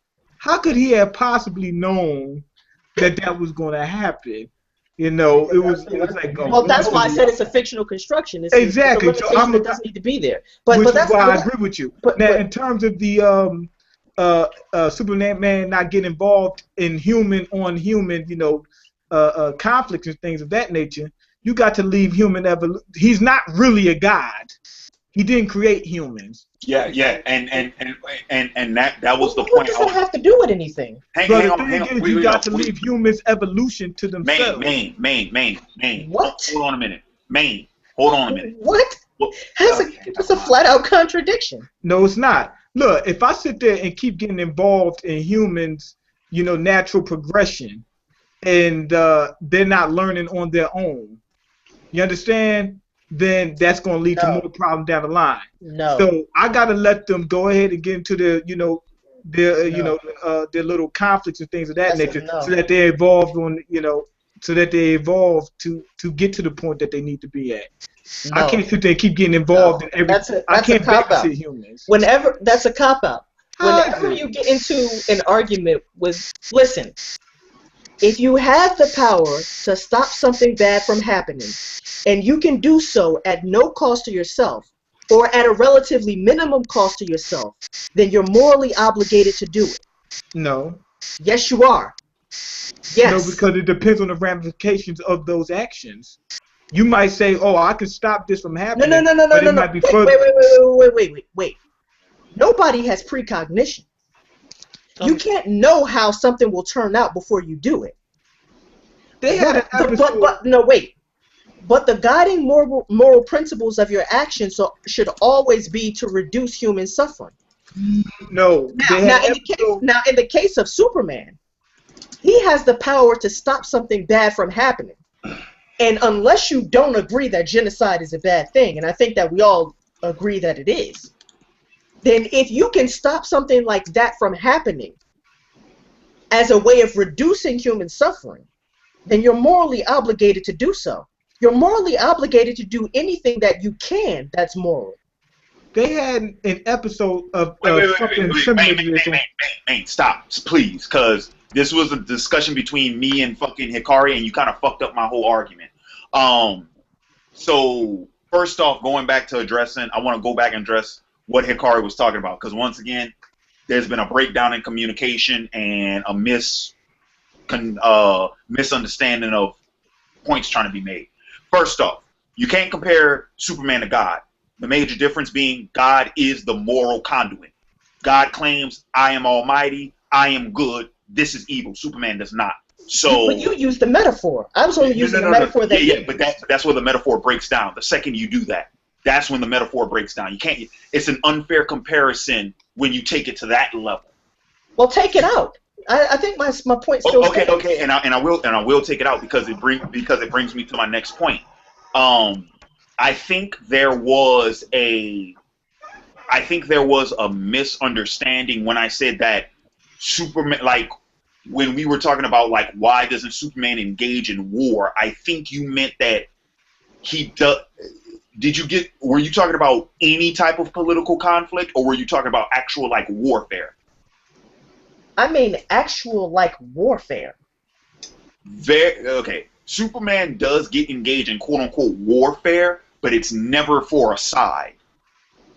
Right. Or from okay. Now that I can understand. Now that makes sense to me. Time out. I can't make that argument because I know for a fact there are fucking comics where he actually did fight along the side. I've read fucking comics where he has engaged in fucking conflicts where it was either to neutralize said conflict, or if he was fighting for a side, it was to remove the supervillain that was fighting for the other side. Case in point, Justice League Season 1 finale. Season 1 finale. So yeah, that's where the misunderstanding came into play. Also, both the war and political intervention thing with Superman and also the whole don't interfere with human events sort of thing, both of those have been done like out of contradictory. Like there are writers who have stayed true to that. There are writers who have completely thrown that out of the fucking window. Everyone's kind of had their ball game with it, if you will. So it's all been done before. Right. They had, and that's why I opened up my statement when I said it is the most consistent thing about him. Okay. Well, the contrary has been done numerous times. I don't understand why they would consistently make it so that he did not intervene that way in human affairs. That doesn't make sense to me. But remember what Maine said though. He said human on human. That's what it's mainly about. And like I said, it's typically when a supervillain is not involved. If it's Lex Luthor trying to commit genocide on other people, no, he'll get involved. But when it's America fighting Iraq, no. He should. But here's the thing: they did an episode in Futurama on this type of subject actually, and it's the one where Bender actually he somewhat became a god. There was life forms living on this little asteroid that hit him while he was in outer space, and they started evolving on him. They became intelligent life. He did everything for them. Every conflict they had, he helped them immediately. And what happened was they started to turn on him. Then he started doing nothing for them. They turned on him again. And then he met the real God, and he told them that you can't do too little and you can't do too much. He said, now if you do the right amount, he said, it seems like you're almost doing nothing at all. And that's the case with Superman. If I get involved in every conflict and I help, humans in every conflict, are they really learning? Because he's not really a god. No. It's kind of like that, and then it's kind of not. A god can sit there and reprogram people's brains so that they think the right way. but he can't do that. They need to evolve on their own. No, but that's not. That's Superman's fate in humanity that keeps him back and allows them to make their own choices. Yeah, that's what it is. It's not like he's not taking that sort of, celestial. Yeah, he can't do that. Babysitter. It's not like that. No, Because he knows humanity thing. That's what I'm saying. That he got to avoid that. He can't be the Messiah for everybody. Otherwise, human will not learn. Oh, we can go to war because we know Superman's going to save us.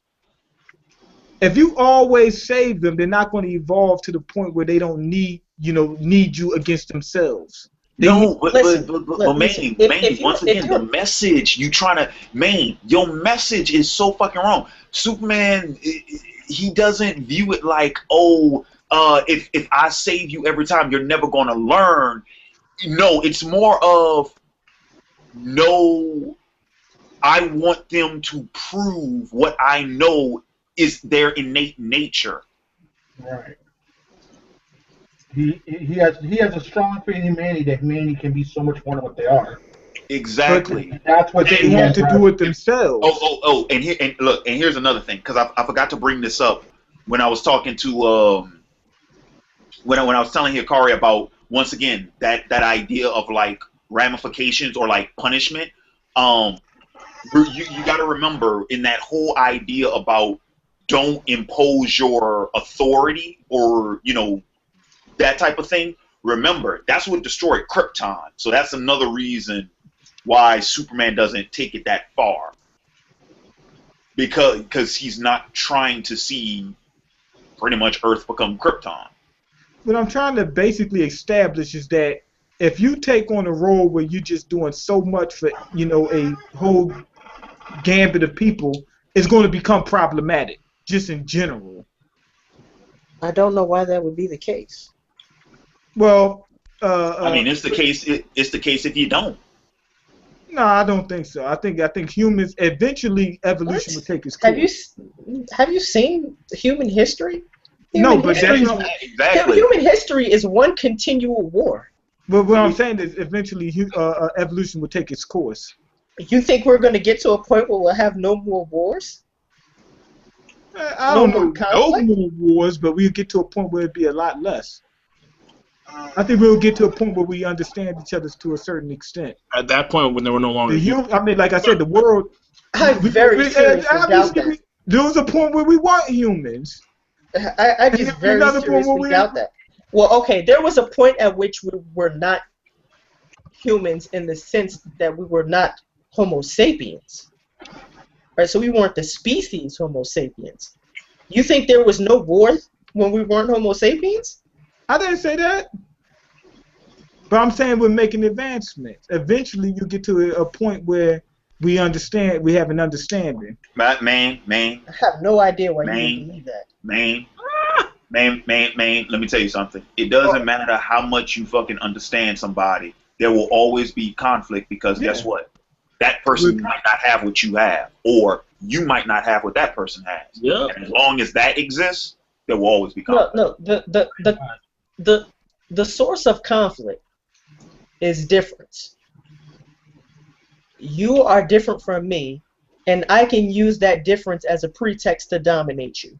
Exactly. Mm-hmm. Whether it That's be the source of conflict. And a lot of times it's based on.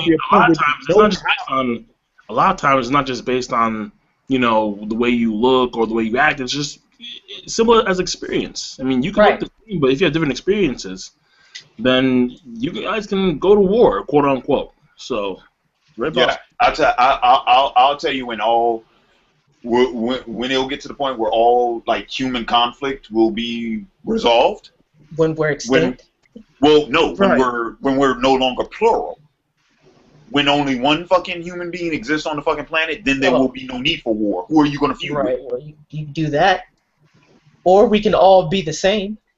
I'm not saying that it's going to get to a point where there's absolutely no conflict. Because even if we're all the same, we're still going to have different experiences. I mean, because we can be the same, but you can experience one thing in your entire life, and I experience something else entirely. We're going to have different mindsets at the end of the damn day. So You want to you want to know something funny though, and I don't know if any of y'all have fucking noticed this shit. I've noticed this shit. Have you noticed that with a lot of these like alien invasion fucking movies, what do those fucking aliens look like? Don't they all look the same? yeah, Yeah. Completely distinguishable from the next. I mean, the only case that I've seen that's different is like AVP, and that's like two different alien species. Species. No, I'm talking about when it's the same alien species. Nah, they all look the fucking same, dude. Like the predators all look the same for the most part. Yeah, but like there's like there's like one leader, kind of. No, but you can't really exactly say that, because if it was let's say they had on a different planet, they had an invasion of humans, right? They're gonna think we all look the same. No, man. I'm not talking about perception. I'm talking about what I literally see when I watch Independence Day. They all look the same. When I watch Aliens, the xenomorphs all look the same. When I watch Predator, the predators all look the same. I'm not talking about perception, my nigga. I'm talking about what these fucking eyes have seen. Right. Oh, and I'm saying that all the writers making that. You're saying that all the alien species that you've seen are all homogenous. Yes. Like there's no difference between the aliens. They all look the same. Yes. Yeah, and what I'm saying is, don't you find that funny? We're the ones that have all the motherfucking differences, but it's all these other alien motherfuckers that they seem to all look the. Dude, I was watching Pacific Rim the other day. All the worker aliens in Pacific Rim, not the kaijus, because remember they purposefully create. They engineer the kaijus. I'm talking about those little motherfuckers. They all look the same. What I'm saying is, all the writers actually tried to make that correlation, that humans will see all these aliens as exactly the same, or do they just sit there and say, man, you know, I'm not talking about the. I'm tired of talking to you, fucking man. You fucking stupid, dude. Fuck. Well, anyway, if a writer is making a story and he sits there and says, whose live stream is this? Uber's. Can I kick, man? You get on my fucking nerves. Look, if a writer's making a story, he's probably gonna sit there and say, you know what, I got to make all the aliens look the same. That way we can differentiate them between. It's funny though. They're like the aliens. You talk about aliens that there's always like they're all look the same and whatnot. That's how they're along. And I think they didn't do that on Star Trek. Remember on Predator? Star Trek, the only alien species in Star Trek that does not have infighting whatsoever is the Borg, because they all look the same. They all think alike because they're all in one hive mind. Like on Predators, like the movie, they showed that there were differences between each one. One was smaller, one was bigger, things of that nature. Fucking same. Or maybe that's just human error, where they just like, fucking, these are our aliens right here, and they just. Dude, honestly, like the Predators look all the fucking same, man. Like there's really like no difference. Whoa. Like there may be like one like leader, but like that's it. Like they just look all the same. I'm saying that. I'm thinking that. Huh? Well, no. What? See. I was trying to make a point of maybe it's just like, oh, the aliens, they're all the same. That's why they don't have infighting like that. And there's only us humans, we fucked up like that. And then I thought about Transformers, and the whole damn argument went out the window. Very true. Very true. Transformers, they're not really all the same. They're kind of like... No, they're not. They're completely different. But it's still infighting. Well, it's not just... That's what I said. That infighting is created by folks. Yeah, because the Decepticons have a completely different outlook, have a completely different shtick than the Autobots. So that's very obvious. Well, my argument is that if they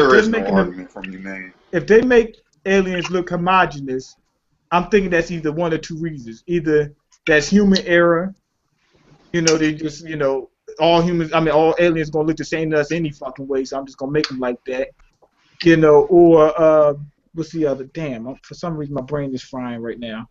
Because it's not there in the first place. Or some reason that shit went out of my head. Oh well. Cheese and crackers, man. Cheese and crackers. Oh man. Cheese and motherfucking crackers.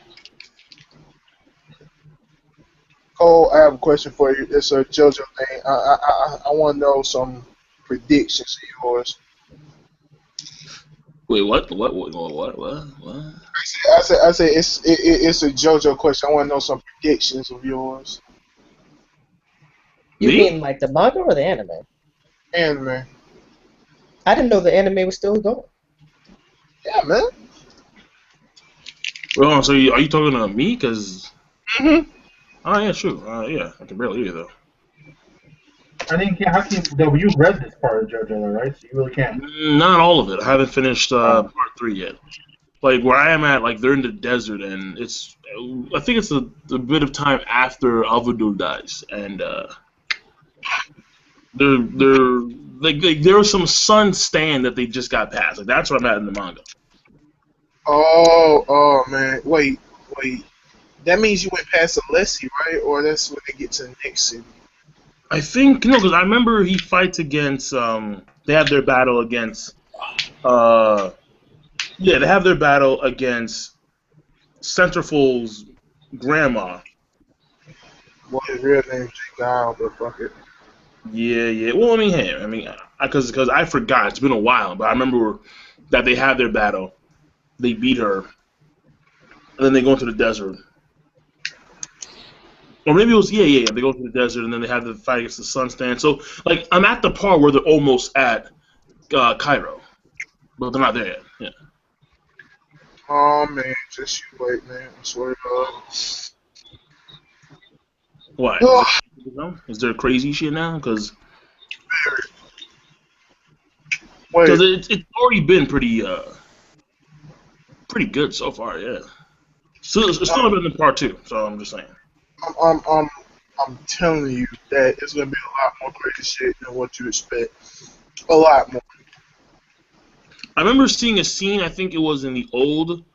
Yeah, I think it was in the older make of part 3 JoJo's, where it was like Dio, like he was sitting in a fucking car, and it was like there was a taxi driver. I think it was a taxi, and he's telling the dude to drive, but there's traffic. So Dio like convinces this dude to like drive on the sidewalk, and he starts to like his charisma is so good where he actually convinces the guy to run over all the people on the sidewalk as he's driving. Nobody's charisma is that good. That actually happens in the manga. Yeah, I remember. Yeah, I was like, yeah. Like in the manga, he didn't he didn't persuade, he threatened him. Exactly, that's what I was about to say. You must mean something else by convince. He was like, fair enough. Because I forgot what he actually did in that clip, but you must have threatened. Yeah. Drive the sidewalk or I'll kill you. Right, and then he just drives over everyone. I'm like, geez, like bodies everywhere, and Dio's just fucking laughing at him. Who the fuck is missing in this call? Oh. Bankai just dropped. Oh. Barkai Zoro. And Zoro left. Oh yeah. Okay. See, ran him out of here with that fucking conversation. Hmm. Hey, I think that was a pretty good conversation. man, Yeah, but you always start shit, Hikari. ain't nothing wrong with a little argument. I didn't start. I don't start shit, man. Oh, wait. For the record, Hikari. Me and you are still cool after fucking last night, cause Ricky was fucking jumping to conclusions last night. I thought. Whoa. Wait, what happened? Okay, remember when you got into it with Bass last night before I did the live stream, and I had to do it without you because we couldn't have you and Bass in the same stream if Bass was blocked from you. Right. And I said I was gonna holler at you later, right? Yeah. Well, we went ahead, we did the fucking stream, and then afterwards, Ricky's like, "Oh man, I think fucking Hikari's pissed because he's not in mainstream." I was just thinking. I was just a thought. That's all I was. Oh no, I wasn't pissed. My thinking is this. Like on one hand, me and you've been cool for a long ass time. On the other hand, Bass has been a part of that small council longer than I've been. So I couldn't really get mad because he takes priority over me in that context. But I will say this: he's a fucking retard, and there's something wrong with that guy. Oh, no. That doesn't matter to me. But I just wanted to fucking make sure we were on it because when Ricky was telling me about it, I was like, but no, he said it was fucking cool. He understood it. I thought he was going straight to mainstream. You said we would see you in mainstream. No, but mainstream was ass last night. That's why I didn't go there. No, but I wasn't mad. I was irritated that I couldn't be a part of the stream. But why you mad though? Because that nigga is insufferable. He's stupid, Larry. Wait, who's Bass? An idiot. That's all you need to know. All you need to know is that Bass is an idiot. Listen, and Larry, you heard me say this. No, Uber. Let me say this. Larry, Uber, let's be fair. Uber, let's be fair because you have unusually high standards, all right? In fact, you say yourself countless times that you think. Okay, let me give you some ideas of how dumb this motherfucker is. Come on, dude. Women are not oppressed in the Middle East. Whoa. And then when I tried to argue the point, he said that I watch Fox News. Whoa. When he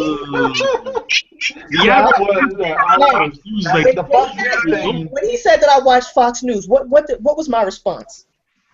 You laughed at him. Exactly. I laughed at that nigga for like 60 seconds straight. Just laughed at him. Was this actually like in the small council? No, this is before. You were all in the hangout, but the stream wasn't live yet. That's crazy, dude. Women aren't oppressed in the Middle East. Wait. Women aren't oppressed in the Middle East. I watch Fox News.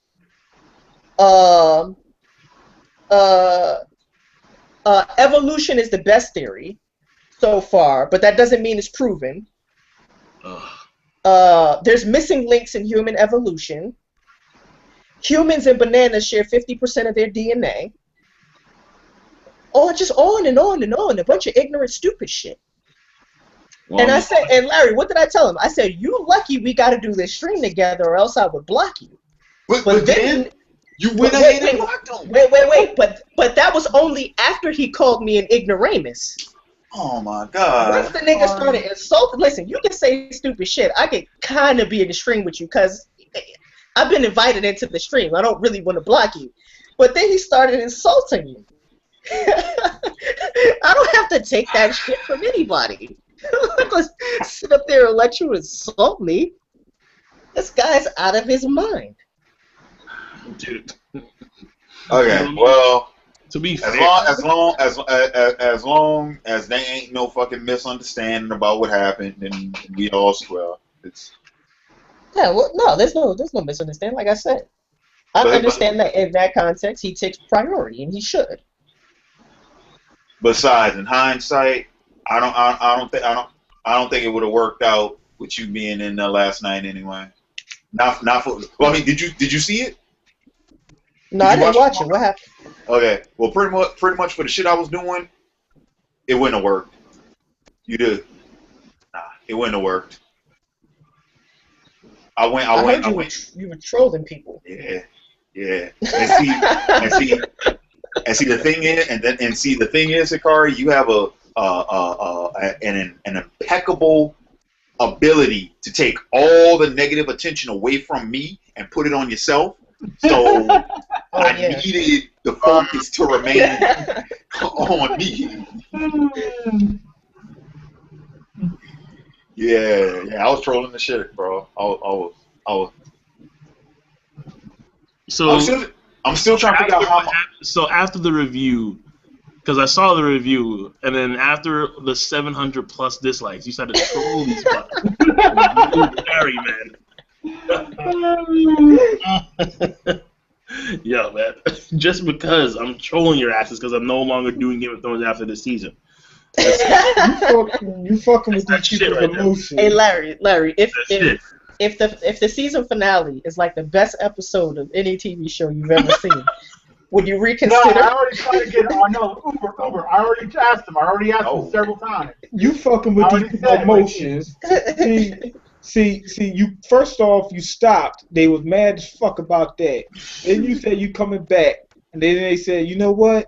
I think he might be coming back just because he trying to get the views, and then you know how dumb people act, you know. And I don't now give you a said fuck that you about hate love. this show and you gonna quit again. They mad as fuck. They probably are, man. I mean, it don't matter. Rick, what I said last night. Tie winning. I'm Tie tired. winning. I'm eating off these niggas. It don't matter. Yo, really? Now you rubbing it in their no, face. Larry, straight up. Wait, so you said that I'm eating off these niggas, so it don't. Oh no. Look what, guess what he said before? He said, No. I love profiting off of people's stupidity. That was like a catchphrase for him for a minute. I could, man, these people hate you, man. I could Yo, he's gonna turn a lot of subs real quick, son. I mean, I cousin. You know what? Though? I was I'm gonna gonna say this. It was hope fun. that the majority of your fan base doesn't see that small council, because if they do, there's gonna be a lot of pissed off people. Because I remember, I think it was in season 2 or was in season 1 of Game of Thrones, where you had forums, you had like legit like websites against your ass, Larry. Season 2. Season 2, Larry. Come, and then now you're the backlash. You already know there's going to be a video coming out exposed. Like a bomb, like a nuclear weapon of mass destruction. You know what though? You know what? If you can say you hate Naruto Uzumaki, I think Larry can survive walking away. From No, him. because there's like a consensus with that. Niggas know the motherfucker sucks, but we're talking about Game of Thrones. Like Game of Thrones is like almost, it's not universal awesome except for Larry, and And you got some hardcore fanboys out there. I think we did a good job last night though, because you know I got Larry trolled. I got to troll Larry. And then I think we actually covered ground as far as how his stance on Game of Thrones and how people need to just stop trying to convince him and move on. yeah, because they're mad but they're sad. Like that's the way it is. Like they're mad because Larry, he's been doing this. He started off like hot, like this is the best shit ever. Then after another year, okay, it was okay. So it's not bad. After another year, fuck this shit. Then I'm coming back. Then the final year, fuck this shit. Came back and said he hated. He just likes fucking people's emotions. That's all. That's what they saying. They're like, playing with my Game of Thrones is like playing with my emotions. You know what's funny about this whole thing though? That a lot of people seem to overlook, but a lot of people immediately fucking noticed out of the way. It's like all these fucking naysaying viewers seem to be like me fucking with my emotions. How the fuck you think I feel? Like if you seriously. Because I remember me and Rick talked about this shit. It's like, you think I enjoy hating this fucking series? Do you honestly think I find pleasure reviewing things reviewing things I do not like or watching things I do not like? You think I like doing that? You know what's interesting, Larry? They will put you in the what's interesting, position. Larry? Oh, go ahead, man. They will put you in the position where you start to feel like you're just performing for these motherfuckers. Then you start feeling like a Justin. I got to do what they say, otherwise they will turn on me. Oh no, man! I never was like that. I know, but I'm saying that's what they would do. So you shouldn't feel bad about what you're doing. I don't feel bad about nothing I'm fucking doing. Are you crazy? I just went on fucking a live stream last night and said I was tired winning. I had my sunglasses on the whole stream. Ty winning. Wow. Larry? Your experience with dropping Game of Thrones is completely different from my experiences dropping a series. Like when Legend of Korra was over and I said that shit was trash, I didn't even watch it again. I just didn't do it. And when people said, well, I only subscribe to your channel because you're allergic to Korra. Okay, motherfucker, well then I guess you won't be here no more. The same thing happened with Walking Dead. Once I got to that point where I said Walking Dead is trash, I dropped that shit and never mentioned it again. I don't even watch the series anymore. Okay. Yeah. But it's an interesting difference because I'm leaving, and I'm coming back. Now I hate it. Just drop this shit. Just drop it. But Hikaru, we've been through this. And I told you the same thing last time. No. We've been through this. It's like I didn't like the show no more, and I did drop it. But when motherfuckers start hitting you up, offering you money to fucking review it again. Well, see, yeah, that's. Shit. Seriously? The What? truth is out. Yeah, dude, you didn't know Out of that? the bag. Wait, hold on. He's Like not actual, like, Wait, hold up, Rick. 10 grand a month. no. I'm asking, like, I want to know, are we talking about, like, because I know that you had your channel one time on, like, a news or something related to the Game of Thrones where the actual publishers or, like, the creators, they linked your video. There you go. So, There you go. all right, let me see this. So Uber, I mean, you wouldn't if someone paid you, would you go back to Walking Dead? Yeah. If the money I guess it would It's the money, depend on how much they paid me. Yeah, because I'm gonna say, like, if that was all, like, I would have been like, I mean, can we, triple that at least? Like, can we, can we? check this out. You go to a job that you fucking hate to get minimum wage. This is So true, what's the but big deal of what's the big deal of reviewing a show you don't like? But Like, it feels like what's every also month- different is I didn't hate Legend of Korra. I didn't hate Walking Dead. I disliked the shows quite a bit actually, but I didn't get to the level where Larry Hey, was at. guess what? The same thing happened in the second season. It started off good, and you get all the way up to like the final 2 or 3 episodes, and it just went to shit. Dude, fuck it. So yeah, King of Lightning, to answer your question, yeah, when you get an email about that, kind of changes your fucking perspective. No, you're good. You said, I don't know if I can leave that shit on the table. Nah, he's good. I can't believe that shit sitting there. Shit, man, I wish I got that. I wish I got shot. I'd be like, oh, okay, wait. Yeah, It's either that or I start whipping the yam. Yeah, but the thing is, it's like it becomes a job. People keep saying, you're supposed to love this and stuff like that. Okay, we do. We've been here for so long. Everybody that's here right now has been on YouTube at least 3 years. Yeah. So, I've been for 2. oh, only 2? Yeah, I've only been actually uploading consistently for 2. Cole, if somebody said, listen, we'll pay you to start reviewing Fairy Tail again, would you do it?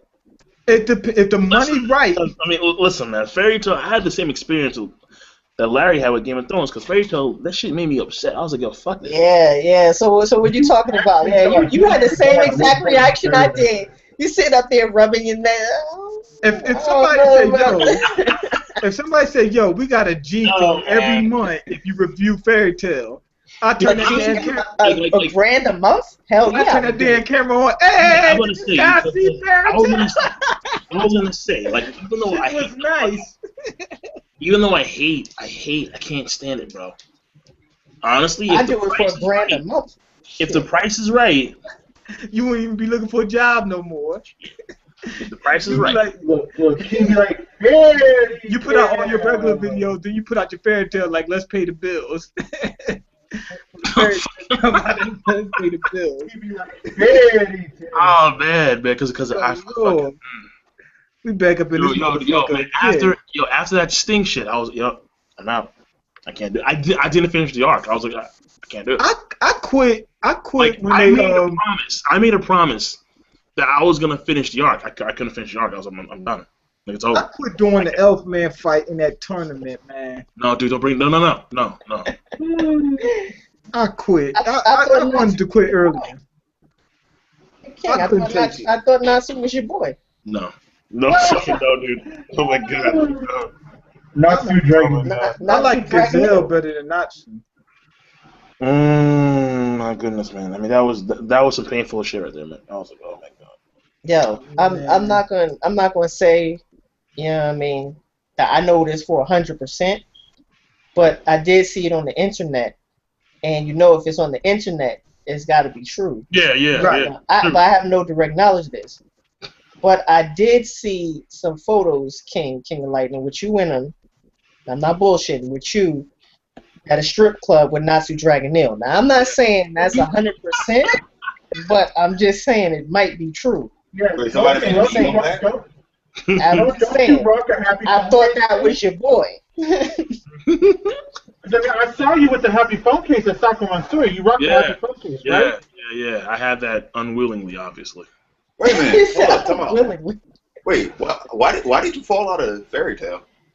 Because it was ass. Oh my God. Well, yeah, we know that, but I mean, but you were a fan of Fairy Tail longer than I was. Yeah, I mean, I was, but dude, listen, I mean, we're talking about 3 to 4 consecutive bad arcs, really bad arcs. Nah. And Right. I got out of that shit with the little tournament thing on the island. I was with Fairy Tail since the Wait, beginning. hold on. The breaking point the for giant Cole tree, right? was when Urza. So what? The one with the Chenojima, the giant tree in the middle, right? Oh, I don't fucking know. I just remember they were on the island because they were supposed to be fighting each other for the little like guild test or whatever. Yeah, that one. And then this group came and attacked them. The end of the arc is other shit. Yeah. Not only is the end of the arc other shit, but the following 2 arcs are disgusting. Okay, I mean, absolutely atrocious. I've never been so mad Damn, about pointless fucking time skips.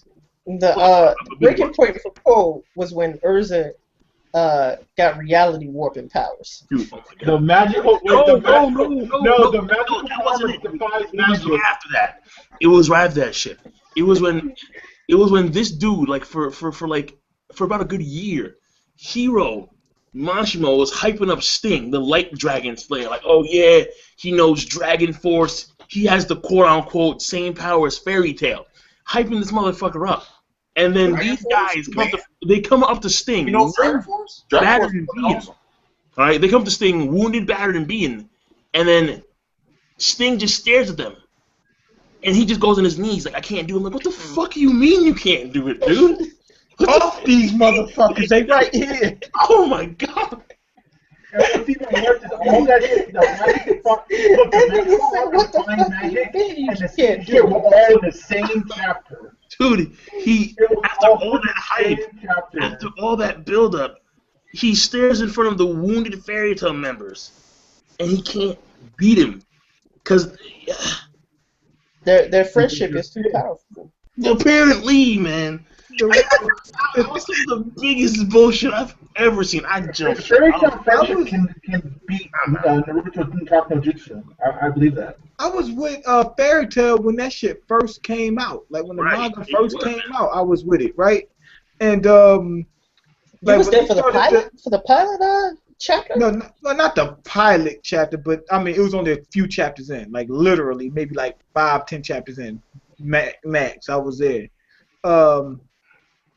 and they got to the Fairy Island arc, whatever. And it started off, I was well invested in it when it first started off. And then it just out of the blue went to shit. I mean, absolute shit. And then it had more hype. And I said, oh, well, finally we at the dragons. Then they fucked that up. Then we got a time skip. Okay, maybe they can change it around. Then they fucked that up. It was like everything kept going like this. They fucked up the dragons. How did they fuck up the dragons?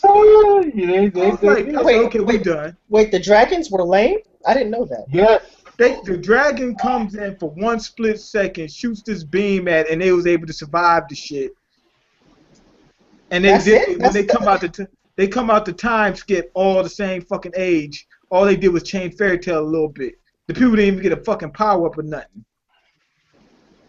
You know who has some tight ass dragons? Wait, hold up. Tell me how these niggas spend 7 years. There's a 7-year time jump. These dudes stay in the barrier for 7 years. They get out. All the dudes that they've been with, they've been training for 7 years straight. So all the guilds have surpassed them. And they get a magic power up from Ultier, and they're now back. They're 3 times as strong. I'm like, where was the fucking training? Where was the hard working effort? No, I'm gonna put this magic seal in your bodies to open your second hidden container in your fucking body somewhere, and I'm gonna give you power ups. You guys, And the reason why they had to do that was stupid as fuck too. The reason why they had to do that was stupid as hell.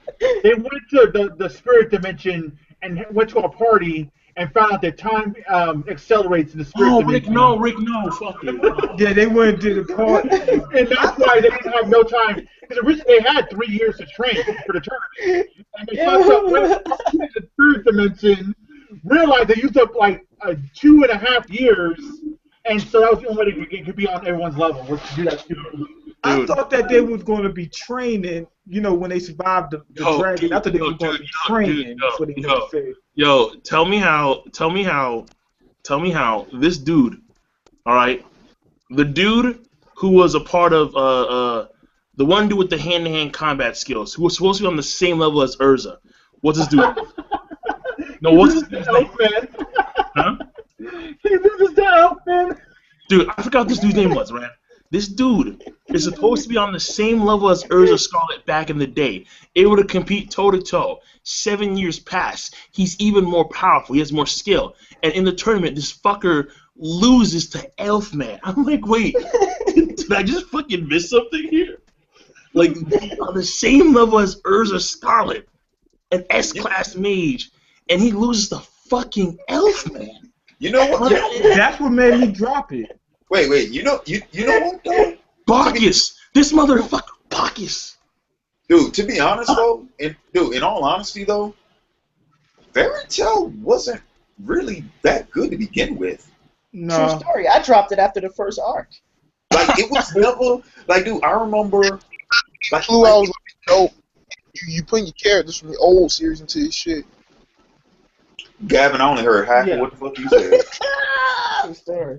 Yeah, he uses a lot of throwbacks from Rave Master, a lot of character designs and terms and whatnot.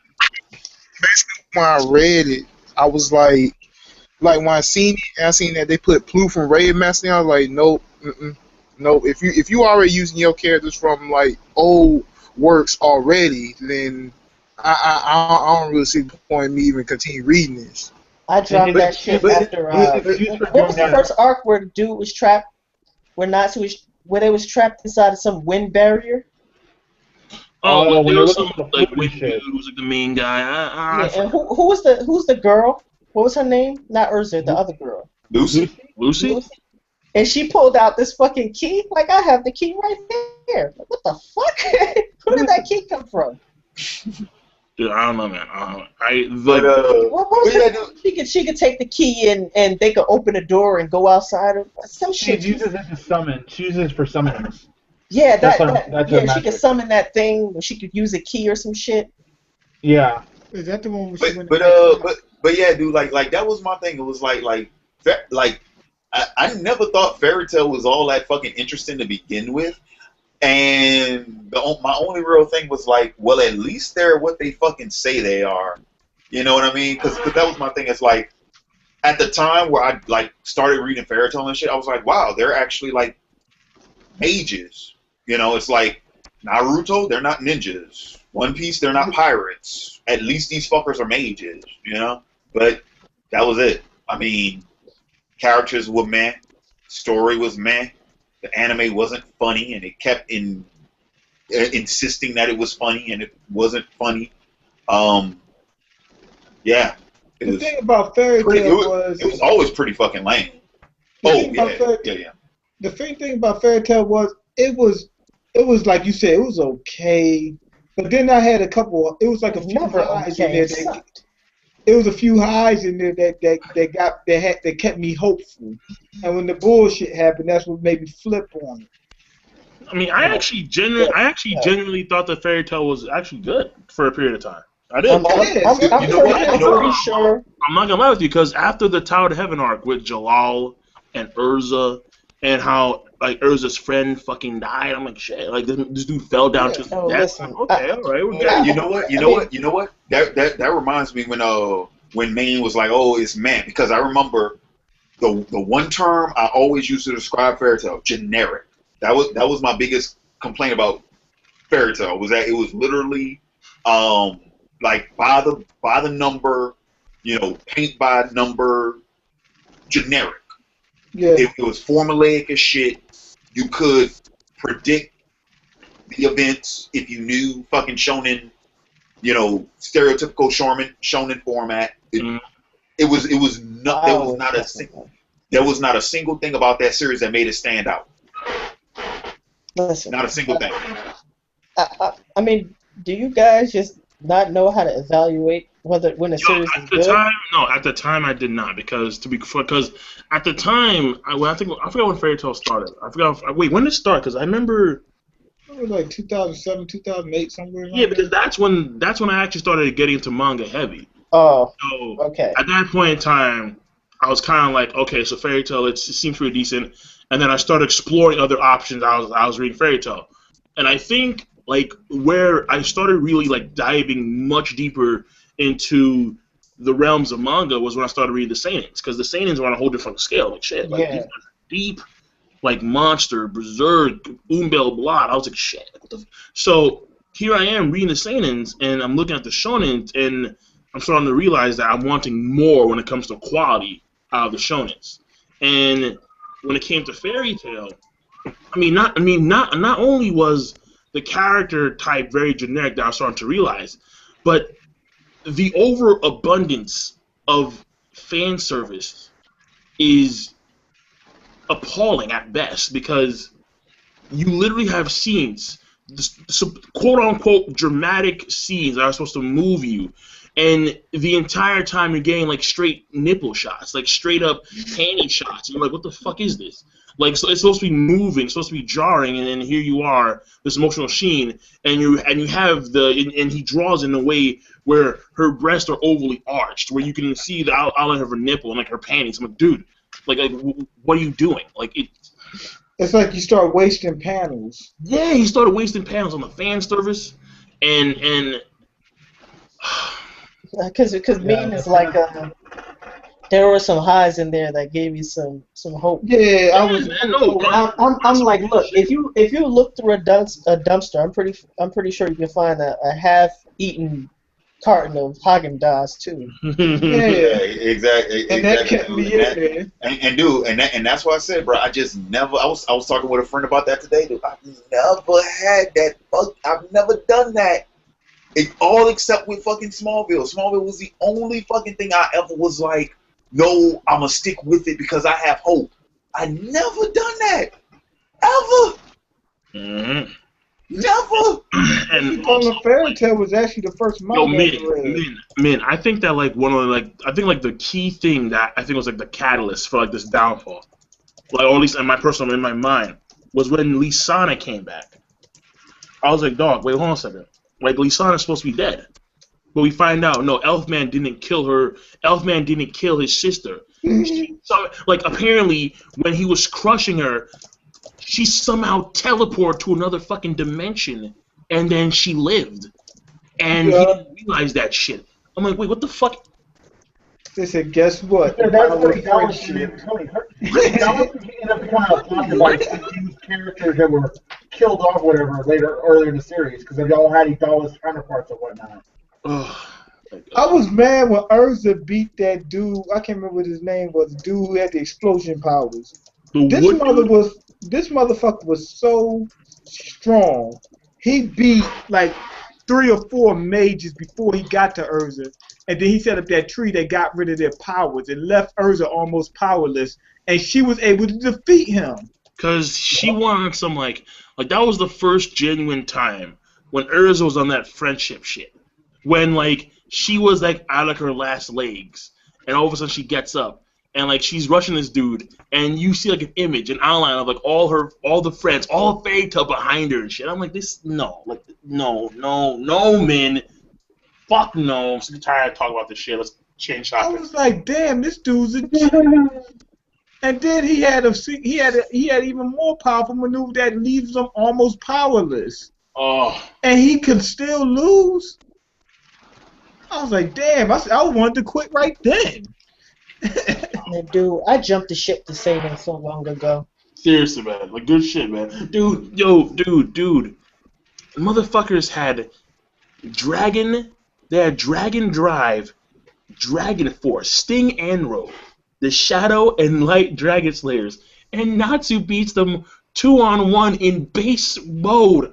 I'm like, And they both had K. You know what's funny? Did the nigga just change the conversation? And he brought up another topic with the fairy tale. Stop. All right, fine. Yeah, because them dragon forces got them. That's why. My only question is that still going? Yeah. The fairy tale? Yeah, I think it's still ongoing, but it's in the top 10 in Japan. You see Ignir It with is? Not anymore. No, not anymore. Not anymore. It got a top 10. In fact, it's not even top 20 anymore. I think. Actually, I don't know. you see They said Fairy Tail's still going. They saying like the current good. They were. Yeah, No, what the fuck is wrong with your mic, yeah, dude? seriously, Gavin. Like, you're not throwing me off for a loop too. So, but that you see Ignir went to One Piece and then got killed. He got out of Fairy Tail. yo, I thought she was funny though. Now, hang on a minute. Okay. Now, hang on a minute. Reborn is over, right? Yeah, Hitman Reborn is over now. That That's ending from was Jason's trash. favorite series. Rami Yaku Joten, that nigga cried a river. Dude, yo, cause honestly, that's one of the worst endings I've ever seen in my entire life. Oh, shit, man. I'm talking about the manga. I knew the anime. Yeah, No, the manga, the manga's ended. The manga's done, and it had a pretty bad ending. Like, the last chapter was like, whoa. Like, the Reborn fans were not too happy at all. Well, I was never a Reborn fan. Like, I watched the first episode and I dropped that shit immediately. I was like, talking baby, this shit's fucking stupid. Oh man. I was like, this shit's fucking stupid. Also, He's not a baby. He's a Vongolian. He's a talking baby. I was like, this shit's fucking stupid. And don't try to hit me with no hypocritical shit. Well, what about Koenma in fucking Yu Yu Hakusho? It's like Koenma. That was the whole, like, no, he wasn't trying to be no badass and be a baby at the same fucking time. Like, he wasn't killing niggas and he was a baby. Like, Koenma being a fucking baby, that was kind of the whole point. That was the joke. That he was in charge and he was a little kid sucking on that fucking pacifier. But he was a kid. No, but he wasn't a baby. He was a toddler, wasn't he? But he was. Yeah, he was a toddler. Exactly. Even though he was old, like for his whatever species he was, he still was a kid. No, he wasn't. No. Hold on. I'm making a fucking counter argument when no one has made the counter argument, but I know there's like 153 motherfuckers watching this stream, so someone in the comments is gonna make this fucking counter argument. So I'm just going ahead and preambling this shit. You know what I'm saying? Preemptive strike. But no, Koenma was never a baby to begin with. That was just a form that he chose. Yeah. Remember? Because the nigga was a grown ass man. No, he was never a fucking kid, man. You fucking idiot. Because the dude Min during the chapter Black, killed.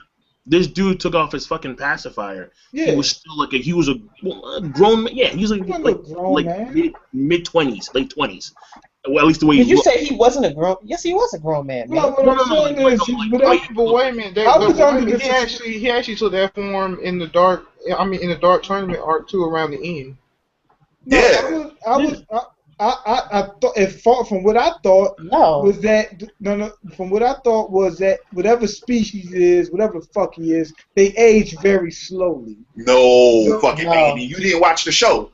He was 700 years old when the show started. I know. Man, you didn't watch the show. 700 years to them is different. Main didn't watch. Okay, never mind. Those purposefully. Main didn't watch the show. Cause all that shit is explained in the fucking show. He didn't watch it.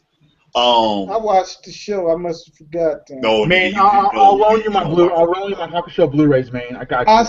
You better download that nigga the Blu-rays. Better tell him to pirate that shit.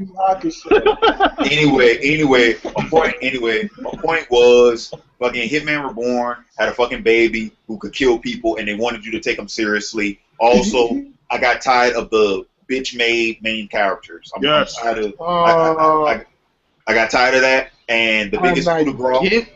I ain't getting into this shit right now. I got tired of the bitch made main characters, and then the coup de fucking grace. How the hell you gonna have half Italian, half Japanese character be the head of a mafia family? That would never happen in real life. In real life, you have to be 100% Sicilian, not Italian, Sicilian, just to be in the family, let alone be a boss. And Goodfellas taught me that. Yeah, Goodfellas. They said we got a man on the inside. The dude got knocked off. and here's my thing. You can't even for a second try to make the counter argument of, oh, well, they wanted to include Japanese culture. I say, if they wanted to include Japanese culture, pick the fucking Yakuza. Because guess what? Y'all Japanese motherfucking people actually have one of the most iconic criminal organizations ever invented. You have your own fucking culture centered around Yakuza. So what if your motherfucking material it has nothing but it? What the fuck you think we do over here in the States? You think we trying to make a whole bunch of Yakuza fucking American-made films? No, we going with fucking mobsters, gangsters, because that's what's fucking authentic to us. Write what you know, because clearly the nigga didn't have a fucking clue. It was a woman. Yeah, it was a chick. She didn't have a fucking clue. But I mean, because I think she's doing something else, but I'm not too sure about that. But who knows? Jochin, I think it was just a one shot. Jochin showed me it or linked it to me a while back. It's something to do with dreams or something. Oh, yeah, nice. Yeah. There's only one bitchy main character that I actually like really think is awesome. All right, and that's fucking Kira Yamato, man. Cole, no, sit the fuck down, Gavin. Sit the fuck No. It's from some whack ass Gundam series. You don't need to know about it. Oh, you said Kira from Gundam Seed. Yeah, Gundam Seed. Yeah, you said that shit way too fucking fast. I thought it was one whole fucking word, Kira Yamato. Yeah, oh no. Well, see, here's the thing. I to this day, I still haven't finished Gundam Seed. So I will say that where I ended, which was pretty much Earth. Like when they got to Earth, when they fought the what do they call them? The desert, the sand. Oh, that's where you are. Yeah, that's where I stopped. The Habitat guy where he was in like that little mobile suit that was kind of the shape of an animal. Mm-hmm. Yeah. When pretty much when they got to Earth, their first big conflict on Earth. Right. That was it. So I haven't seen the whole fucking series, but I would say up to that point, I did like Kira. I liked Kira a lot. Yeah, man. The only Gundam series I've seen is G Gundam and Gundam Wing. But I want to watch the other ones. I need to watch Gundam Unicorn. I need to do that shit, man. Is that even? I was actually meaning to ask Uber, like, what order do I watch the original Gundam series? Because isn't that like a separate timeline or something? The original Mobile Suit. It's just the original Mobile Suit Gundam. It's pretty much the UC timeline. Hold on, I got it all written down for you, my nigga. Seriously? You know, put it in the description. Put it in the. Whatever happened to? Well, no, mind. No, that's not the same thing. Uh-huh. I was about to say, it was like, whatever happened to? I'm not going to do your research for you. I want you to look this shit up on your own. I have an ology. It's Gundam. Uber is one of the Gundam experts, and I want to get more into Gundam because I've only seen 2 series. I did like those series. I don't watch the original Gundam. Hikaru, like, you won't get this work. You're like, you won't get this work. What kind of bothers me is everybody, Ricky, anytime they see a character, they always got to be a badass character. So why? Wait, whoa. What the fuck did you just say? It's Mobile Suit Gundam, Infamous Igloo. Then it's Mobile Suit Gundam, that's the original series. And then it's 3 animated films, but you don't really need to watch those. Then Mobile Suit Gundam, 8th MS Team. Then Mobile Suit Gundam 0080, War in the Pocket. Then it's Mobile Suit Gundam 0083, that's Stardust Memory.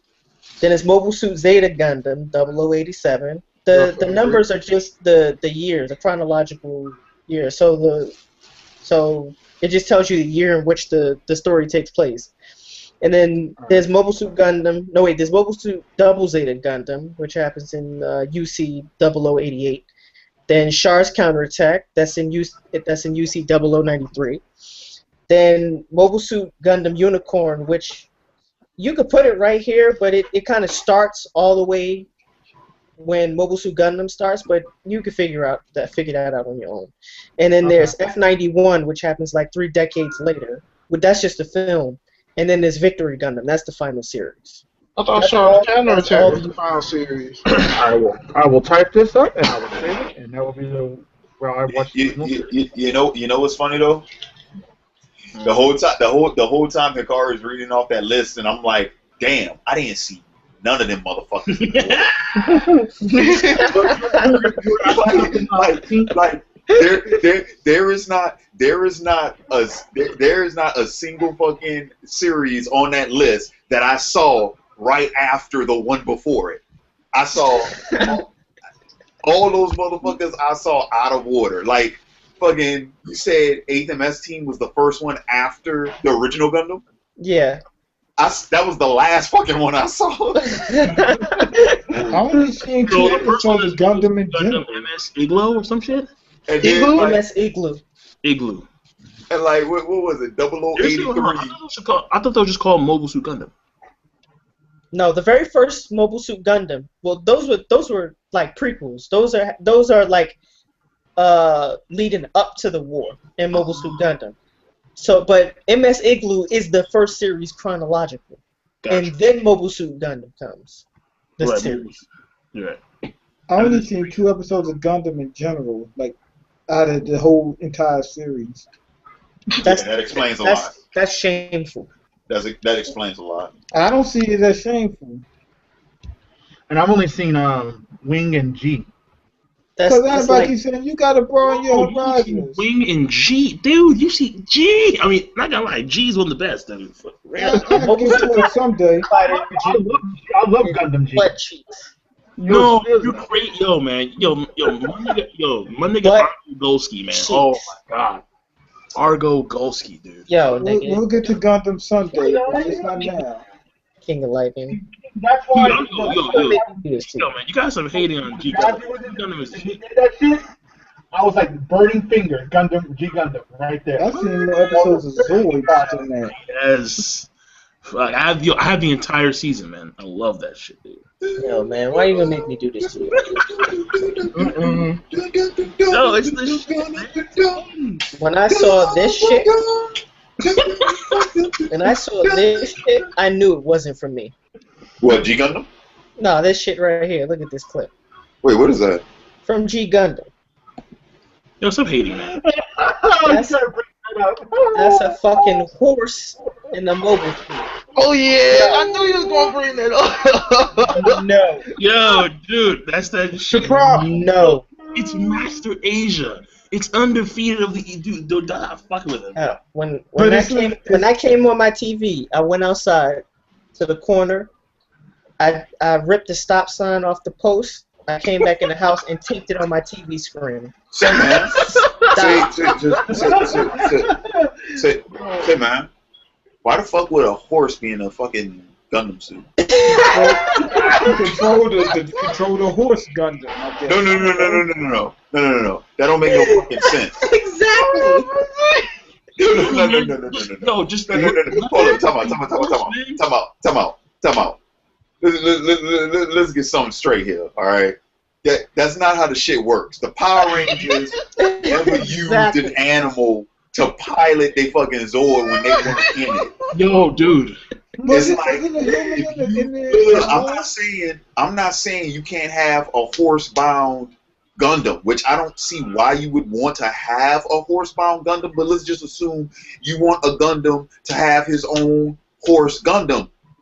You are the pilot. The last thing you want is for a completely non-sentient fucking being to be piloting the thing that you are on top of. He's well trained, man. Fucking But if I mean, do they really helping? If you're riding a mount, right? You're a Gundam and you got a horse mount. Couldn't it just be fully automated? That's what I'm. What? No, it's not supposed to be fully automated. It's supposed to do what the fuck you say do. When you say left foot, it goes left foot. When you say right foot, it goes right foot. I'm talking about the Gundam. The regular Gundam suit is tied to you, where you make it do whatever you want it to. No, But it's not tied to you. It's not like a fucking Digimon. It's not like Omnimon, nigga. That's only in some. They're not bonded. A Gundam is a machine that you get in and you pilot. Right. It's like strapped to you, ain't it? No. That's only G Gundam. That's only in G Gundam. Okay. Mean. In Gundam Wing, you got only No, because G Gundam is different. G Gundam, like the membrane is connected with the actual outer body of the Gundam itself. That's why you don't need any controls. You stand there in the middle of the Gundam, and it does what you do inside the damn thing. Okay, yeah, that's what I was talking about. It's Master Asia. Like who? It's Master fucking Asia. Like, are we gonna argue the horse? No, don't argue the horse. The horse is epic. It's awesome. But here's the thing. Don't argue the horse. The horse is awesome. Please, somebody.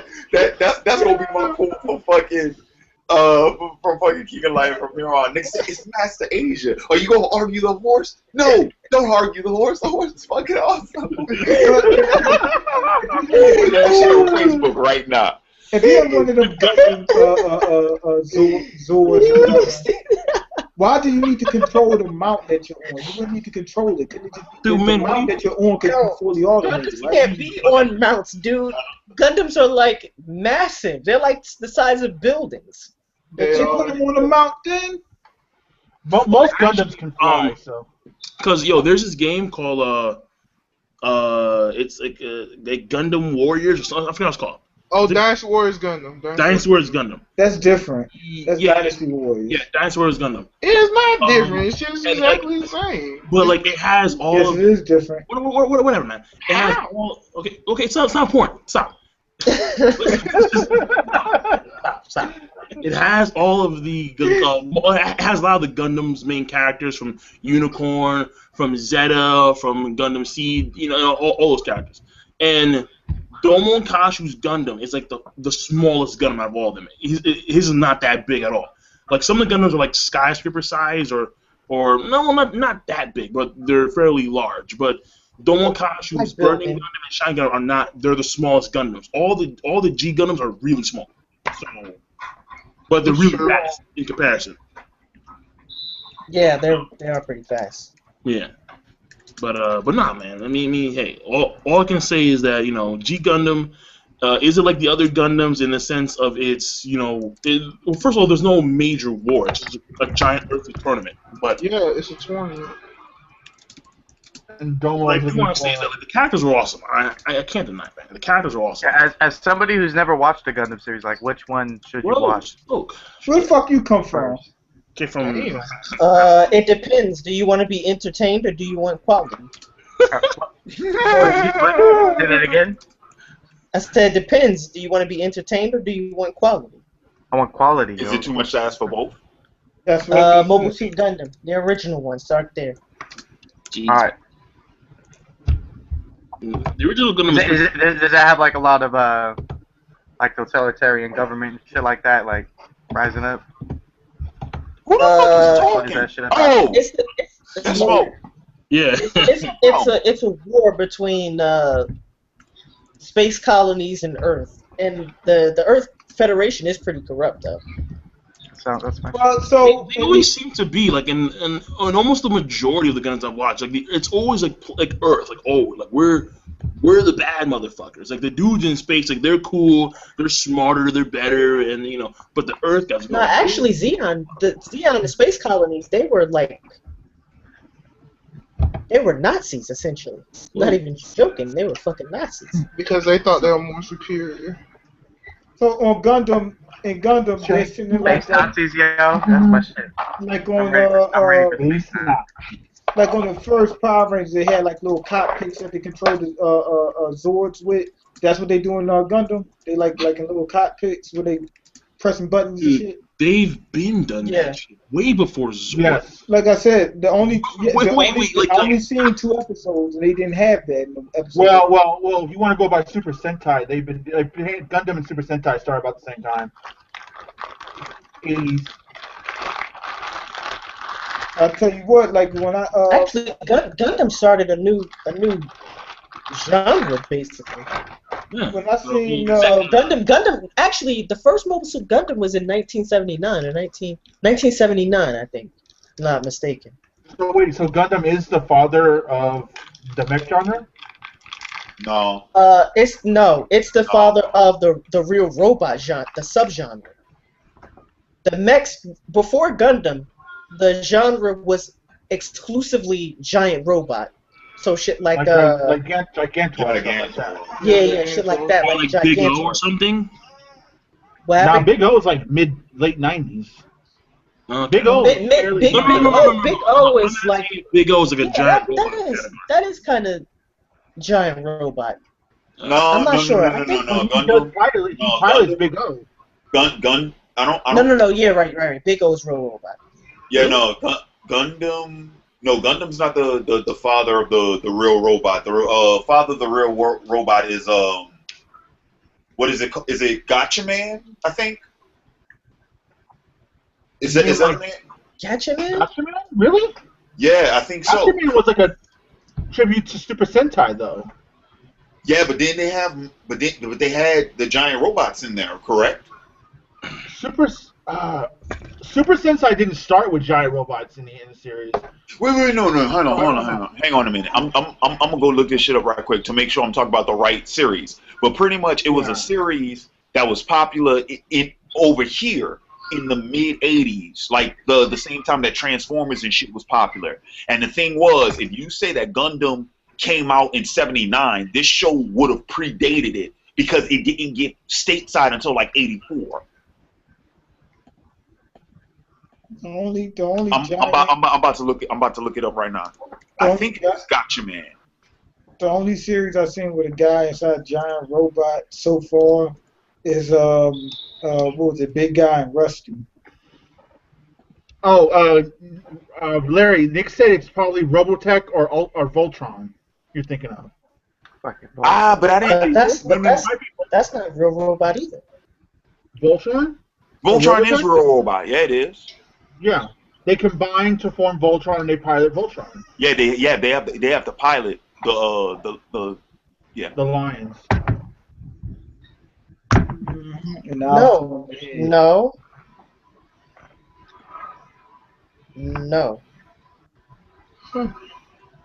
The real robot genre is about people, not the giant robots like Voltron.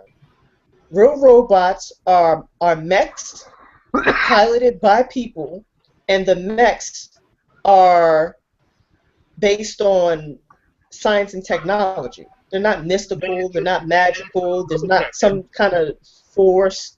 It's advancements in robotics that lead to the mechs. Then what? I see what you're saying. And okay, I was right about like Gatchaman because it does predate Gundam, but I do not believe those were the fucking robots I was thinking of. I think that was another series I was thinking of with the giant robots. Like Mazinger Z, that's a super robot, giant robot.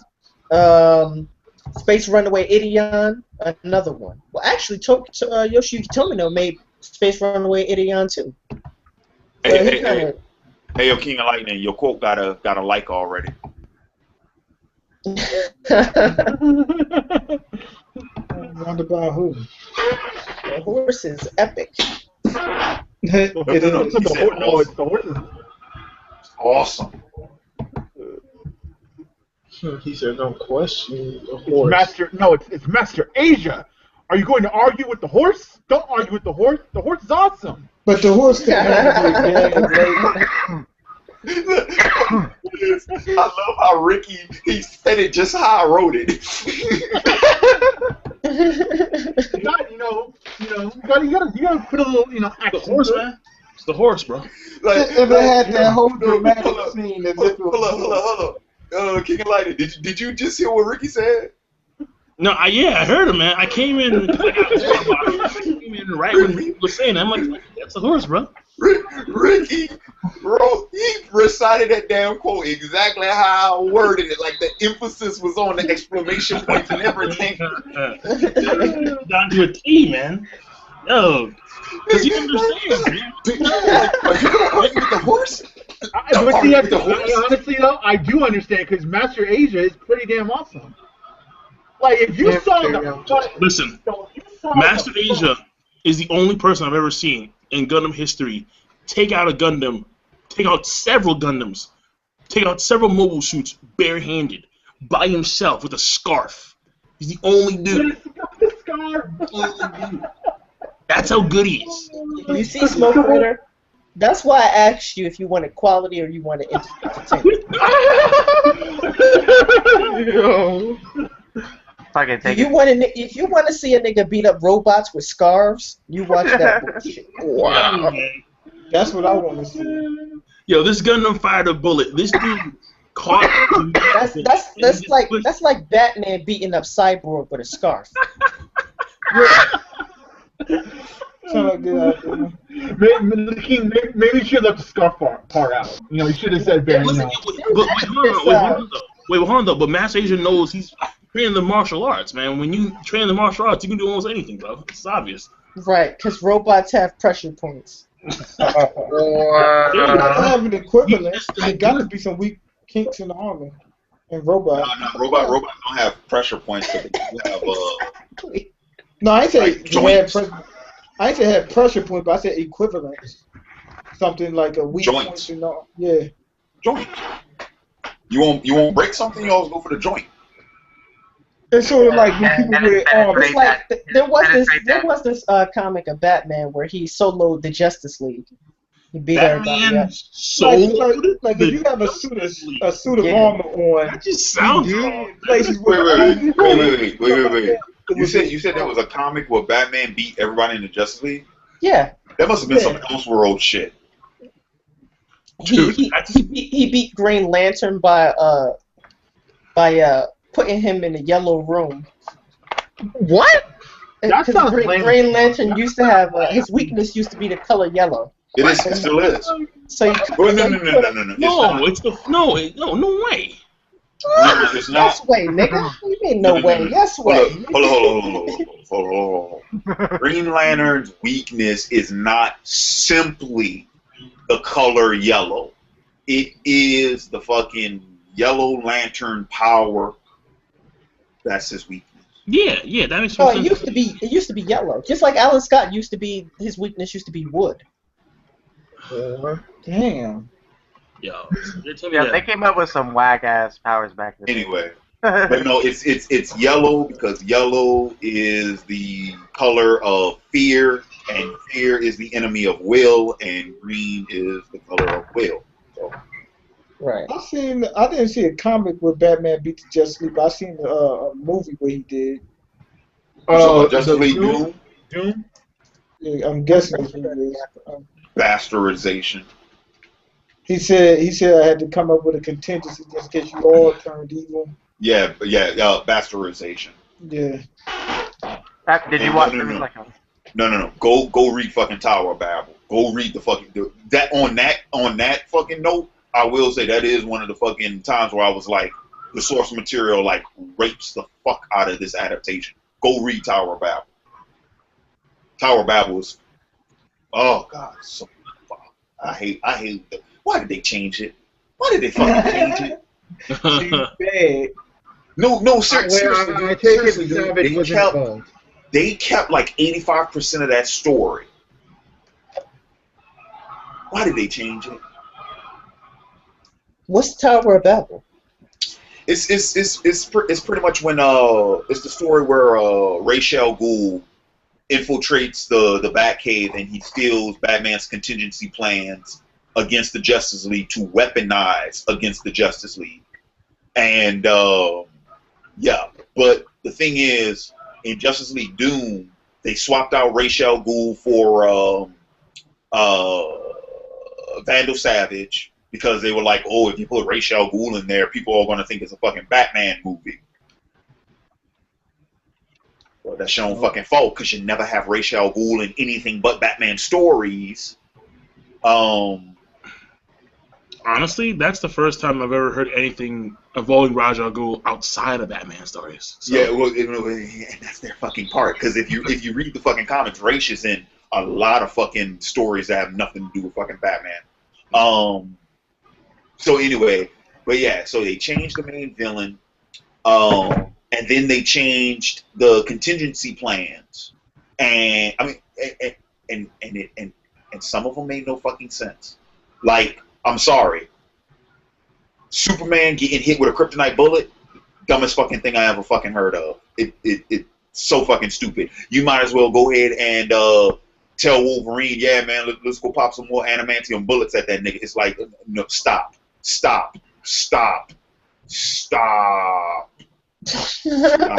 thought the Wonder Woman one was stupid too. Oh boy, holy fucking shit. Yeah, I didn't like the Wonder Woman was stupid. The reason why the Superman one pissed me off the most is because it was the laziest, and his contingency plan in the source material was so fucking ingenious. Like, I'm actually pissed off that I never would have thought of anything like that. Pretty much what Batman did was he created this fucking material that this substance that turned Superman's skin translucent. Here's the thing. Everyone knows where Superman gets his power from, right? Mm-hmm. Yeah. The sun. The sun. Well, here's the thing. Just like humans do, our skin acts as a natural filter against sunlight. Superman's skin does the exact same thing, and it's what keeps his fucking power in check. It's what regulates it. So what do you think happens when you take away the only thing that regulates Superman's power? He goes berserk. No, he goes into system. He goes into system overload. He shuts down because he is getting too much power too fucking fast. He literally overloads his circuits, just like you do with an electrical circuit. You put too much power in it, the flip switch, the fucking breaker switches, and that's exactly what fucking happened. So this dude just shut down. Mm-hmm. That's pretty good. That's pretty good. No, that's fucking genius. And they took that all out for a kryptonite bullet. Yeah, man. Simplicity as well, you know, a lot of Americans don't know what translucent means, so you know they don't understand that. We understand guns and bullets, though. Who doesn't know what translucent? Yeah, man, so how did Superman come back from that? Like how? Because maybe that's why. Maybe they just didn't with it. Oh my goodness! Oh, dude, this is fucking awesome! Holy fucking hell! I might put this as my profile pic. What, you saw the meme that Nick linked? Yeah, you saw that shit? Yeah. Oh my god, this is fucking epic. What, on your Facebook post? Yeah, did you see it on my Facebook? Wow, I'm eating off these niggas. It doesn't matter. Dude. It don't matter. Ah, man. They put his head on Joffrey, of all people. Oh, man. They see you as pure evil. Check. The example of what not to be. That's what they see you as. Yo. The example of how to turn most of your subs against you. Yup. Yo, dude, who did you G-check, Rick? Me? Oh, because that's the reason why they put my face on the G-check memes is because Zeldin made the original G-check meme with my face. Because it was screen cap. So I'm the face of the G-check meme. Yes, you are. You know what? You know what's fucking funny though? What fucking picture did they use for that meme? I don't even know what fucking picture that is. Don't underestimate the power of the J room. There are people in that group that know how to just. King knows. King already knows. They'll do something, man. Dude, they know how to go into a 4-hour live stream and find the exact frame. Yes, they do. Yes, they Oh yeah, they do. uncover somebody's identity. Oh, so wait a minute. That might have been a screen capture picture. Yeah, man. Yeah. That had to be a screen cap. That's like It's not a perfect picture. screen cap. Oh. They some screen capping masters. Yeah. They keep their hand on that button. They sure do. They watching this right now, waiting for that right screen cap to capture. They're waiting for someone to get destroyed. Yeah. Capture their face. Like, I got it. I did find a picture though. I thought would have been much more fucking appropriate. This one right here. I don't know if you can see the link. Holy shit! I'm eating off these niggas. It don't matter. Right there. Like that smile just bleeds. I'm better than you.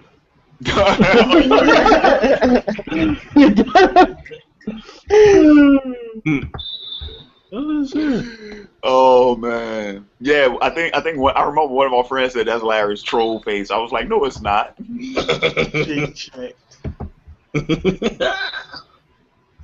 Oh, that's good. That's good. Oh man. But no, that meme fucking funny. Man, you saving that shit for life, man. Like, yeah, that's my shit. Oh, hang on a minute. That had to be an old ass fucking screen capture. Cause yep, that's my old pair of glasses and my dreads are so fucking short. Dude, So someone saved it or something? Well, who knows? They got it. It's like they sit on it. yeah, they sit on it for years. And then, I can use this now. Fuck yeah. Oh fuck. Where's that whistling coming from? Like, who's watching that? I don't know. Someone's watching football or basketball. Somebody's at a basketball game. Yeah. Now I must start. Speaking of what time the game come on tomorrow? 8 o'clock? I think 9.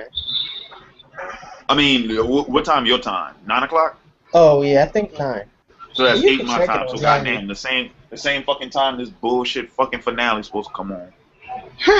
Oh, and come the Spurs. Dude, I'm gonna be real with you, bro. I'm at the point now where I'm like, man, I might do that fucking review on fucking Monday because I won't watch the fucking game tomorrow. Fuck the bullshit. Yo, man. That's what I'm gonna be doing. No. I mean, this is your finale. Like, you gotta go out the day it comes out, man. I don't think so, dude. This is game 5. This could be the end of the motherfucking series. Probably. I don't want to miss this shit. I want to see Fuck LeBron you. cry when it happens. Yo, oh yeah. You think LeBron James is gonna cry? Why the fuck would he do that? He's not Kevin Durant, nigga. yeah, I want to see that. Call I it want to see crap. that. I want to see that scene that when Bosch fell down to his knees crying. Yo, I want to see that shit again. Wait, Oh, really? tell me. that was classic. Wait, because I never understood what the meme was, and I kept seeing fucking memes about it. So did Kevin Durant, did he literally was like crying, saying like you the real MVP or some shit like that? Like what was that about? Yeah. When Kevin Durant made his MVP speech, he talked about each one of his teammates individually and how they helped him, and he was crying and shit. So that's where the meme started. You the real MVP. So that was from his induction, like his acceptance speech. Yeah. Oh, But okay. he also cried during the 2012 NBA Finals when he lost. Yo, Real man. man cry. Yeah, no, not even. It's not even grown men. It's grown niggas just crying. I'm like, yo, stop crying. Yo, but come on now, the championship. Depends on the situation. No, I don't care, man. Too many niggas cry. That shit's emotional. Shit, I ain't gonna lie. Come on, yo. You guys have you guys ever played for like a state championship or something like that? I have. I didn't fucking shed a tear, man. Right. I went to states. I lost. I did not fucking cry. Fuck I that. cried for the first time in a few years. Listen, I was sad as fuck. Man. I mean, listen, man. Listen. I mean, considering the fact that my senior year of high school, I should have gone to the state. I should have gone to states or a shot put, but because I was fourth in the entire, You were shot putting? entire county, in the entire fucking county, I was fourth. And even though I made the qualifying throw, I didn't get to go to states because I was fourth, and only 3 could go. I was pissed. Oh, you were the bubble guy. Yeah. Oh, I was I've pissed. been shot put Did for a not month. cry. Because I mean, listen, man, like, I mean, I know this is gonna sound like really ignorant, but being with the team, masculine, bro. You gotta stay masculine, bro. You can't. The sport you were playing was more like a solo sport, though. You Wait, didn't have wait, like. wait, wait, I don't wait, want to wait, do that shit. wait. Did you just say you can't cry because you gotta stay masculine? I said it was gonna sound ignorant as fuck, but hey, that's But Christopher, even Jesus wept. No, he didn't. That fool wasn't real, bro. And would you? Nobody want to hear shit about how Jesus Christ cried. Seriously. That's not my alley, man. This is not my forte. Now, are you saying JC wasn't a real man? Oh, which you know what? we know he was a real man, but Maybe. Once we find the remnants, okay, then we can talk. But until Remnants? No. Show me that nigga bones. No. That's not what I meant. I didn't mean real man in the sense that he actually exists. I'm talking about real man, like what so he wasn't about his shit. Just okay, yeah, that kind of man. Well, you know. No. Well, I mean. But let me ask you, nobody in this stream has cried since the age of 15? Damn, man. Nobody in this stream has cried since the age of 15? Wait, but I find that so odd sometimes, where you have like tough dudes, like that's the way they portray themselves, and then when something monumental happens, oh my god, I want to thank my mama, I was blessed. I'm like, fucking, what is that shit? What did you say? It's a cop out. No, I mean, I've heard motherfuckers talk like this before. I mean, it's nothing, but seriously, are y'all motherfuckers gonna honestly sit here and say y'all ain't never fucking cried? I'm not saying I didn't say I didn't cry. It's just that. Oh yeah. After time, it kind of just stopped. Like even during funerals, I was like, I'm not crying. No, I'm not even crying. I'm not even talking about crying because you're sad. I'm just talking about crying because you're happy or you're moved or something happened and you just expressed yourself through eye drop liquid. I've on occasion. Like I remember there was one. I cry all the time. I remember there was one time, even though it was really basic, like I stubbed my toe real fucking bad. The shit was swollen. I was like, ooh, no. And I remember I teared the fuck up. I didn't cry though. You just had that one single tear just go like that. Like I can accept like the one manly tear, like, but that's it. Like someone just littered in front of you and shit. That's What the hell's wrong with you, King? You I'm just saying. want me the nigga on the news who shot up the post office. That's what you do. Wait, hold on. How the hell did you jump to that? Oh, how in the world? Because you're keeping your feelings. You're keeping your feelings inside. What? They will all come out at once. He's just a rage. I didn't express myself in other ways as opposed to crying. There are other ways. Like fucking. He's gonna run up in the school shooting and say, "No, man, I will not be No, good." right. What did you say about Master Asian? Say that shit now, nigga. Say something about that damn horse now. Yeah, man. What about the horse? You questioning the horse? Yo, Rick. This dude just straight up remembered Larry's quote. He's on some truth right there. Oh, my God. I can see a meme in the future. Cole's head on Master Asian's body. Somebody already made that shit to me. Cole's head on Master Asian's body. Chill, man.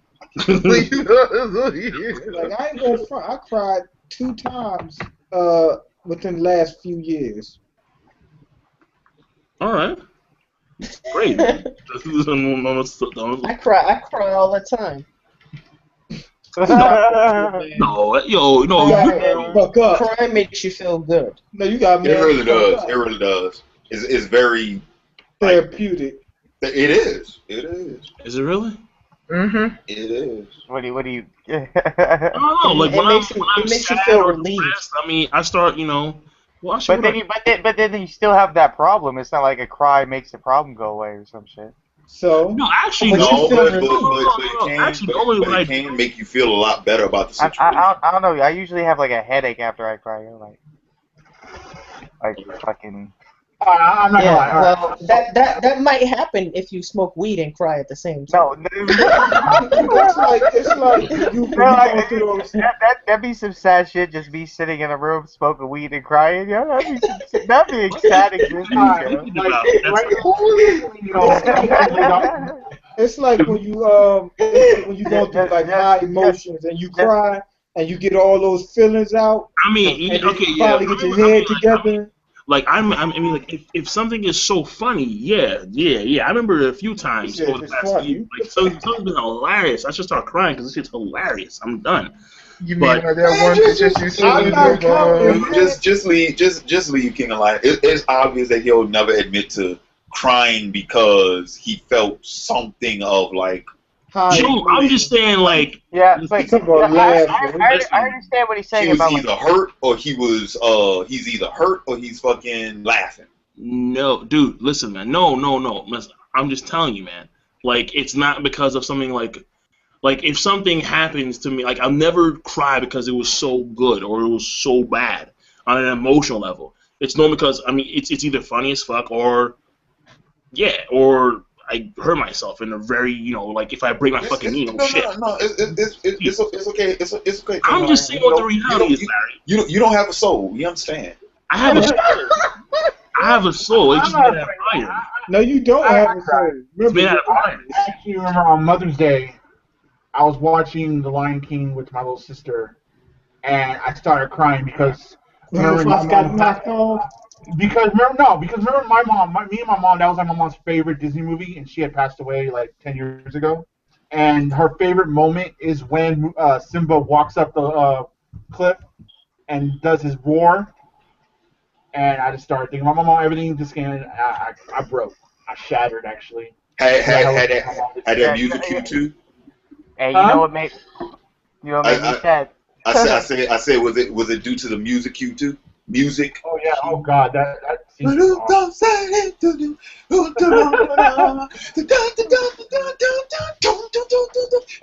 That's a track, man. I cried during the Tigger movie, so I feel it, bro. What the fuck? Yeah, man. Nah, it was I some sad think shit. a moment. No, it was some sad shit. Yeah, this is a little bit. I cried. Everyone died when Bambi's mom died. Everyone cried. I didn't. I was laughing my ass off. Well, you That was funny as hell. You know what? That's why You that's laugh why- when the baby's ain't got no died? She got knocked the hell off. Yo, man, on some straight up shit. Oh, That nigga looked at Bambi and said, "Welcome to the struggle, nigga." You know what happened? Crying on Pokemon. Remember the he looked at him. He's like, "Yeah, shit gets real out here, yo." my ass tried me and Pikachu. I was crying like a bitch. Bambi. Oh, wait, His dad did give him that look. His dad was Rick, that reminds me. You heard about the new Lion King show? I did. There's actually a new Lion King show that's taking place after like the second one. It's about Simba's second son. First son. That's You real. Yeah. First son, second child. my bad. That was real? Yeah, it's real, man. Yeah. I thought it was some fan made shit. I didn't know it was real. No, that's real. It's gonna be on Disney Channel. And, they said it's gonna be on Disney Channel. Disney Channel. What is it's gonna be a direct-to-TV movie? Yeah. No, it's a TV show. No. They said it was gonna be a movie then a TV show. So there's both. Yeah, they said it's gonna be like straight. Yeah, it's gonna be like direct TV. Yeah, direct TV movie to straight to a TV show. Oh. I don't give a fuck about Simba's son. It's called Lion Guard. Simba's that nigga, not your son. It's just like Gohan. Nobody gives a fuck about Gohan. It's all about Goku, nigga. Yo, go on. Go on. He's straight up. He's like, I want my son to be the best. The thing was, like, you know, I like the idea because, you know, it's supposed, because it has the whole, like, educational thing where it's supposed to teach kids about, you know, conservation and all that type of jazz. But what got me was, like, towards the bottom of the article I read where they were talking about it's going to be featuring guest spots from, like, Matthew Broderick, Nev Campbell. I was like, oh shit, they getting the fucking cast from the movies? Okay. I'm so. I can't myself So get is out of are they gonna have Simba's daughter and what's his face in it too? Yes, So what? Kirara's gonna be in there, but they ain't say Karaku? anything about Kovu. Kovu? They ain't say anything about Kovu, but they said something about Kirara being in there. Yeah, that's why I said Nev Campbell. That's who voiced What are they Kiara. adding to the Yeah. Lion King story? Because I can't see myself getting any more out of it. I look at it Technically, just like I look at it because Disney can actually make it Technically good. not Look what they damn did with good. Aladdin. Because the Aladdin animated series was really good. It didn't add that much to the story, but it was still very fun to watch. Like the cartoon? Yeah. Yeah. Like on Disney Channel, yeah? Mm, Was I there a like live the action? Aladdin cartoon. Aladdin cartoon, I guess, was okay, but the Hercules one was a little better. Wait, was there a live action Aladdin? No, it was not live action. Not that I know of. No, me neither. I ain't watching none of that shit, to be honest. You know what I was watching when I was a kid? The History Channel.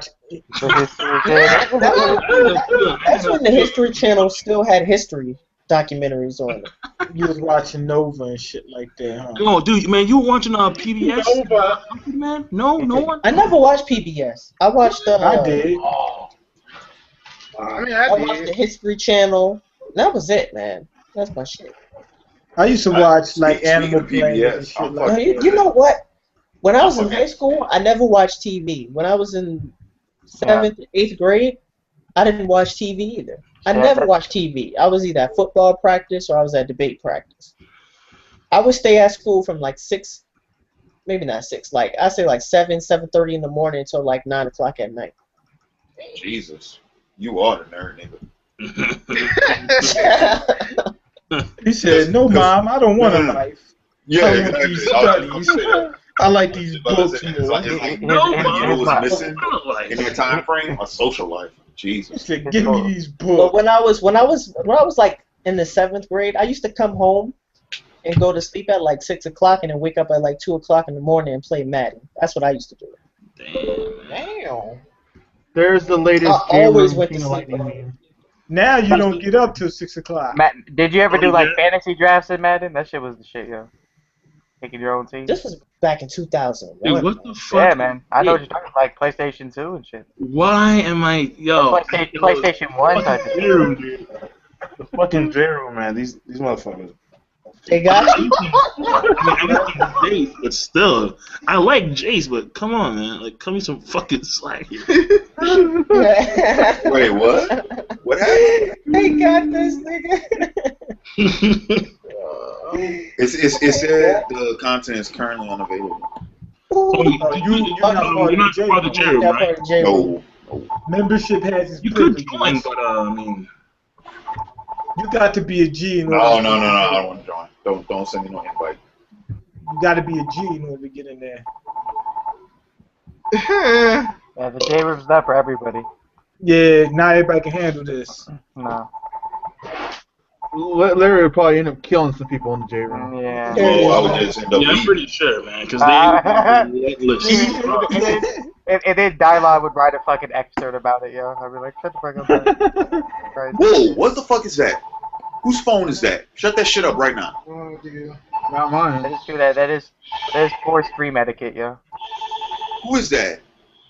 I don't know. Yo, Larry, yo. Yo, Larry. I'm gonna ask you a question, seriously. I got police This is a serious question. What? Has anybody just like really slapped the shit out of you before? Yeah.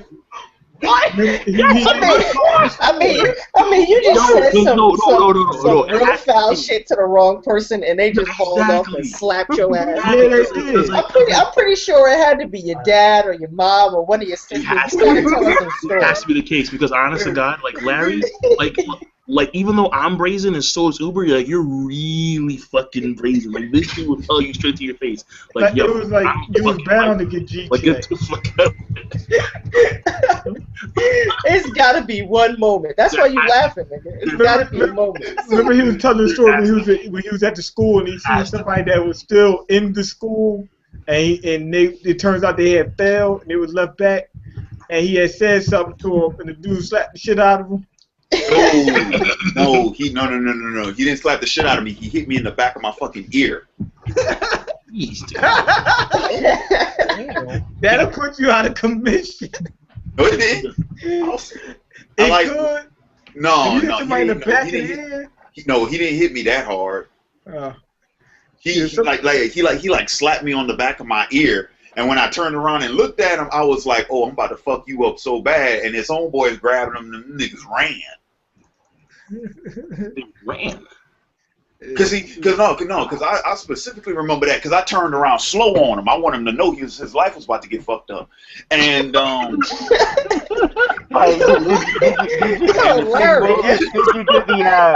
Did you do the Samuel L. Jackson in Pulp Fiction one when he turned to look at the dude? Oh yeah. Well, no, I don't know how slow it was, but I just remember like when he hit me, I stopped and I was like, he just. And I was like, I know, I just kind of turned on. I don't know, because if you get hit like that, because I've been in a couple.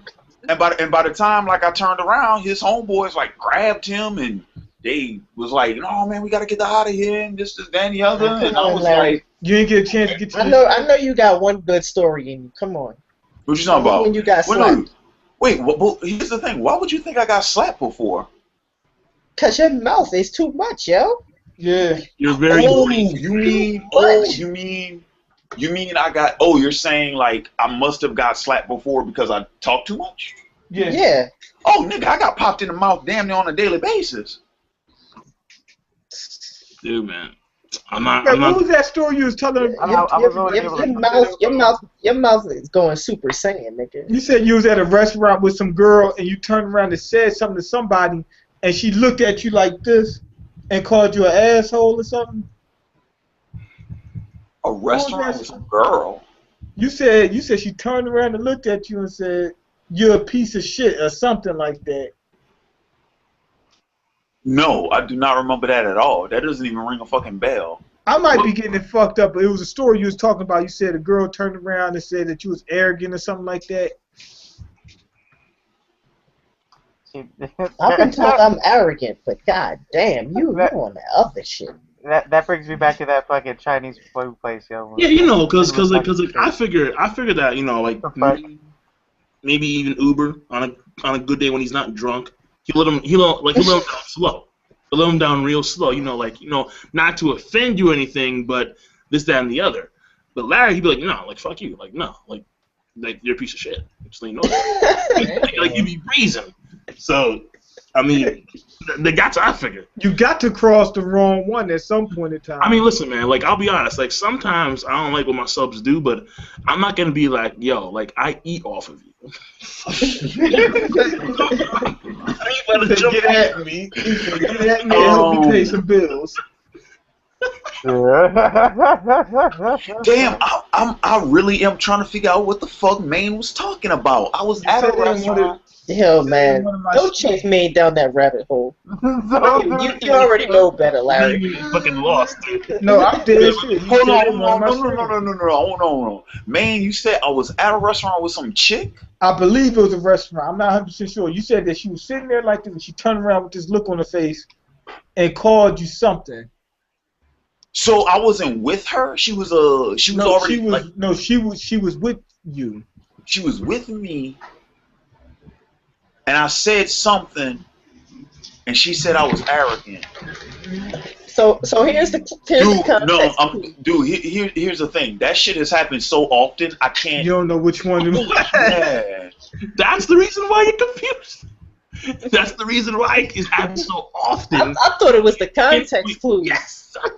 The context clues were like, Larry, you was No, he you were need with more details somebody. to know which You time were it at was. you. Here's the context clues for me.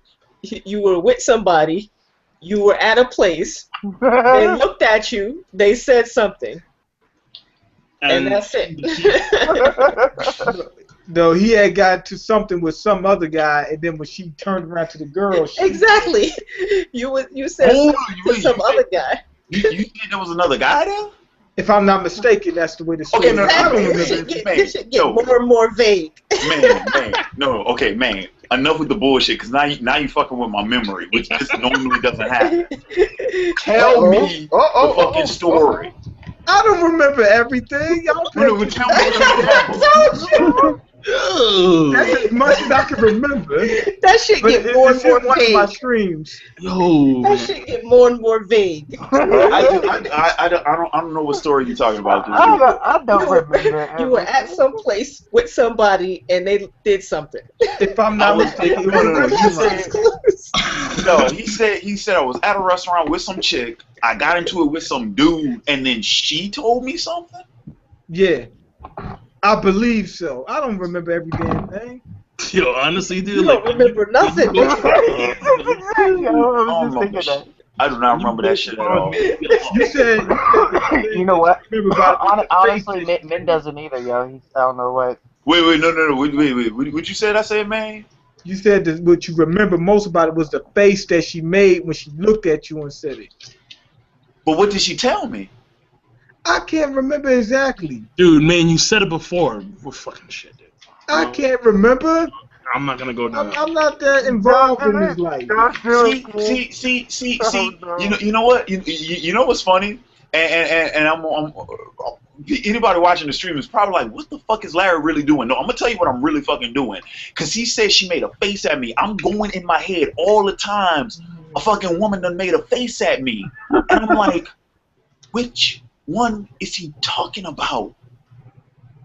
And I'm still trying, because I'm going through the faces. My mother keeps popping up. That's the main reason why I can't distinguish through this shit. Dude, I mean, But it's like, yeah. what are you talking about, man? Yo, Larry, you know, man. Larry, you know Maine. The Oh, boy- no. Stop chasing the rabbit hole. I think she Yo. said, you think you're better than people, don't you? And then you said, yes, I do. That's like every stream. So the quote is, "You think you're better than me," and Larry responds, "Yes, I You do." think you're better than people, don't you? Yes, I am. Oh shit! Wait, I do remember that. After like fucking, God knows. I couldn't remember word for word. God damn it. I do remember that. Yeah.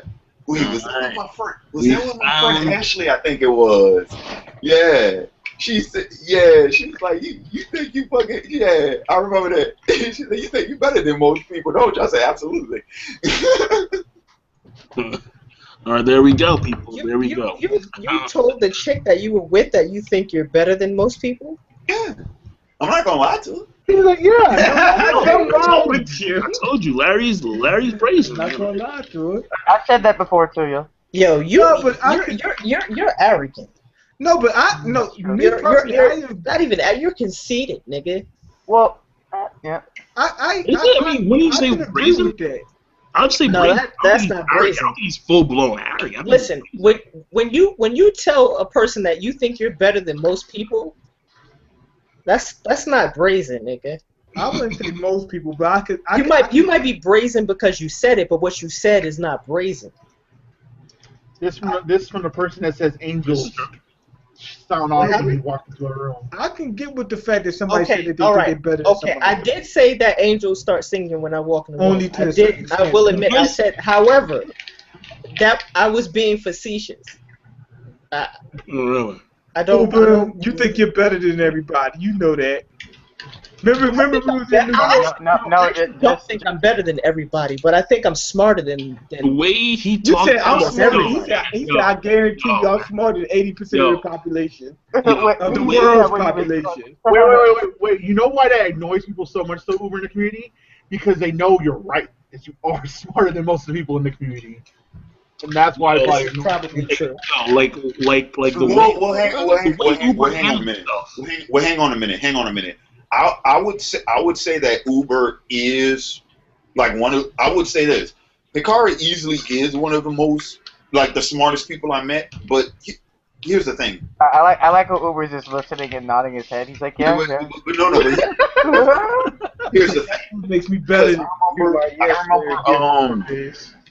Because I remember one time I did have that conversation with somebody where I literally told them, I was like, yeah, I think I'm smarter than probably 75% of the human population. And she said, well, what the fuck makes you think you could say something like that? I said, because most fucking human beings can't use common fucking reasoning. I'm talking about common fucking sense. Common sense is not that fucking common. And a lot of fucking people can't do that. They can't use common fucking reasoning, and they can't use common fucking critical thinking. I'm not talking about anything on an academic level. I'm talking about shit that a grade schooler could fucking do. People can't fucking use common fucking sense. Well, I think about it a little bit differently than Larry. When I say, well, okay, first of all, I've always been just naturally intelligent. Well, dude, you've been watching the History Channel for your whole entire childhood. I can relate. However, natural intelligence accounts for almost nothing. I mean, once you get up to, like, I've been in situations where I've been in graduate classes, but my intelligence wasn't enough because I simply didn't know enough.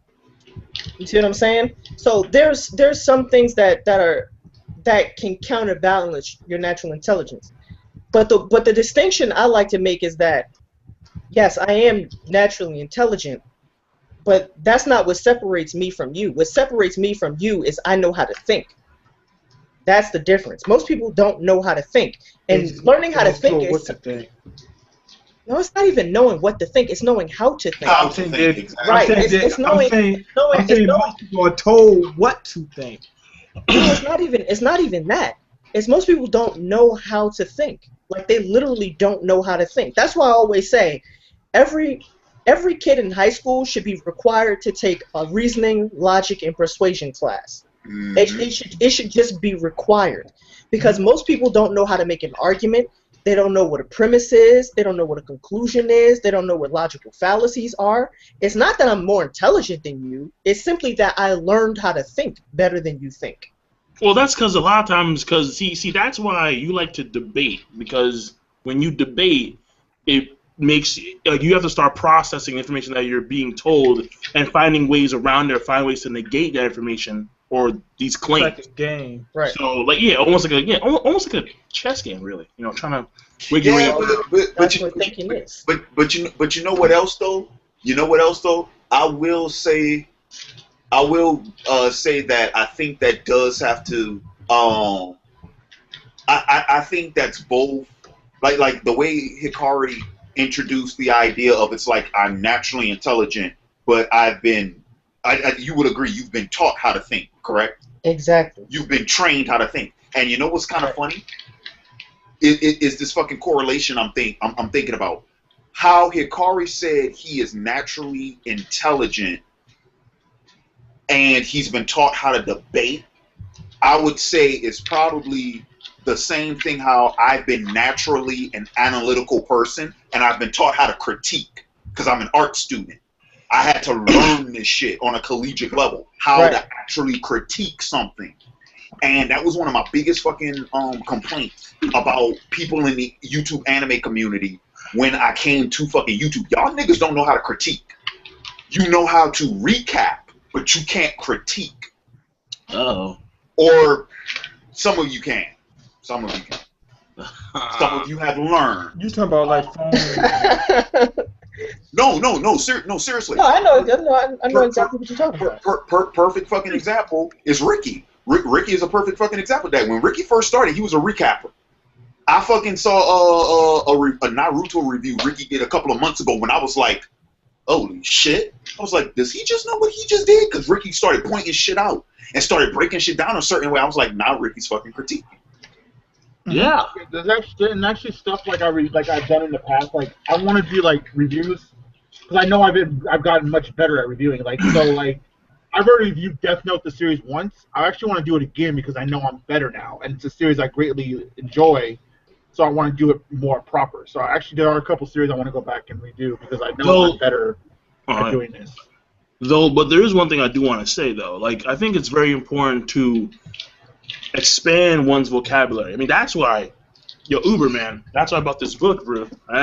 Yeah, that's right. I bought the book. Oh my gosh, you got man. Of the Negro Intellectual. The Crisis of the Negro Intellectual.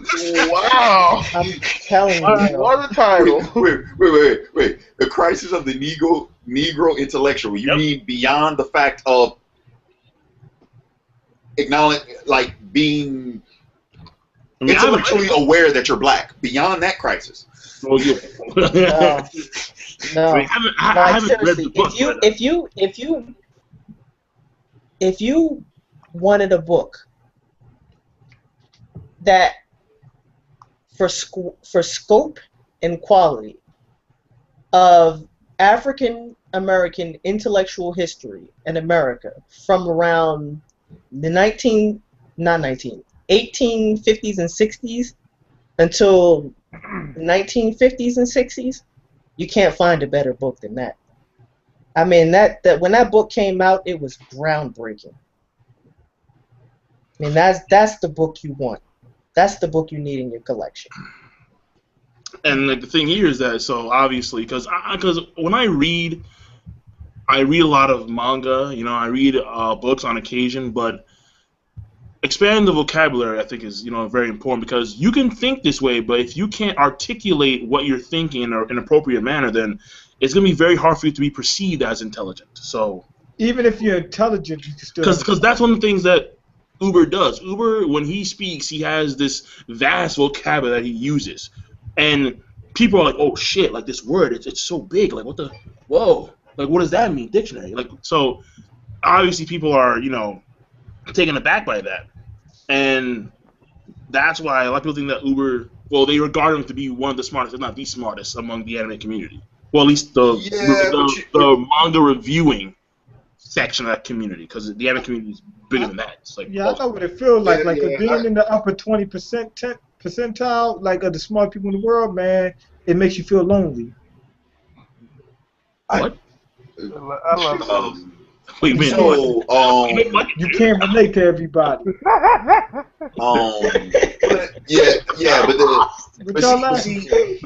see, the funny thing is, it's like I'll get the same shit, and it's like I'm not fucking using no big vocabulary. Like I remember one time I was talking with my ex, which I really like. The more I think about it, the more I really think she did have an inferiority complex. Like she legitimately thought that I got like pleasure out of the fact that I was smarter than her, and I wasn't fucking smarter than her just for the sake of being smart. I was smarter because she chose to be stupid. But the thing was, I remember one time I had to explain to her the difference between constituents and contingency, and I'm like, these aren't even remotely two. Yeah, they're not. Words aren't even the same. How does that add up? Yeah, and I'm like. You should have just sent it to dictionary.com. Fuck all the bullshit. I mean, I told you what it was. Okay, well, did you like lay it on her real slow, or were you like, no? Oh, yeah, I laid it on her slow. Okay, yeah. But then again, like I do remember at one point in time she did. Did you guys get an argument about that? No, we didn't get into an argument about it. But I do remember she did make the comment. She was like, you have a natural way of talking down to people, and I was like, I do too. It wasn't intentional. I'm working. I'm really working on that. I do it all the time. I say thank you. I'm like, yeah. And people have a. You're right. People don't like to be told that they're ignorant. Especially by blacks, because that's Oh yeah, that too. That gets them riled up. Like, wait a second, hold on. And like it's like instinctual too. It's like, wait a second, like I've heard the history, I read the textbooks, and they can't be wrong. And I see you guys the way you portrayed in media, so you don't fit the mold. And it's like, well, you know. To me, being ignorant is not a problem. I mean. No, being stupid is the problem. Exactly.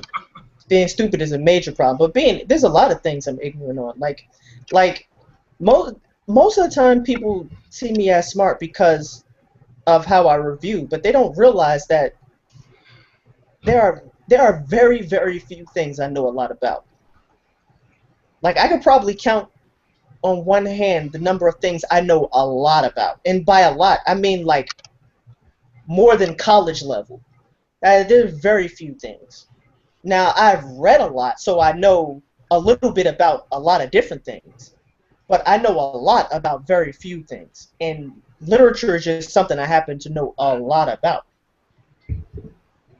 Because you had a lot of people. I remember, I think it was in your... Fucking sunlight's coming through the Yeah, window. it is. It is. Not long, but no, this one I usually wake up. Yeah, man. I was I was gonna say one more thing, but you know what? Now I'm seeing the sun. I mean, for real, okay, like 5:19 over here, man. Guess who's going to You know what? I didn't even realize what time it was until I just looked at the clock and I saw it was 5:20. Here's the crazy thing. When we stop the stream, we're going to be in it for about an hour longer. This one is going to get, crazy. We start talking about shit. Tonight, yo, I gotta eat, yo. I haven't eaten. What you mean not tonight? You mean not this morning? No, not this morning. Not this morning. Yo, because today's Father's Day, so I gotta get up and do some shit. So. Sure, yeah, I forgot you're a father. That means it's over, guys. That was rather abrupt. Man. You know what? That does remind me of something that you mentioned. It's like, it's fucking father. It's like, oh, it's Sunday. Yeah, it's Father's Day. I was like, I should probably call my dad up. Or then again, maybe I should wait to see if that motherfucker calls me on Friday. I mean, I do understand it. Like, I don't understand why you always have to be the person to reach out. Like, they're like, why don't you call? It's like, No. Here's a little story I'll share with y'all. My dad likes to fuck with me about my birthday. And the thing is, it's because he always claims that he can never remember when it is. But I always tell him, it's like, it's the week after fucking Father's Day. How do you forget that? And and the thing was, and yeah, this has to do with my sort of what do you call that? I want to say it's an inferiority complex. It's pretty much my fucking I'm the only boy, middle child, one against three sort of shit. I hate the shit. Anyway, it's like, but you remember every one of the girls' birthdays, but you claim you don't remember mine. And he will put on this fucking charade, and I know it's a fucking charade because the motherfucker bought me a birthday cake without me even saying shit one day on my fucking birthday, so I know it's a charade. But he likes playing that shit up. And I told him, I said, okay, the more you keep playing that shit up, you don't get shit on Father's Day no more. You don't get shit on your birthday no more. I won't even fucking call your ass. Larry